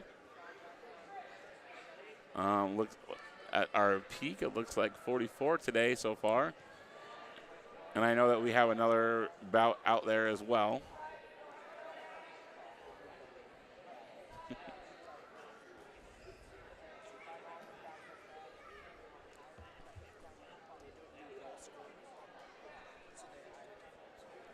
Yep, I'm on the track wrestling over here on this end. It is still 2-0, Wagner over Thompson. Both evenly matched. West Marshall goes for the shot and gets it. 2-2 now. Thompson and Wagner tied up. Thompson in control here, though.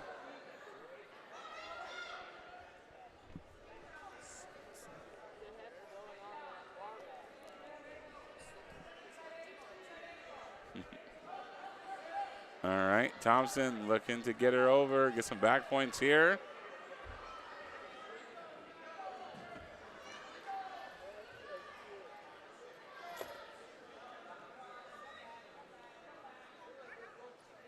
going to be short time here.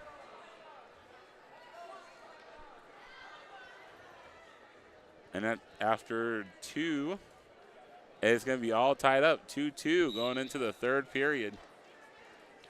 Thompson versus Wenger.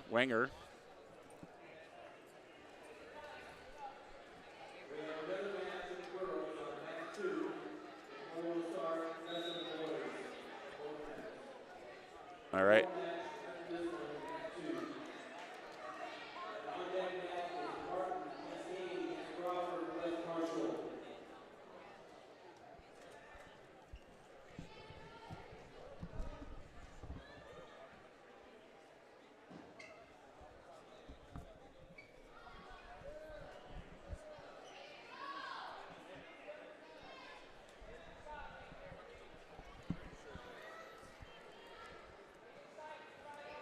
These two takedown for Albia there as Wenger for 2 points, going for the pin, getting some back points here. Close. And that is it. Wenger takes down Thompson in the third period.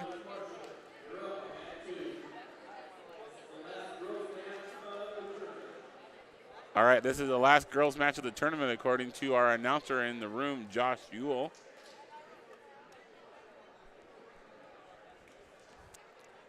And I think he would know. He's been doing this for a lot of years.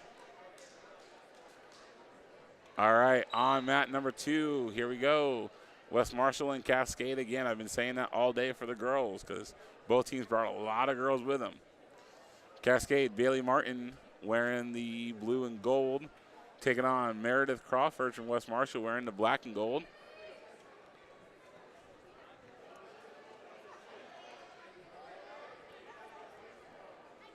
Ooh, takedown for Cascade, 2 points. Getting some back points here. And that could, no, not yet. That is a pin for Cascade. Quick pin for Bailey Martin over Meredith Crawford. And Cascade wins the last match there.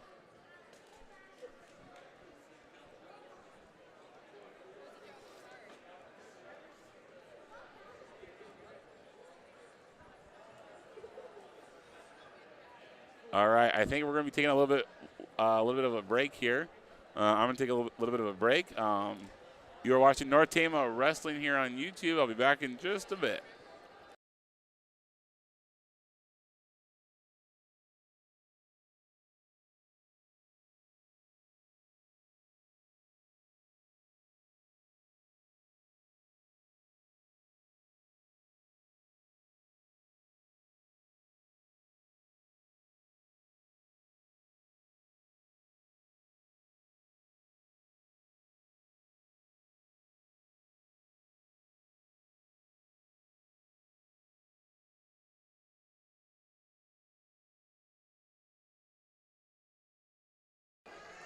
All right, that was a very quick break. We are back here for the finals of our tournament.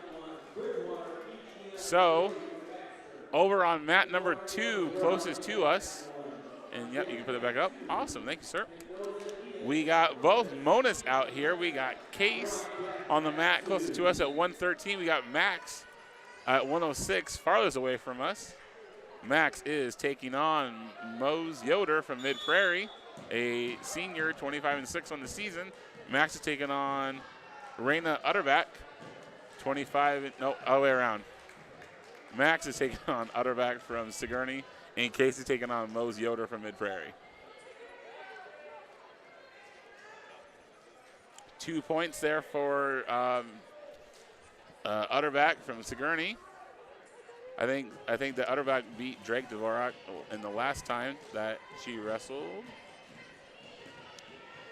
Max and Yoder here, still 0-0. Oh, Max trying to twist him over, doesn't do it. And over there is Sigourney. Utterbach wins that one, pins Max Monit. So now we can focus here on this match.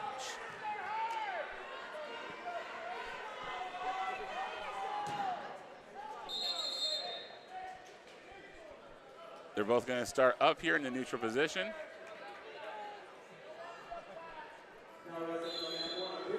Going for an angle there very quickly is Case and gets 2 points over Yoder. So Mona up 2-0 over Yoder.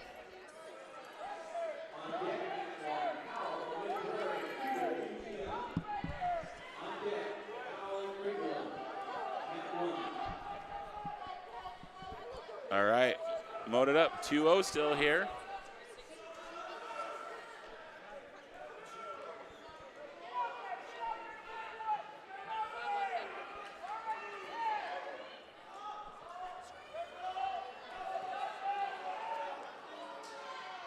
Max not trying, or Case here, not letting Yoder escape.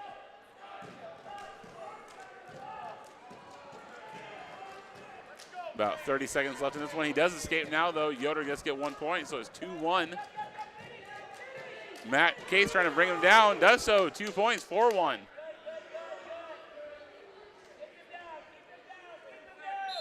All right, at the end of 4-1, Case Mona over Mose Yoder. Case comes into this 26-3. Yoder comes in 25-6 for Mid-Prairie. Both start in the neutral position. And Case 2 points very quickly there, 6-1.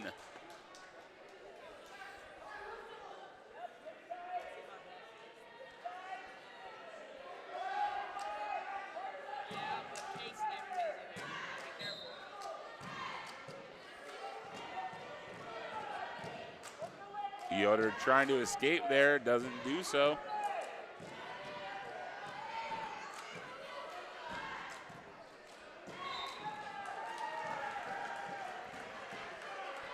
There was a match on the other end at 1:13.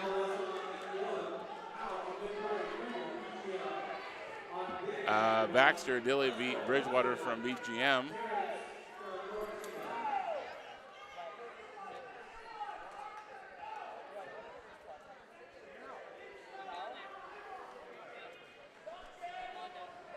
Case Mona, another 2 takedown, out of bounds.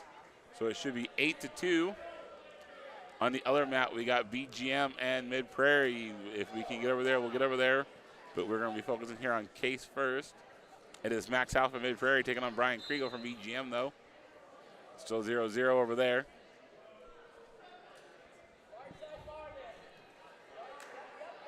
Case trying to flip him over. Oh, man, the arm is not supposed to bend that way.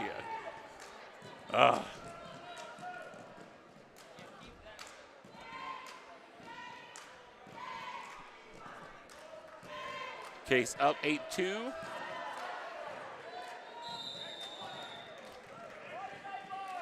About 25 seconds left.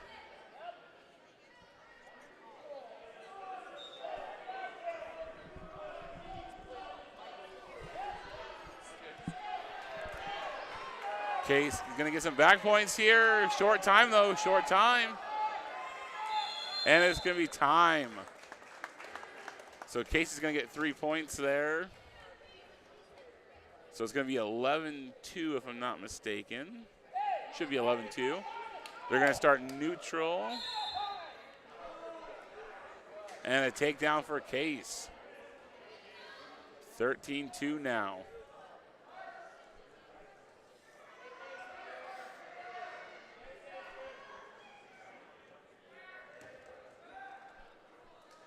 Over on the other end, I think that's Kriegel getting a pin, or going to get close to getting a pin.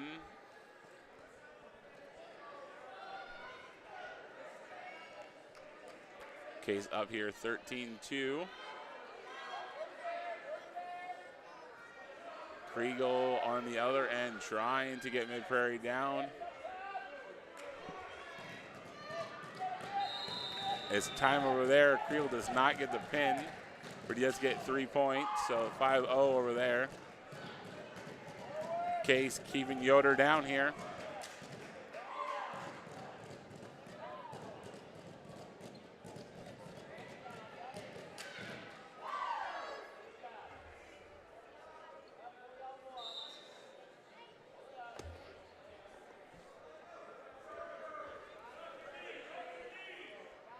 Kay's trying to get him over.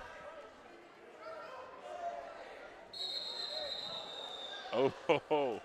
Kriegel on the other end goes flying almost out onto the wood here on the floor.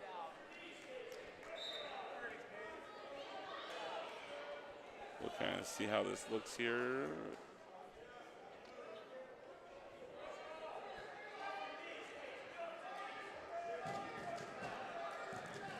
It's going to be short time here, 13-2. Looks like Case is going to win this one unless something extreme happens here in like 3 seconds. And it's not going to happen. Case Monet with the win over Mose Yoder.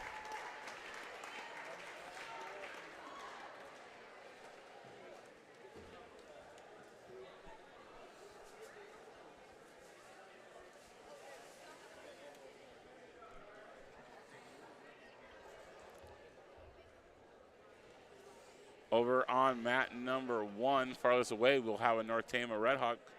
This is Stone Terrence.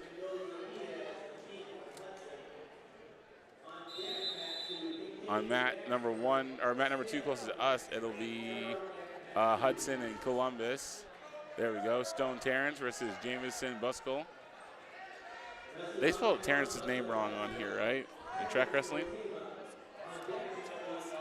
That's wrong, right? Okay. It's been wrong all season, but Hudson, quick pin over there. Buskell with the pin over Terrence. So we can back out and watch the Hudson versus Columbus one. Quick match over there.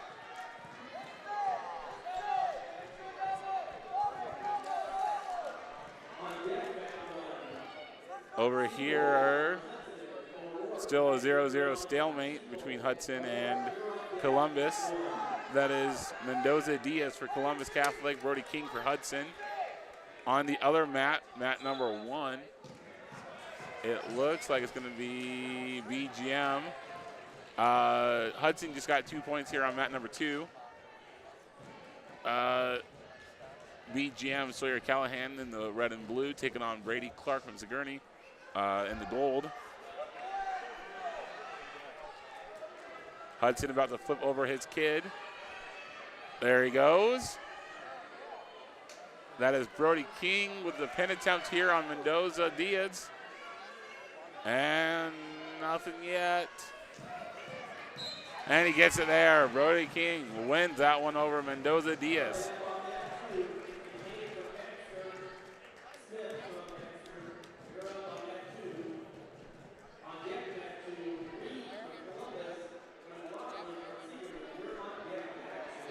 All right.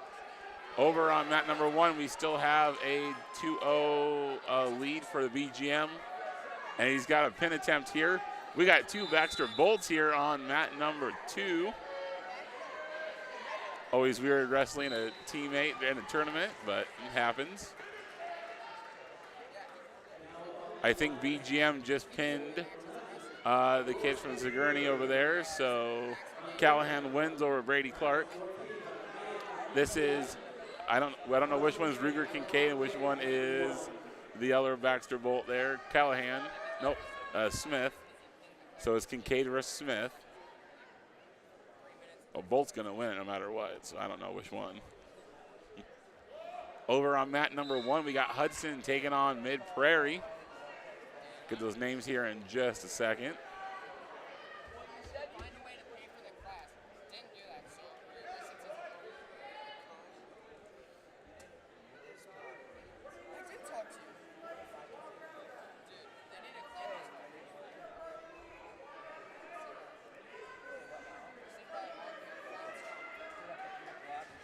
I don't think I have it yet. Might have it refreshed.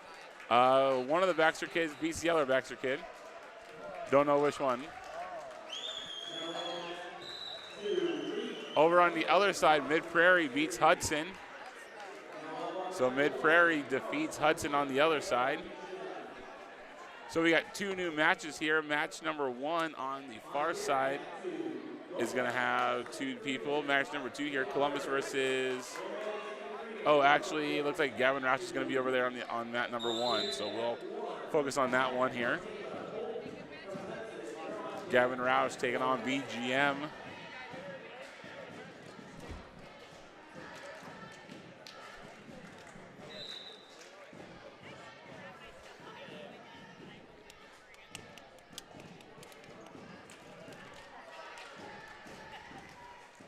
All right, we got Gavin Roush taking on Preston Mann from BGM. This is our 132 bout over there. On mat number 2, closest to us, it is Gavin Reed taking on Dan McLaughlin. Track Wrestling will update down there in the corner for you.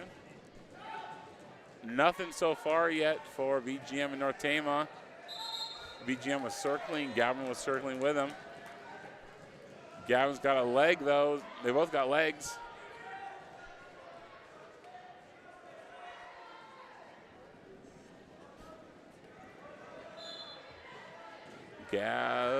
It's no one yet.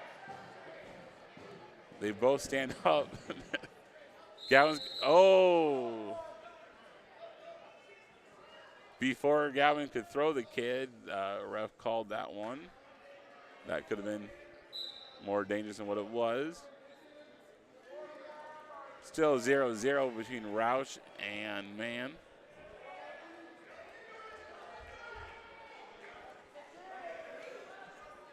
Gavin comes in 18-9. Preston Mann comes in 14-20.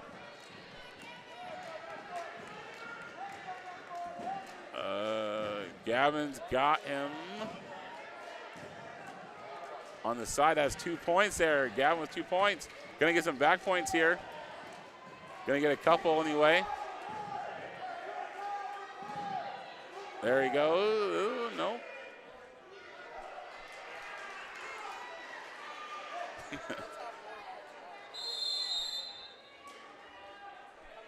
And it's gonna be 5, 3, 2, 1, time. Oh, Gavin heard the whistle on this side and just kind of let him go. So it is 4-1.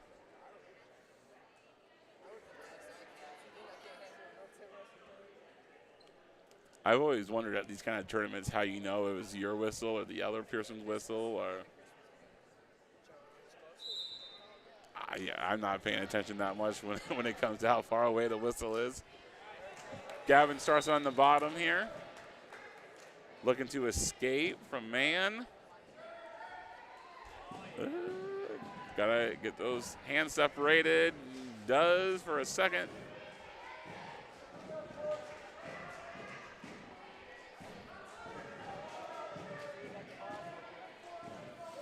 Mann keeping him down.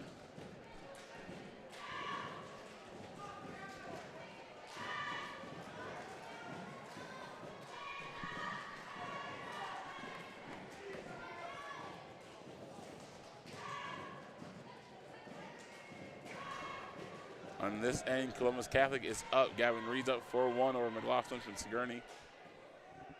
And he looks to be in control. Meanwhile, Gavin Roush can't get up, can't escape from BGM. Getting there as soon as I say that he does. So it is 5-1 now. Roush with the lead. It took Roush quite a bit last time for a takedown. We'll see if it's easier. Out of bounds, no, nothing, so they're gonna start neutral.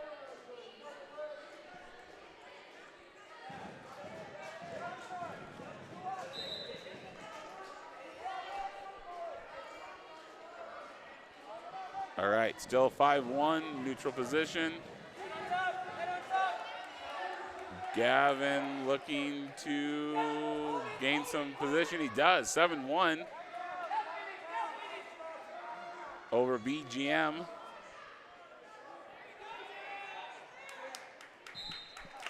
And on this end, you miss Columbus Catholic getting the pin over Sigourney, so Reed wins.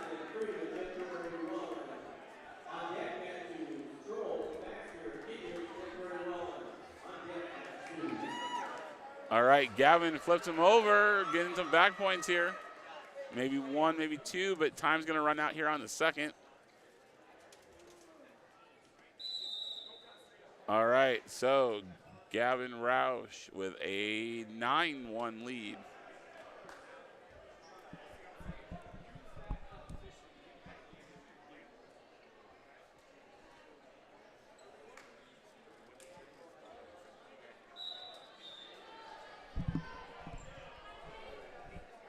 All right, they start neutral.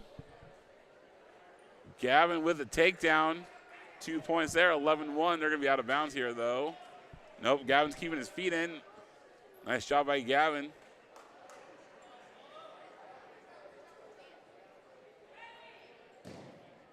And that is a pin for Gavin Roush. Gavin, after being up 11-1, gets the pin and the win.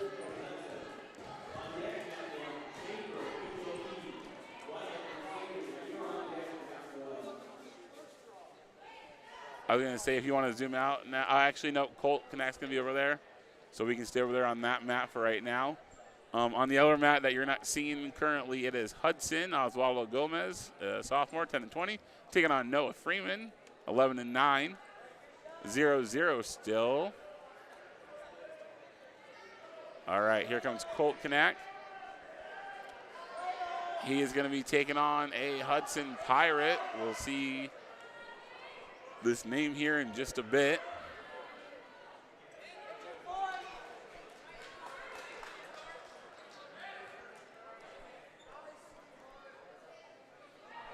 All right, here we go. Kanak taking on Ben Holton from Hudson. Holton comes in 30-7. Kanak comes in 30-1.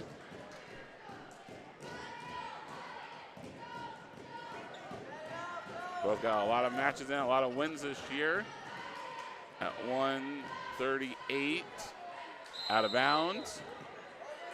David, if you could zoom out just a little bit, please. There you go.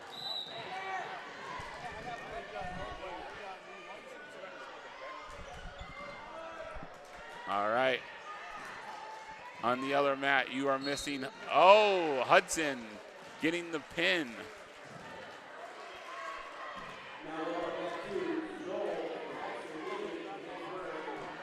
Right at the first period. Oh, they are not. And oh, yes, they are. Yes, Hudson got the pin there. It was right at the timer. Meanwhile, we got Kanak and Holton here, still 0-0. Hudson versus North Tama, 14 miles apart.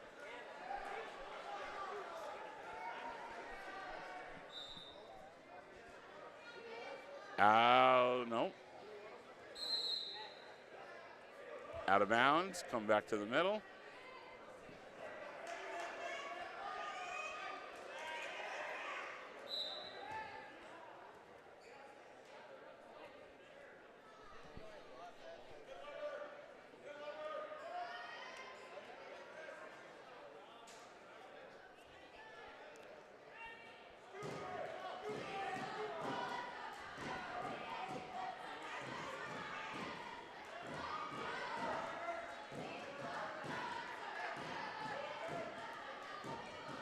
There we go. All right, still 0-0 for Kanak and Holton.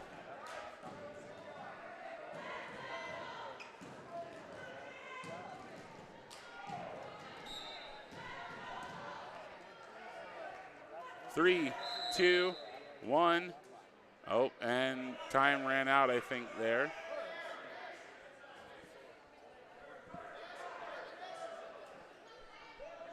I was going to say, I think, yeah, it was like 1-0 kind of a thing. All right. Green is going to start down, so Holton starting down. Kanak starts up.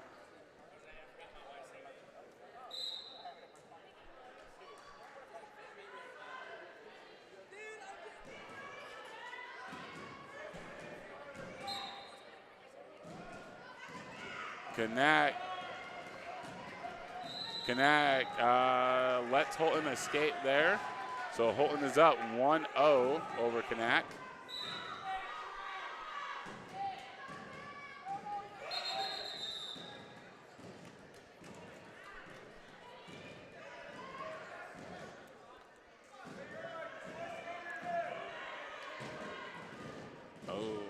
Colt going for a leg, can't get it. Still 1-0, Holton with the lead.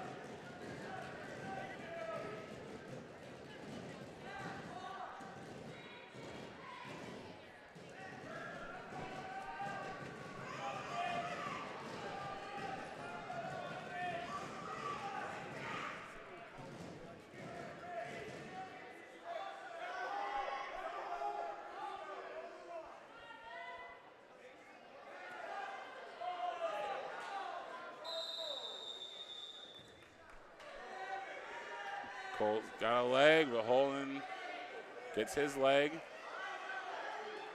And Holton with 2 points there.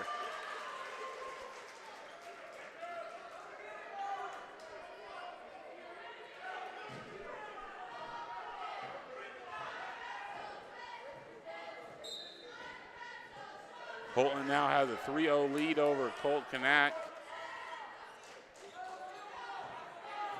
On the other Matt Baxter with a 4-1 lead over Mid Prairie.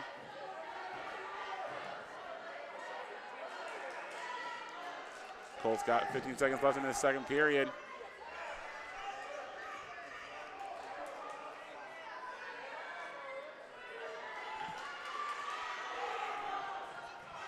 Three, two, one, and that's, oh, Colt was just about to possibly reverse that one.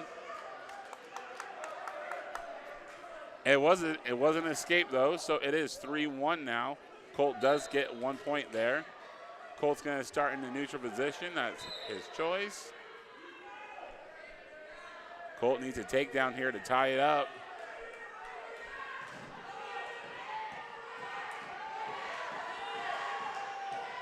Colt trying to drag him down, trip him up. Can't do it yet.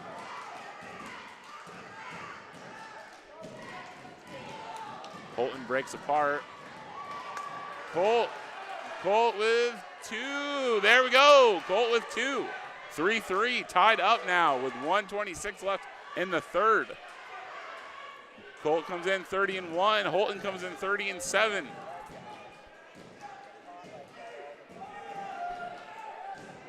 Both these kids looking to make a splash at the well here in a couple weeks.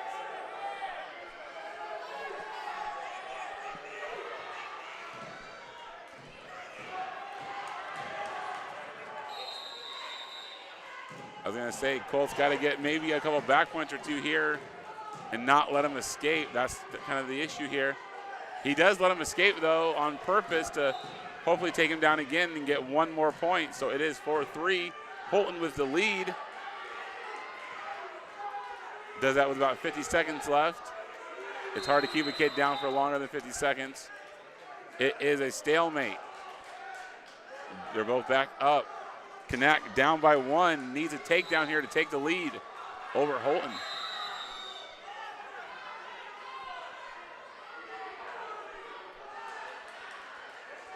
Holton's got a leg here.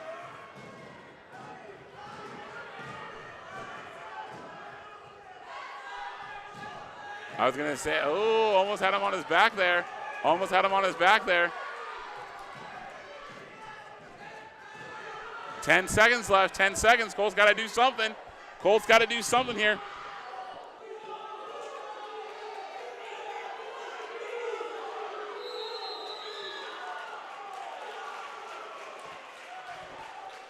And that Coach Kanak is upset.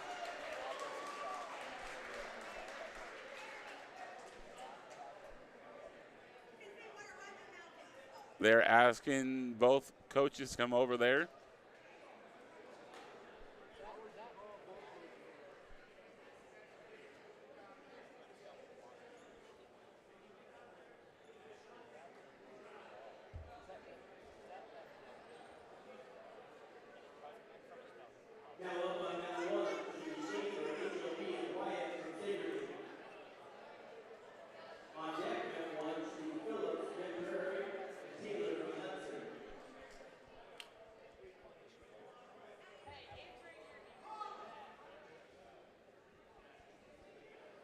Now the other refs are talking about it. Coach Kanak. getting in there with the Hudson coach as well. Colt and Holton are just kind of standing there.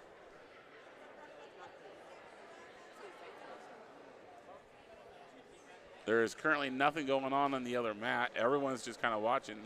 There is a blood timeout for Baxter on the other mat. And they're going to give it to Holton. Holton wins. So Colt goes to 30-2. Coach Knack still pleading his case.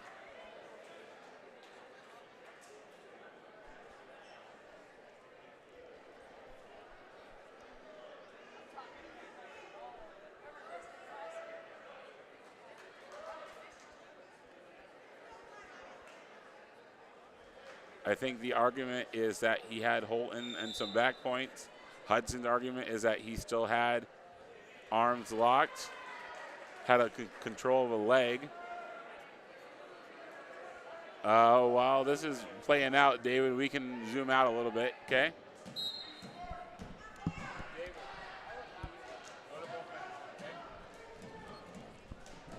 We can go to both mats here. On mat number 1, follows away from us from HLV. It is Hayden Schaefer from Sigourney. It is Carter Wyatt. On mat number 2, closest to us, it is Skylar Stoll from Baxter. Down or up 8-3 over Landry Gendrich from Mid Prairie, but Mid Prairie is up right now.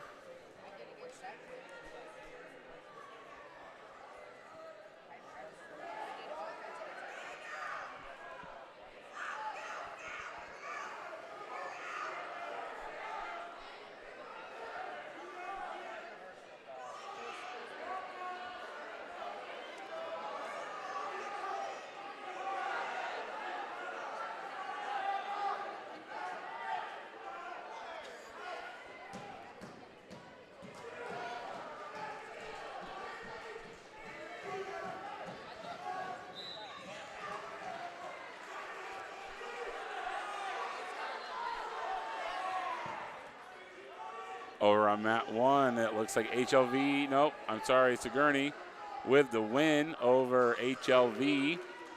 So that is Carter Wyatt with that victory. Over here, Baxter continues to score points over Mid Prairie.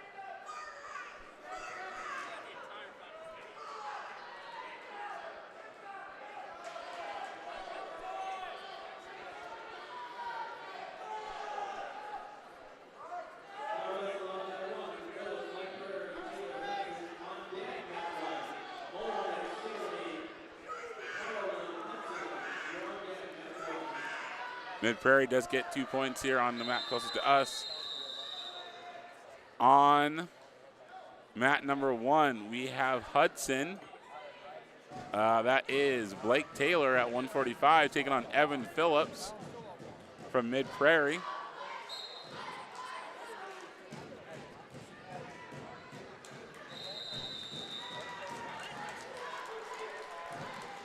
Over here, a hard-fought victory for Skylar Stoll from Baxter.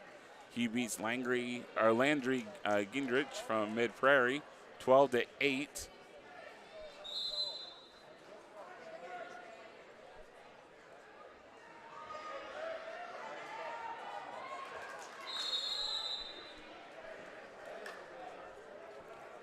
That matchup is still going on over there. Looks like it's 0-0 still.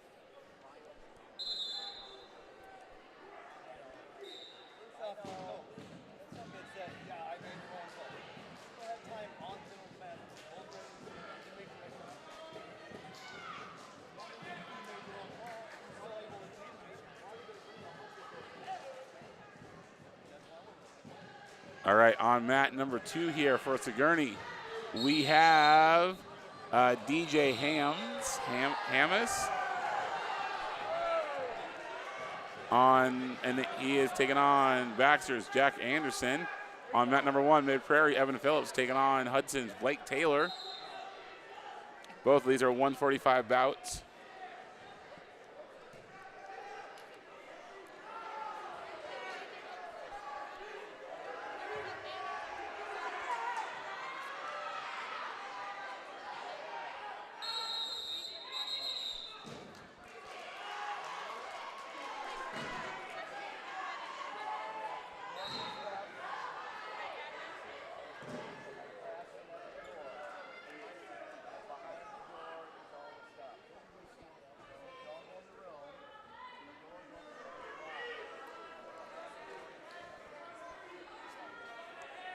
on mat number 1. Hudson up 2-1.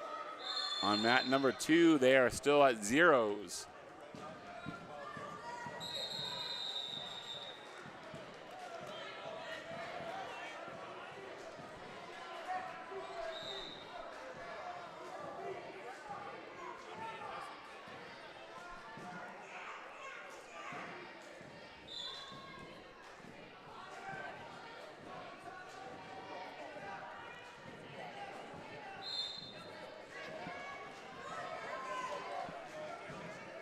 Two-one over there, still 0-0 here.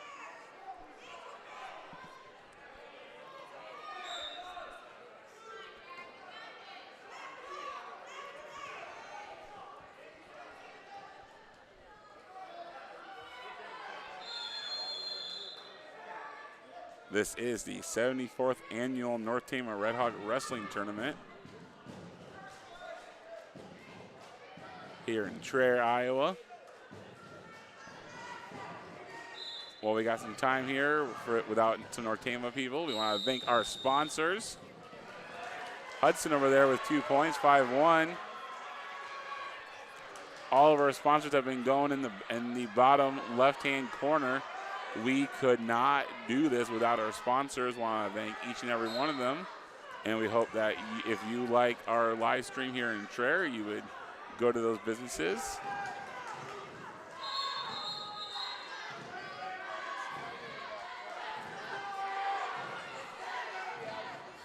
Over here, it looks like Sigourney does get 2 points. David, could you move it down just a little bit? There you go.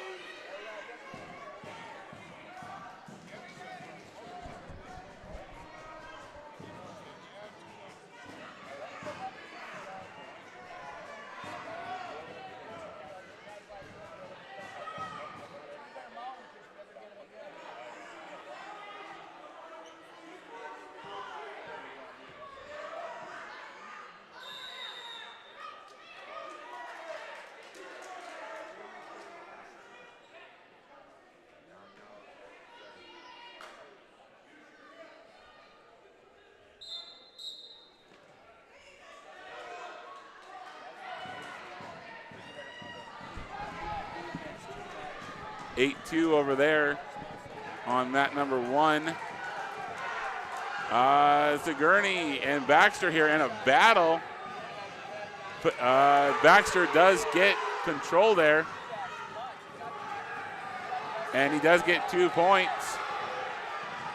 It is 2-0. So I'm guessing that for the beginning of this period, Anderson started down.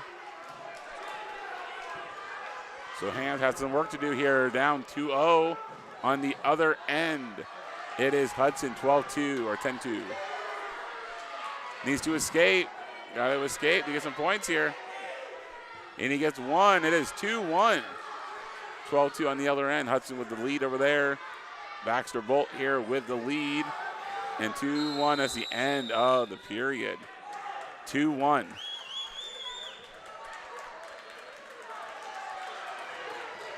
Hams is going to start down. Baxter's wondering if he can just let him up that point.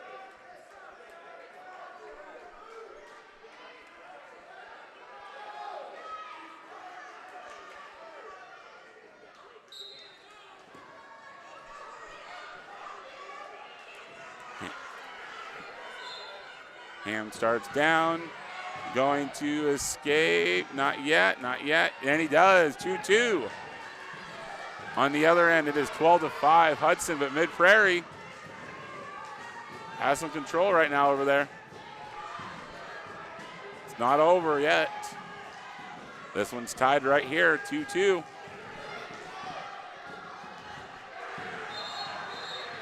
Some good matches going on here, and there's a blood timeout on that mat. David. There you go. All right, that was 2 points for Hams from Sigourney. So Sigourney with a 4-2 lead now over Jack Anderson, about a minute 10 left.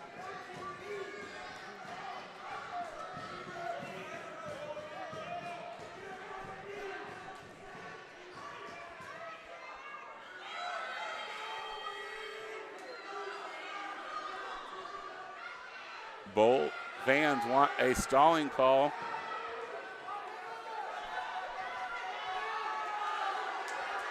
Lets him go, so it is now 4-3 with about a minute left. Anderson, no one's really doing anything here.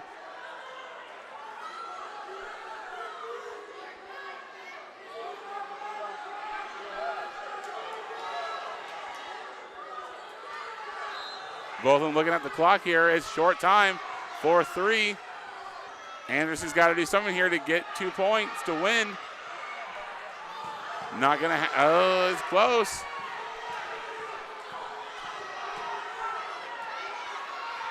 And Hams with the 2 points and a takedown. And it's time. Hams with the victory.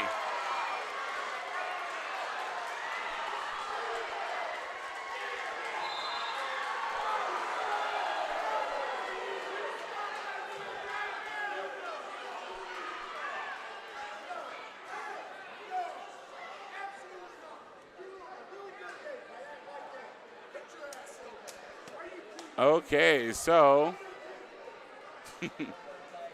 there was a little bit of a brawl there. Not a brawl, a little bit of a argument there between Sigourney and Baxter. Sigourney did kind of like push him down on his way up to kind of claim that victory. And then when the ref's back was turned, Baxter did flip off the Sigourney Savages. So, end of the day, end of the tournament, tensions are getting high. Things are getting heated.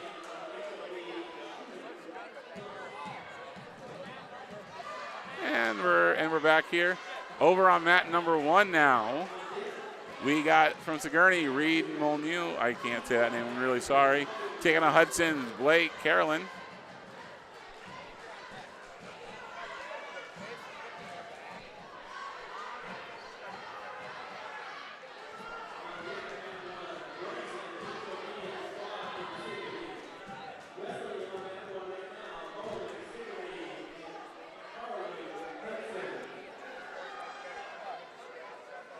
I think I just heard Molnix over there. Is that how you say that name? I don't know. All right, here on mat number 2, starting up here, Columbus Catholic taking on HLV. So that is Brody Sternhagen from HLV taking on CJ Charles Schumann from Columbus Catholic. Over on the other mat, it is Hudson with a 2-1 lead right now. And both of them trying to, and they're out of bounds. No points over here. Neutral. Starting upright.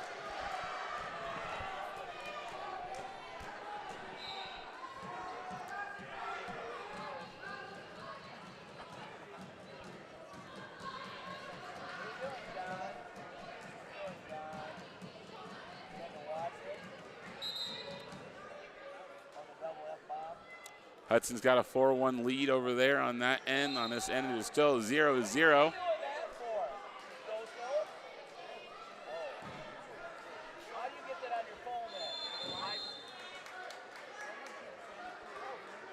I was going to say HLV, no, out of bounds, still nothing.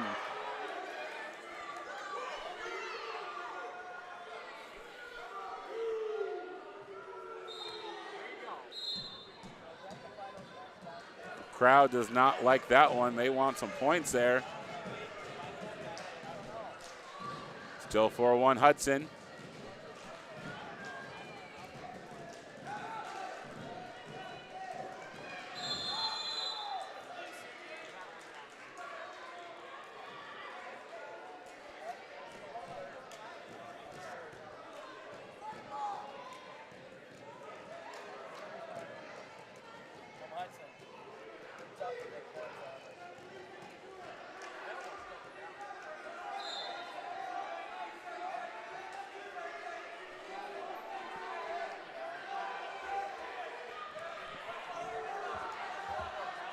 Nothing still here. HLV and Columbus. Now 2 points for HLV on his back. Got a pin there. HLV with the pin and the win over Columbus Catholic. On the other end, Hudson still up 6-1 over Sigourney.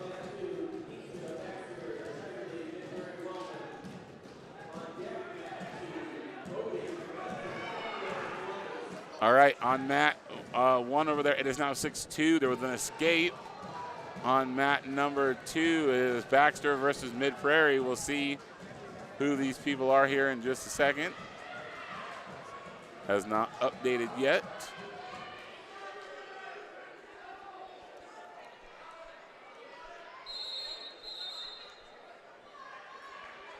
Hudson and Mid Prairie's, or Sigourney, sorry, starting neutral over there on mat 1. Mat 2, they're just getting started here.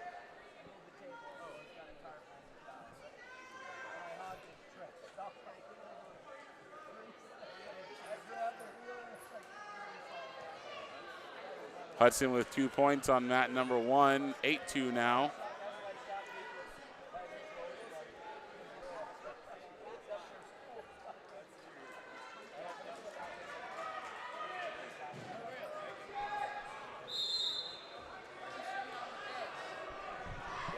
What is this? Why doesn't it show this on YouTube? I did. It's not showing this camera here. There's 2 different streams going. There's one up there in the hose camera and there's one here. All right, Mid Prairie about to pin Baxter here on mat number 2, and they do. So that was Shively, Dom Shively beating Jacob Heimstra.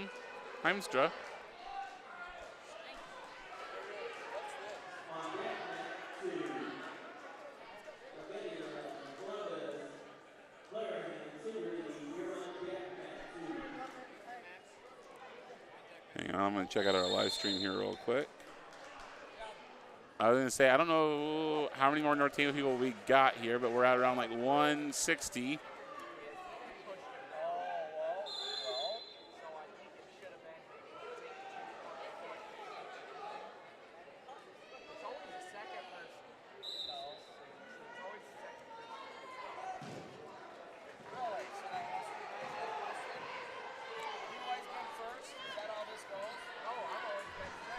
And looks good on mine. So, all right, Hudson with the pin here against Columbus. That was Carter Boating taking on Ethan Harper, and Boating with the win there. It is 8-3 on the other side. That is Hudson with the victory there, or Hudson with the lead, I'm sorry. And he's going to get another 2 points there, so it is now 10-3.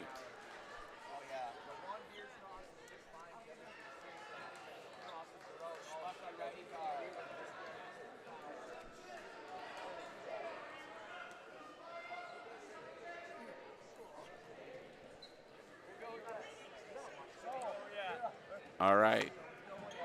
We are waiting for an opponent here for our match on mat 2. That is Sigourney.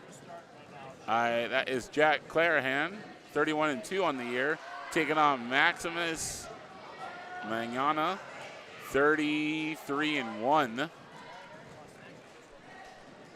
So this is going to be a good match, 33-1 versus 31-2.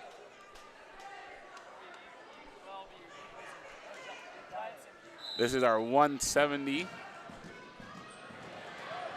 This is our first place match right now.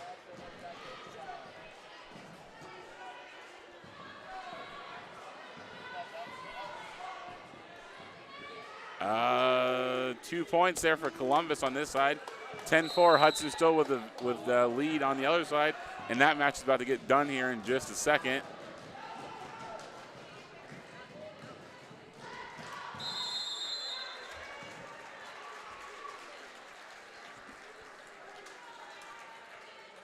All right, there's going to be a caution there on Max from Columbus.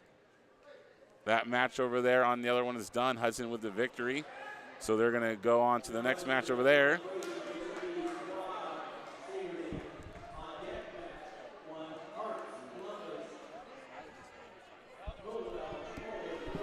All right, on mat number 1 now. It's still going. Still waiting for it. Meanwhile, Columbus has some back points here going. On mat number 1 now. Now we'll see HLV, Hunter Bazin, taking on Ashton Schwab from Sigourney. Sigourney with a two-point lead over there. Columbus over here, I think, with a 4-point or 5-point lead.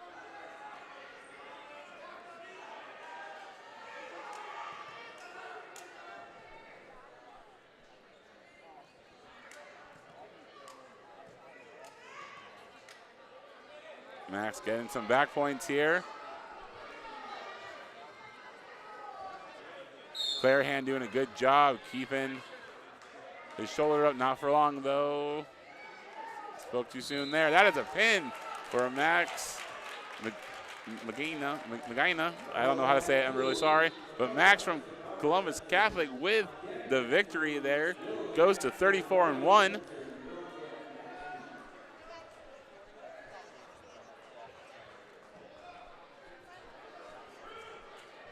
On the other side, it is still 2-1 over there. Ashton Schwab currently in the lead on that one. And we got 2 Hudson Pirates here on mat number 2.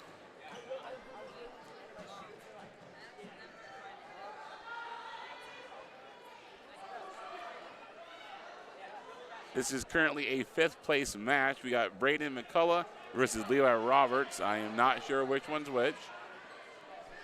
On the other mat, it is still 2-1, Schwab over Bazin. But Schwab's gonna get some back points here.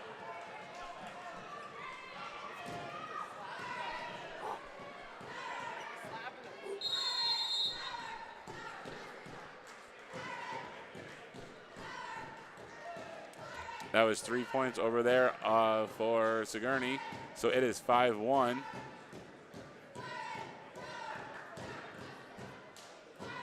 I think our timer kids didn't do their job there, or they were a little late maybe. One Hudson Pirate over the other one. Not sure which is which. If we're going by records. No, one's 9-14, one's 4-4.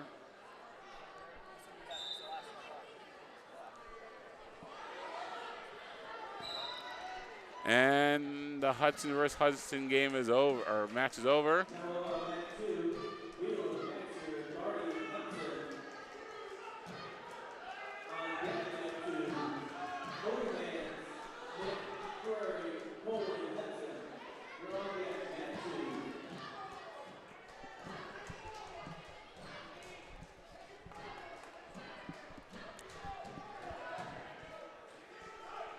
All right. So this is going to be at 182. Baxter's Michael Wilhelm taking on Hudson's Andrew Gaudian here on mat number 2, closest to us. On mat number 1, it is still 5-1. Sigourney with the lead over HLV.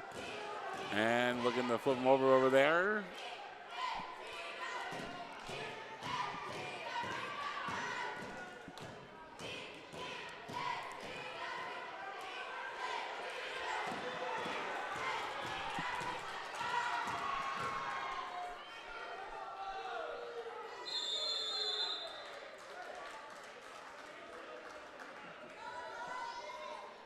Still 0-0 here on mat number 2, closest to us.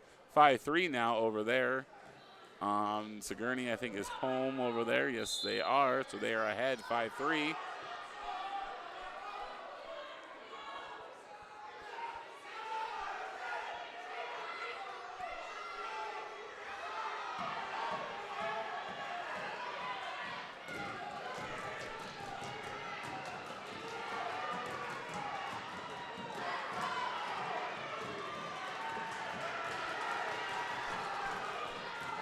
Sigourney over there, close to a pin, getting some back points. Over here, Hudson with a 2-point takedown.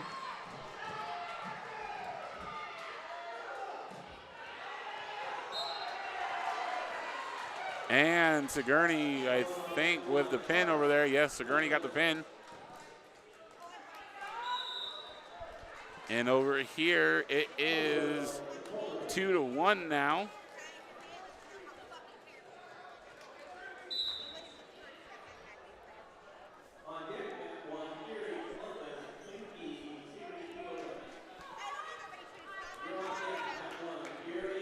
Oh, all right. Over on mat number 1, we'll see what this next bout is. Mat number 1, it is Carson Hart from Columbus Catholic taking on Giles Cowell from Tripola. Both these seniors coming with 1 loss, so someone's walking away with 2 here. It is 2-1 over here on mat number 2, closest to us.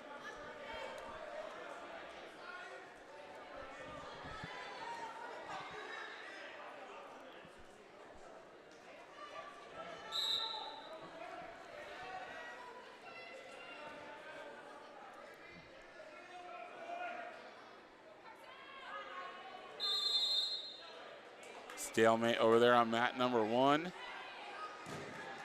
Tripola and Columbus, 0-0 still here.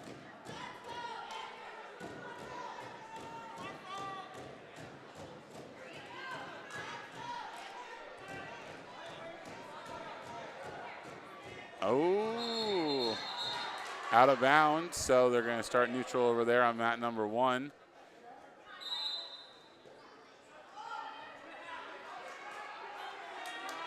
Baxter and Hudson here fighting pretty well on mat number 2.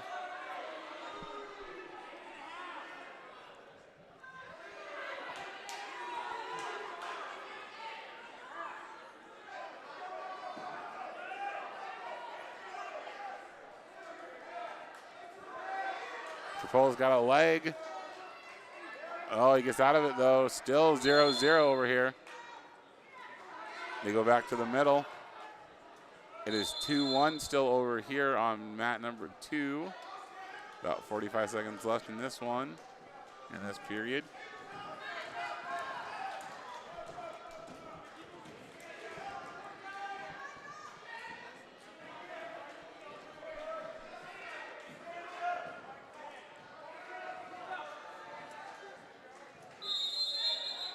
All right, after the first period over there, it is 0-0 still. Tripola and Columbus, both with only 1 losses on the year. Red defers, Tripola defers, Columbus wants down. Over on bout 2, it is 4-2. Hudson with the lead over Baxter currently. 1 time.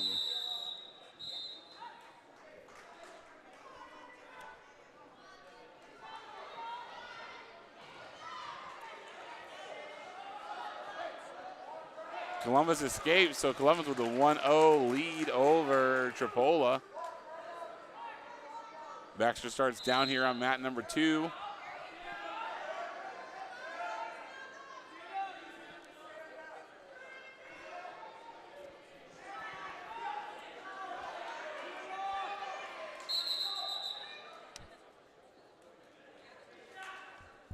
Ref starts it on mat number 2 because of the arm, or, too far back.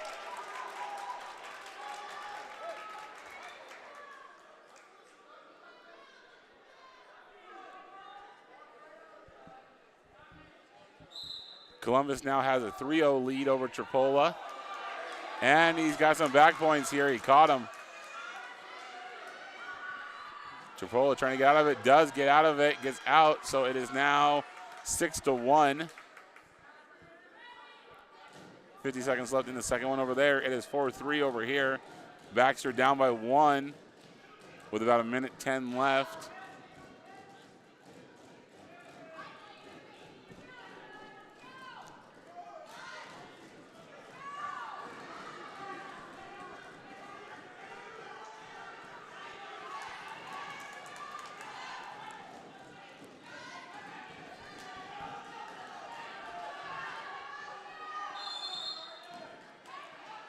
Stalemate over there on mat number 1. They're both going to start up with 21 seconds left.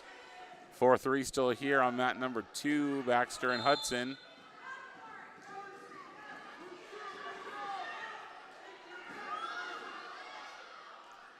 Tripola's got a leg. Columbus trying to get out, gets out just in time. Baxter and Hudson here going down to the wire.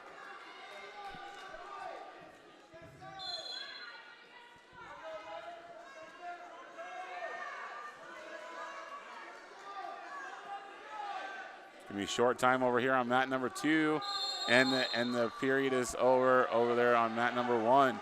So it is 6-1 currently. Tripola starts down over there. Short time. 2-1-0 here. Hudson and Baxter. So Hudson with the victory for 3. Meanwhile, Columbus and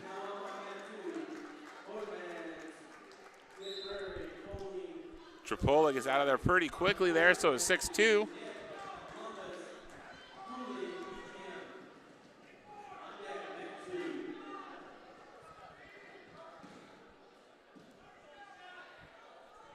On mat 2 here, we'll have Mid Prairie versus Hudson. We'll get you some names here in just a second. Columbus almost with another takedown.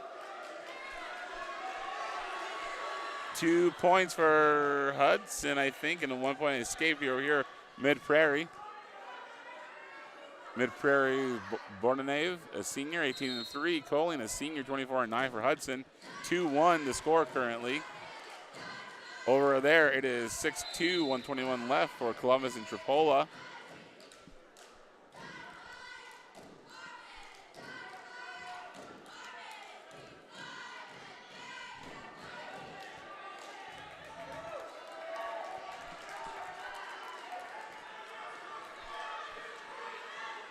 Mid Prairie with a takedown, 2 points. Mid Prairie. 3-2 over Hudson. Looking for the escape, does not get it yet. Columbus with a takedown on the other end, 8-2 now. Going back to the middle here on mat 2.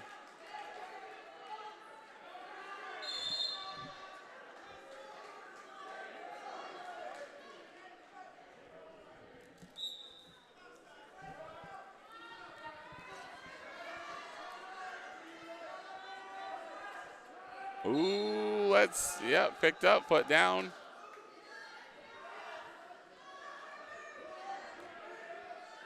Columbus still 8-2 lead over there on the other end against Tripola. Tripola got to do something here to try to escape and reverse that, get a pin quickly.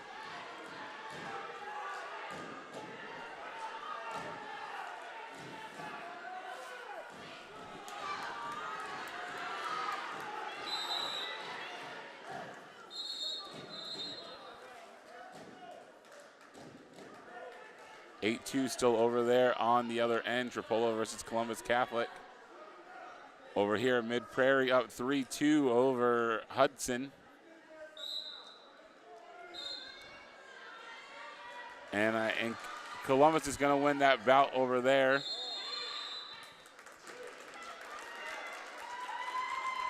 So Carson Harts goes to 26-1. Giles Cowell goes to 28-2 on the season.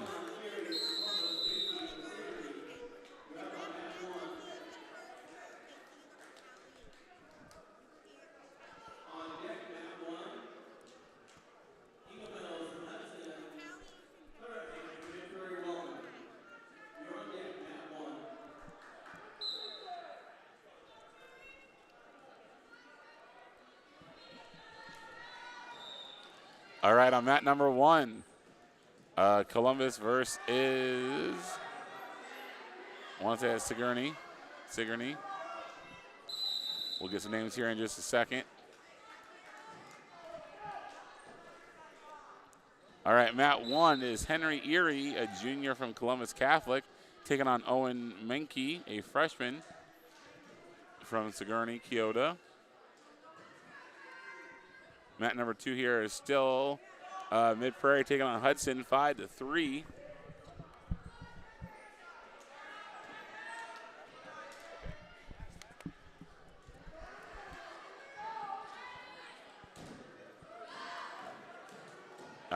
Takedown by Columbus over there on the other end. Some back points. Going to be at least 4 points over there, if not more, probably 5. And he gets back onto his stomach, so that is going to be 5 points. They go out of bounds over there. 5-0 Columbus. Over here, 5-3 Mid Prairie ahead of Hudson.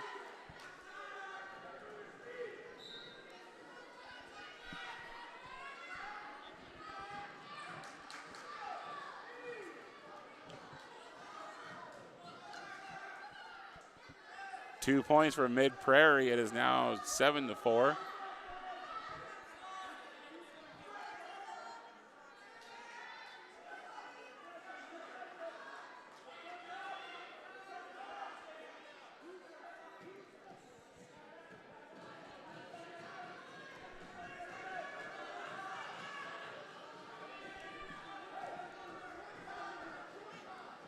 Columbus up 7-1 over there, 9-4 here, closer to us.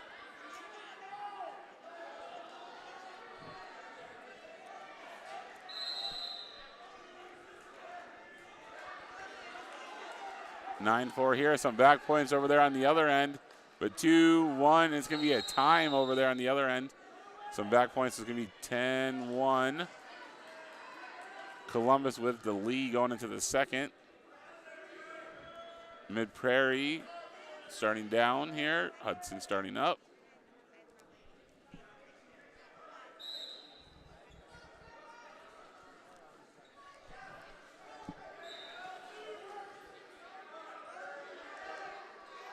Mid Prairie with a reversal there for 2 points, 11-4.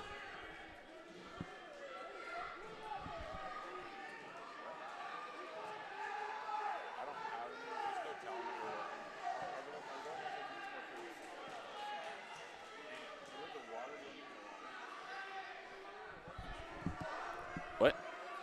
I can't see the score from here. According to this, it's 11-4. Mid Prairie's up right now. On the other end, it is 10-1, but Sigourney is on top, looking to roll over Erie. 11-5 over here.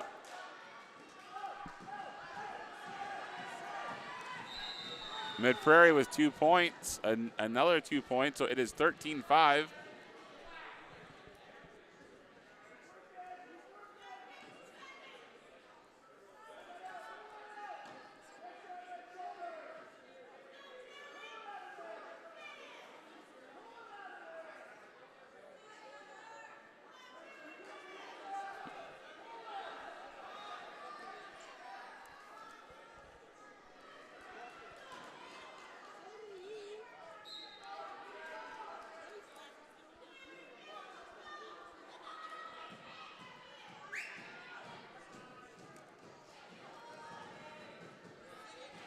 Hmm. 13-4 over there. Columbus with the lead. Over here, it is 13-5. Mid Prairie with the lead. Escape there, so it's 13-6. Short time here, just kind of running through the motions, and it is time. Mid Prairie with the victory over Hudson over here. Over there, still 30 seconds left in the second. It is Columbus over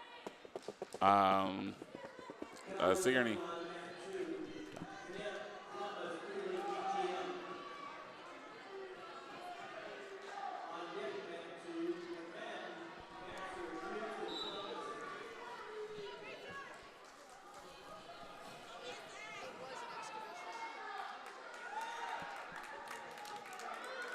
Columbus here, quick 2 points and some back points against BGM. Hasn't even come up on our track wrestling yet. There it is, Mason Knipp. He gets the pin over Connor Cooling. So Mason Knipp, 27-5, goes to 28-5. Connor Cooling goes to 32-9 on the year.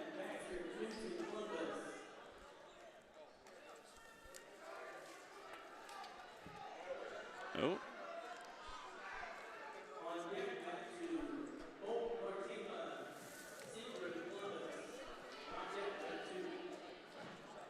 All right, we got a Redhawk here on deck, it sounds like.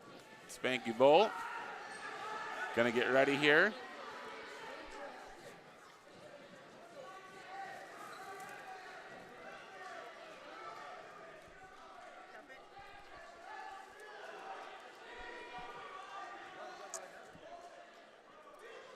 Here on mat number 2, coming up here is going to be Aiden McFadden from Baxter taking on Connor Knutson from Columbus.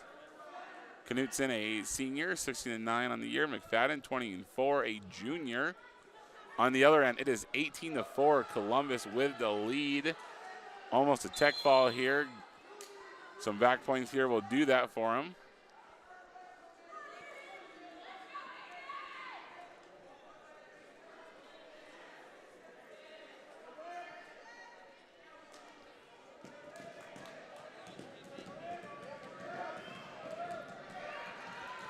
Two points there for Baxter.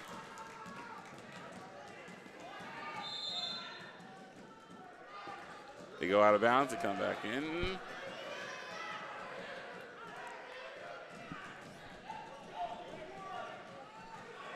Two points there for Mid-Prairie. Makes it 18-6.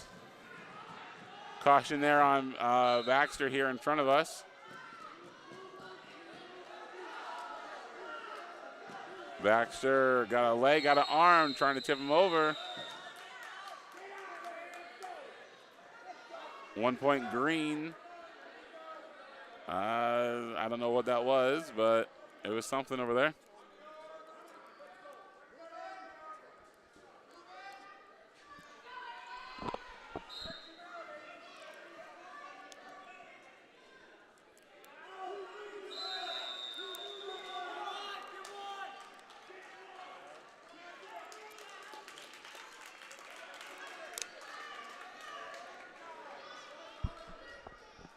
Over on mat 2, Columbus with the win. That was Erie over Menke.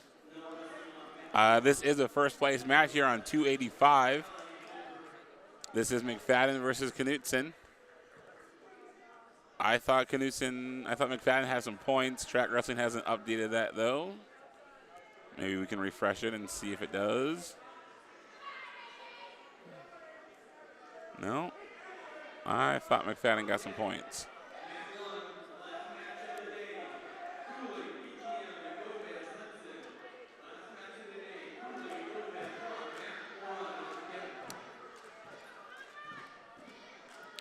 I think I just heard him say last match of the day. Did you hear that? Okay.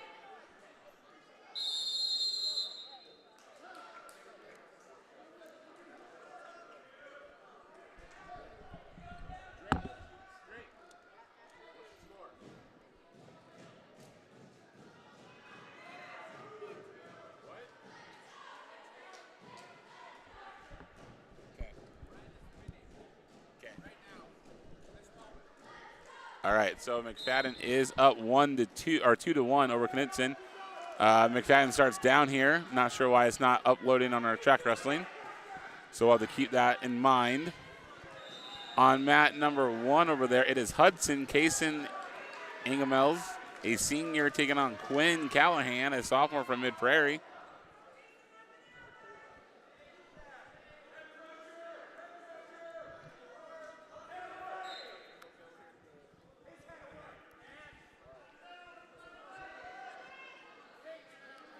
It looks like McFadden got out, so it should be 3-1. Oh, they lock up here. On the other end, Mid-Prairie 2-0 over Hudson. Mid-Prairie trying to break Hudson down over there. A little bit of a stalemate here going on. Yep, they start over again.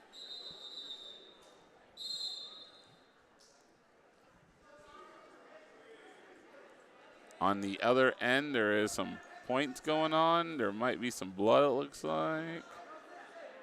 I don't know. McFadden here and Knutson. Oh, they're getting close to us. Watch out for the camera.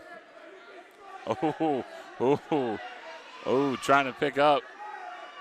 Knutson trying to pick up McFadden, can't do it. Oh, and they're going to go out of bounds. Stay up. No points there.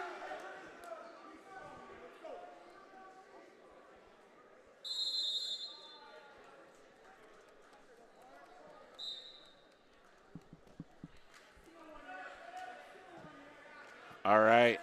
Still, I think it is 3-1 for McFadden. 2-1 on the other end. That is Mid-Prairie up over Hudson.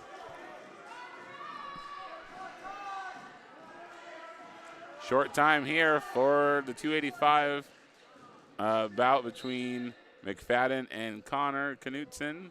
This is a first place match. Knutson decides to go neutral. It's going to come down to a takedown here, it feels like. On the other end, Mid-Prairie still up 2-1 going into the second now. Ooh, Knutson trying to tip him over, can't do it. Breaks out, tries again.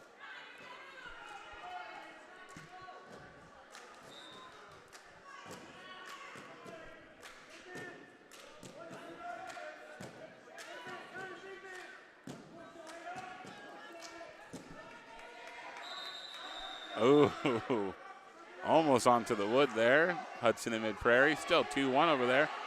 McFadden got the takedown, 2 points. And he's got him rolled over. Baxter with the pin. Aiden McFadden takes home first place here on mat number 2.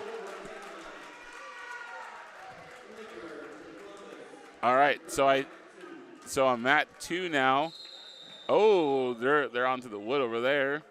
That was kind of a late whistle there on mat 1. Everyone's okay, it looks like.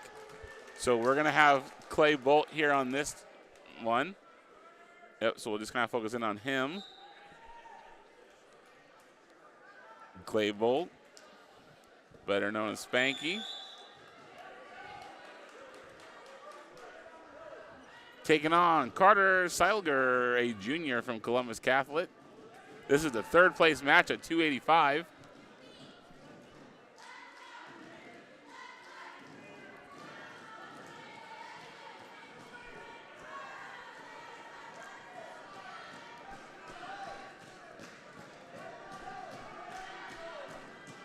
There's going to be a stalling call over on the other end, it looks like. But we're going to focus here on Clay and the Sailor, Carter. Both jockeying for position here.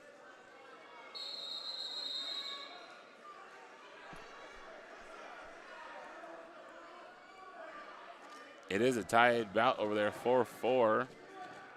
Still 0-0 here, and Spanky gets tripped. Carter with a 2, gets some back points here. Spanky's trying to fight out of it, cannot do so.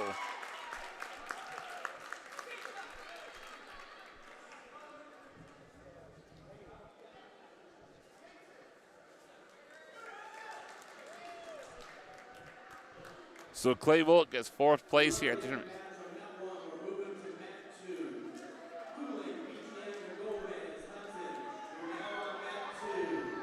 All right. All right, our last match of the tournament is currently going to be going on mat number 2. Mat number 1, we still have Hudson's Ingemels taking on Quinn Callahan at 220. The one over here on mat number 2 will be at 285. So this is going to be Gomez from Hudson. I didn't catch the name of the BGM guy. See who this is. Cameron Cooling from BGM, Miguel Gomez from Hudson. This is the 5th place match at 285.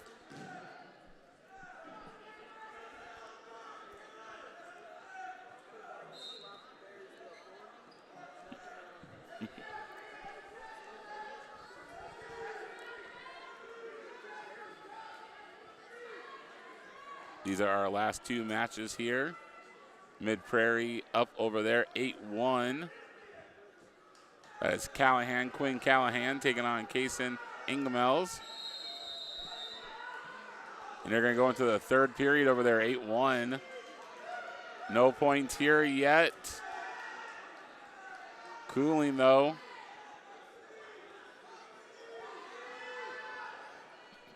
His fans are telling him to squeeze.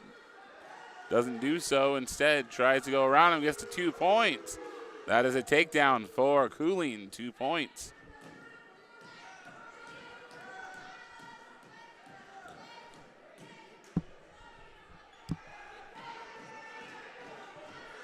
They're upstairs right now, so.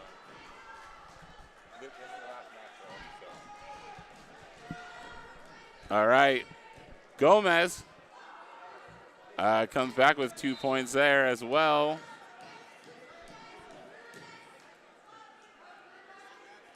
Still 8-1 over there on mat number 1. Mid Prairie with the lead over Hudson.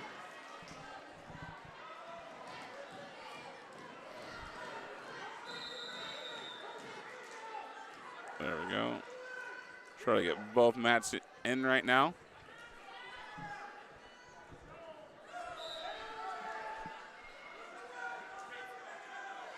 Gomez rolls over Cooling. Gets some back points here. But it's short time. 3. Oh, he gets the pin about 3 seconds before the period is over. So Gomez wins over Cooling for 5th place. So we have one match going on now, and it is Mid Prairie taking on Hudson. It is 8-1 still. 1:23 left in this period. Mid Prairie in the black and gold, Hudson in the blue and the white.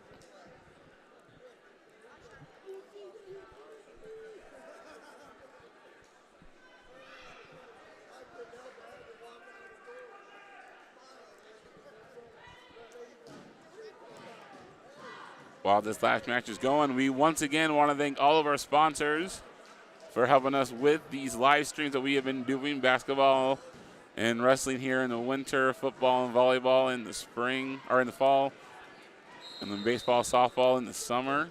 Could not be doing this without you. Still 8-1 over there, 45 seconds left. The next time you will hear from Keith and myself, it will be on Tuesday for basketball.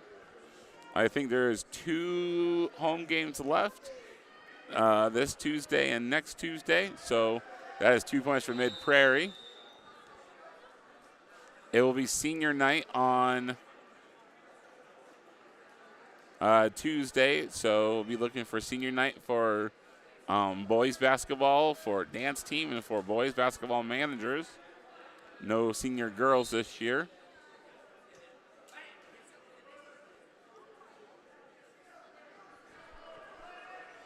.23 seconds left, 11-1, Mid Prairie with the lead here.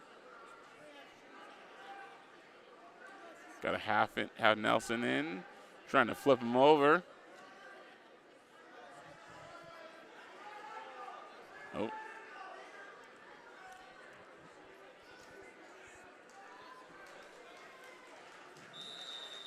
And it is time over there, 11-1, Mid Prairie with that win.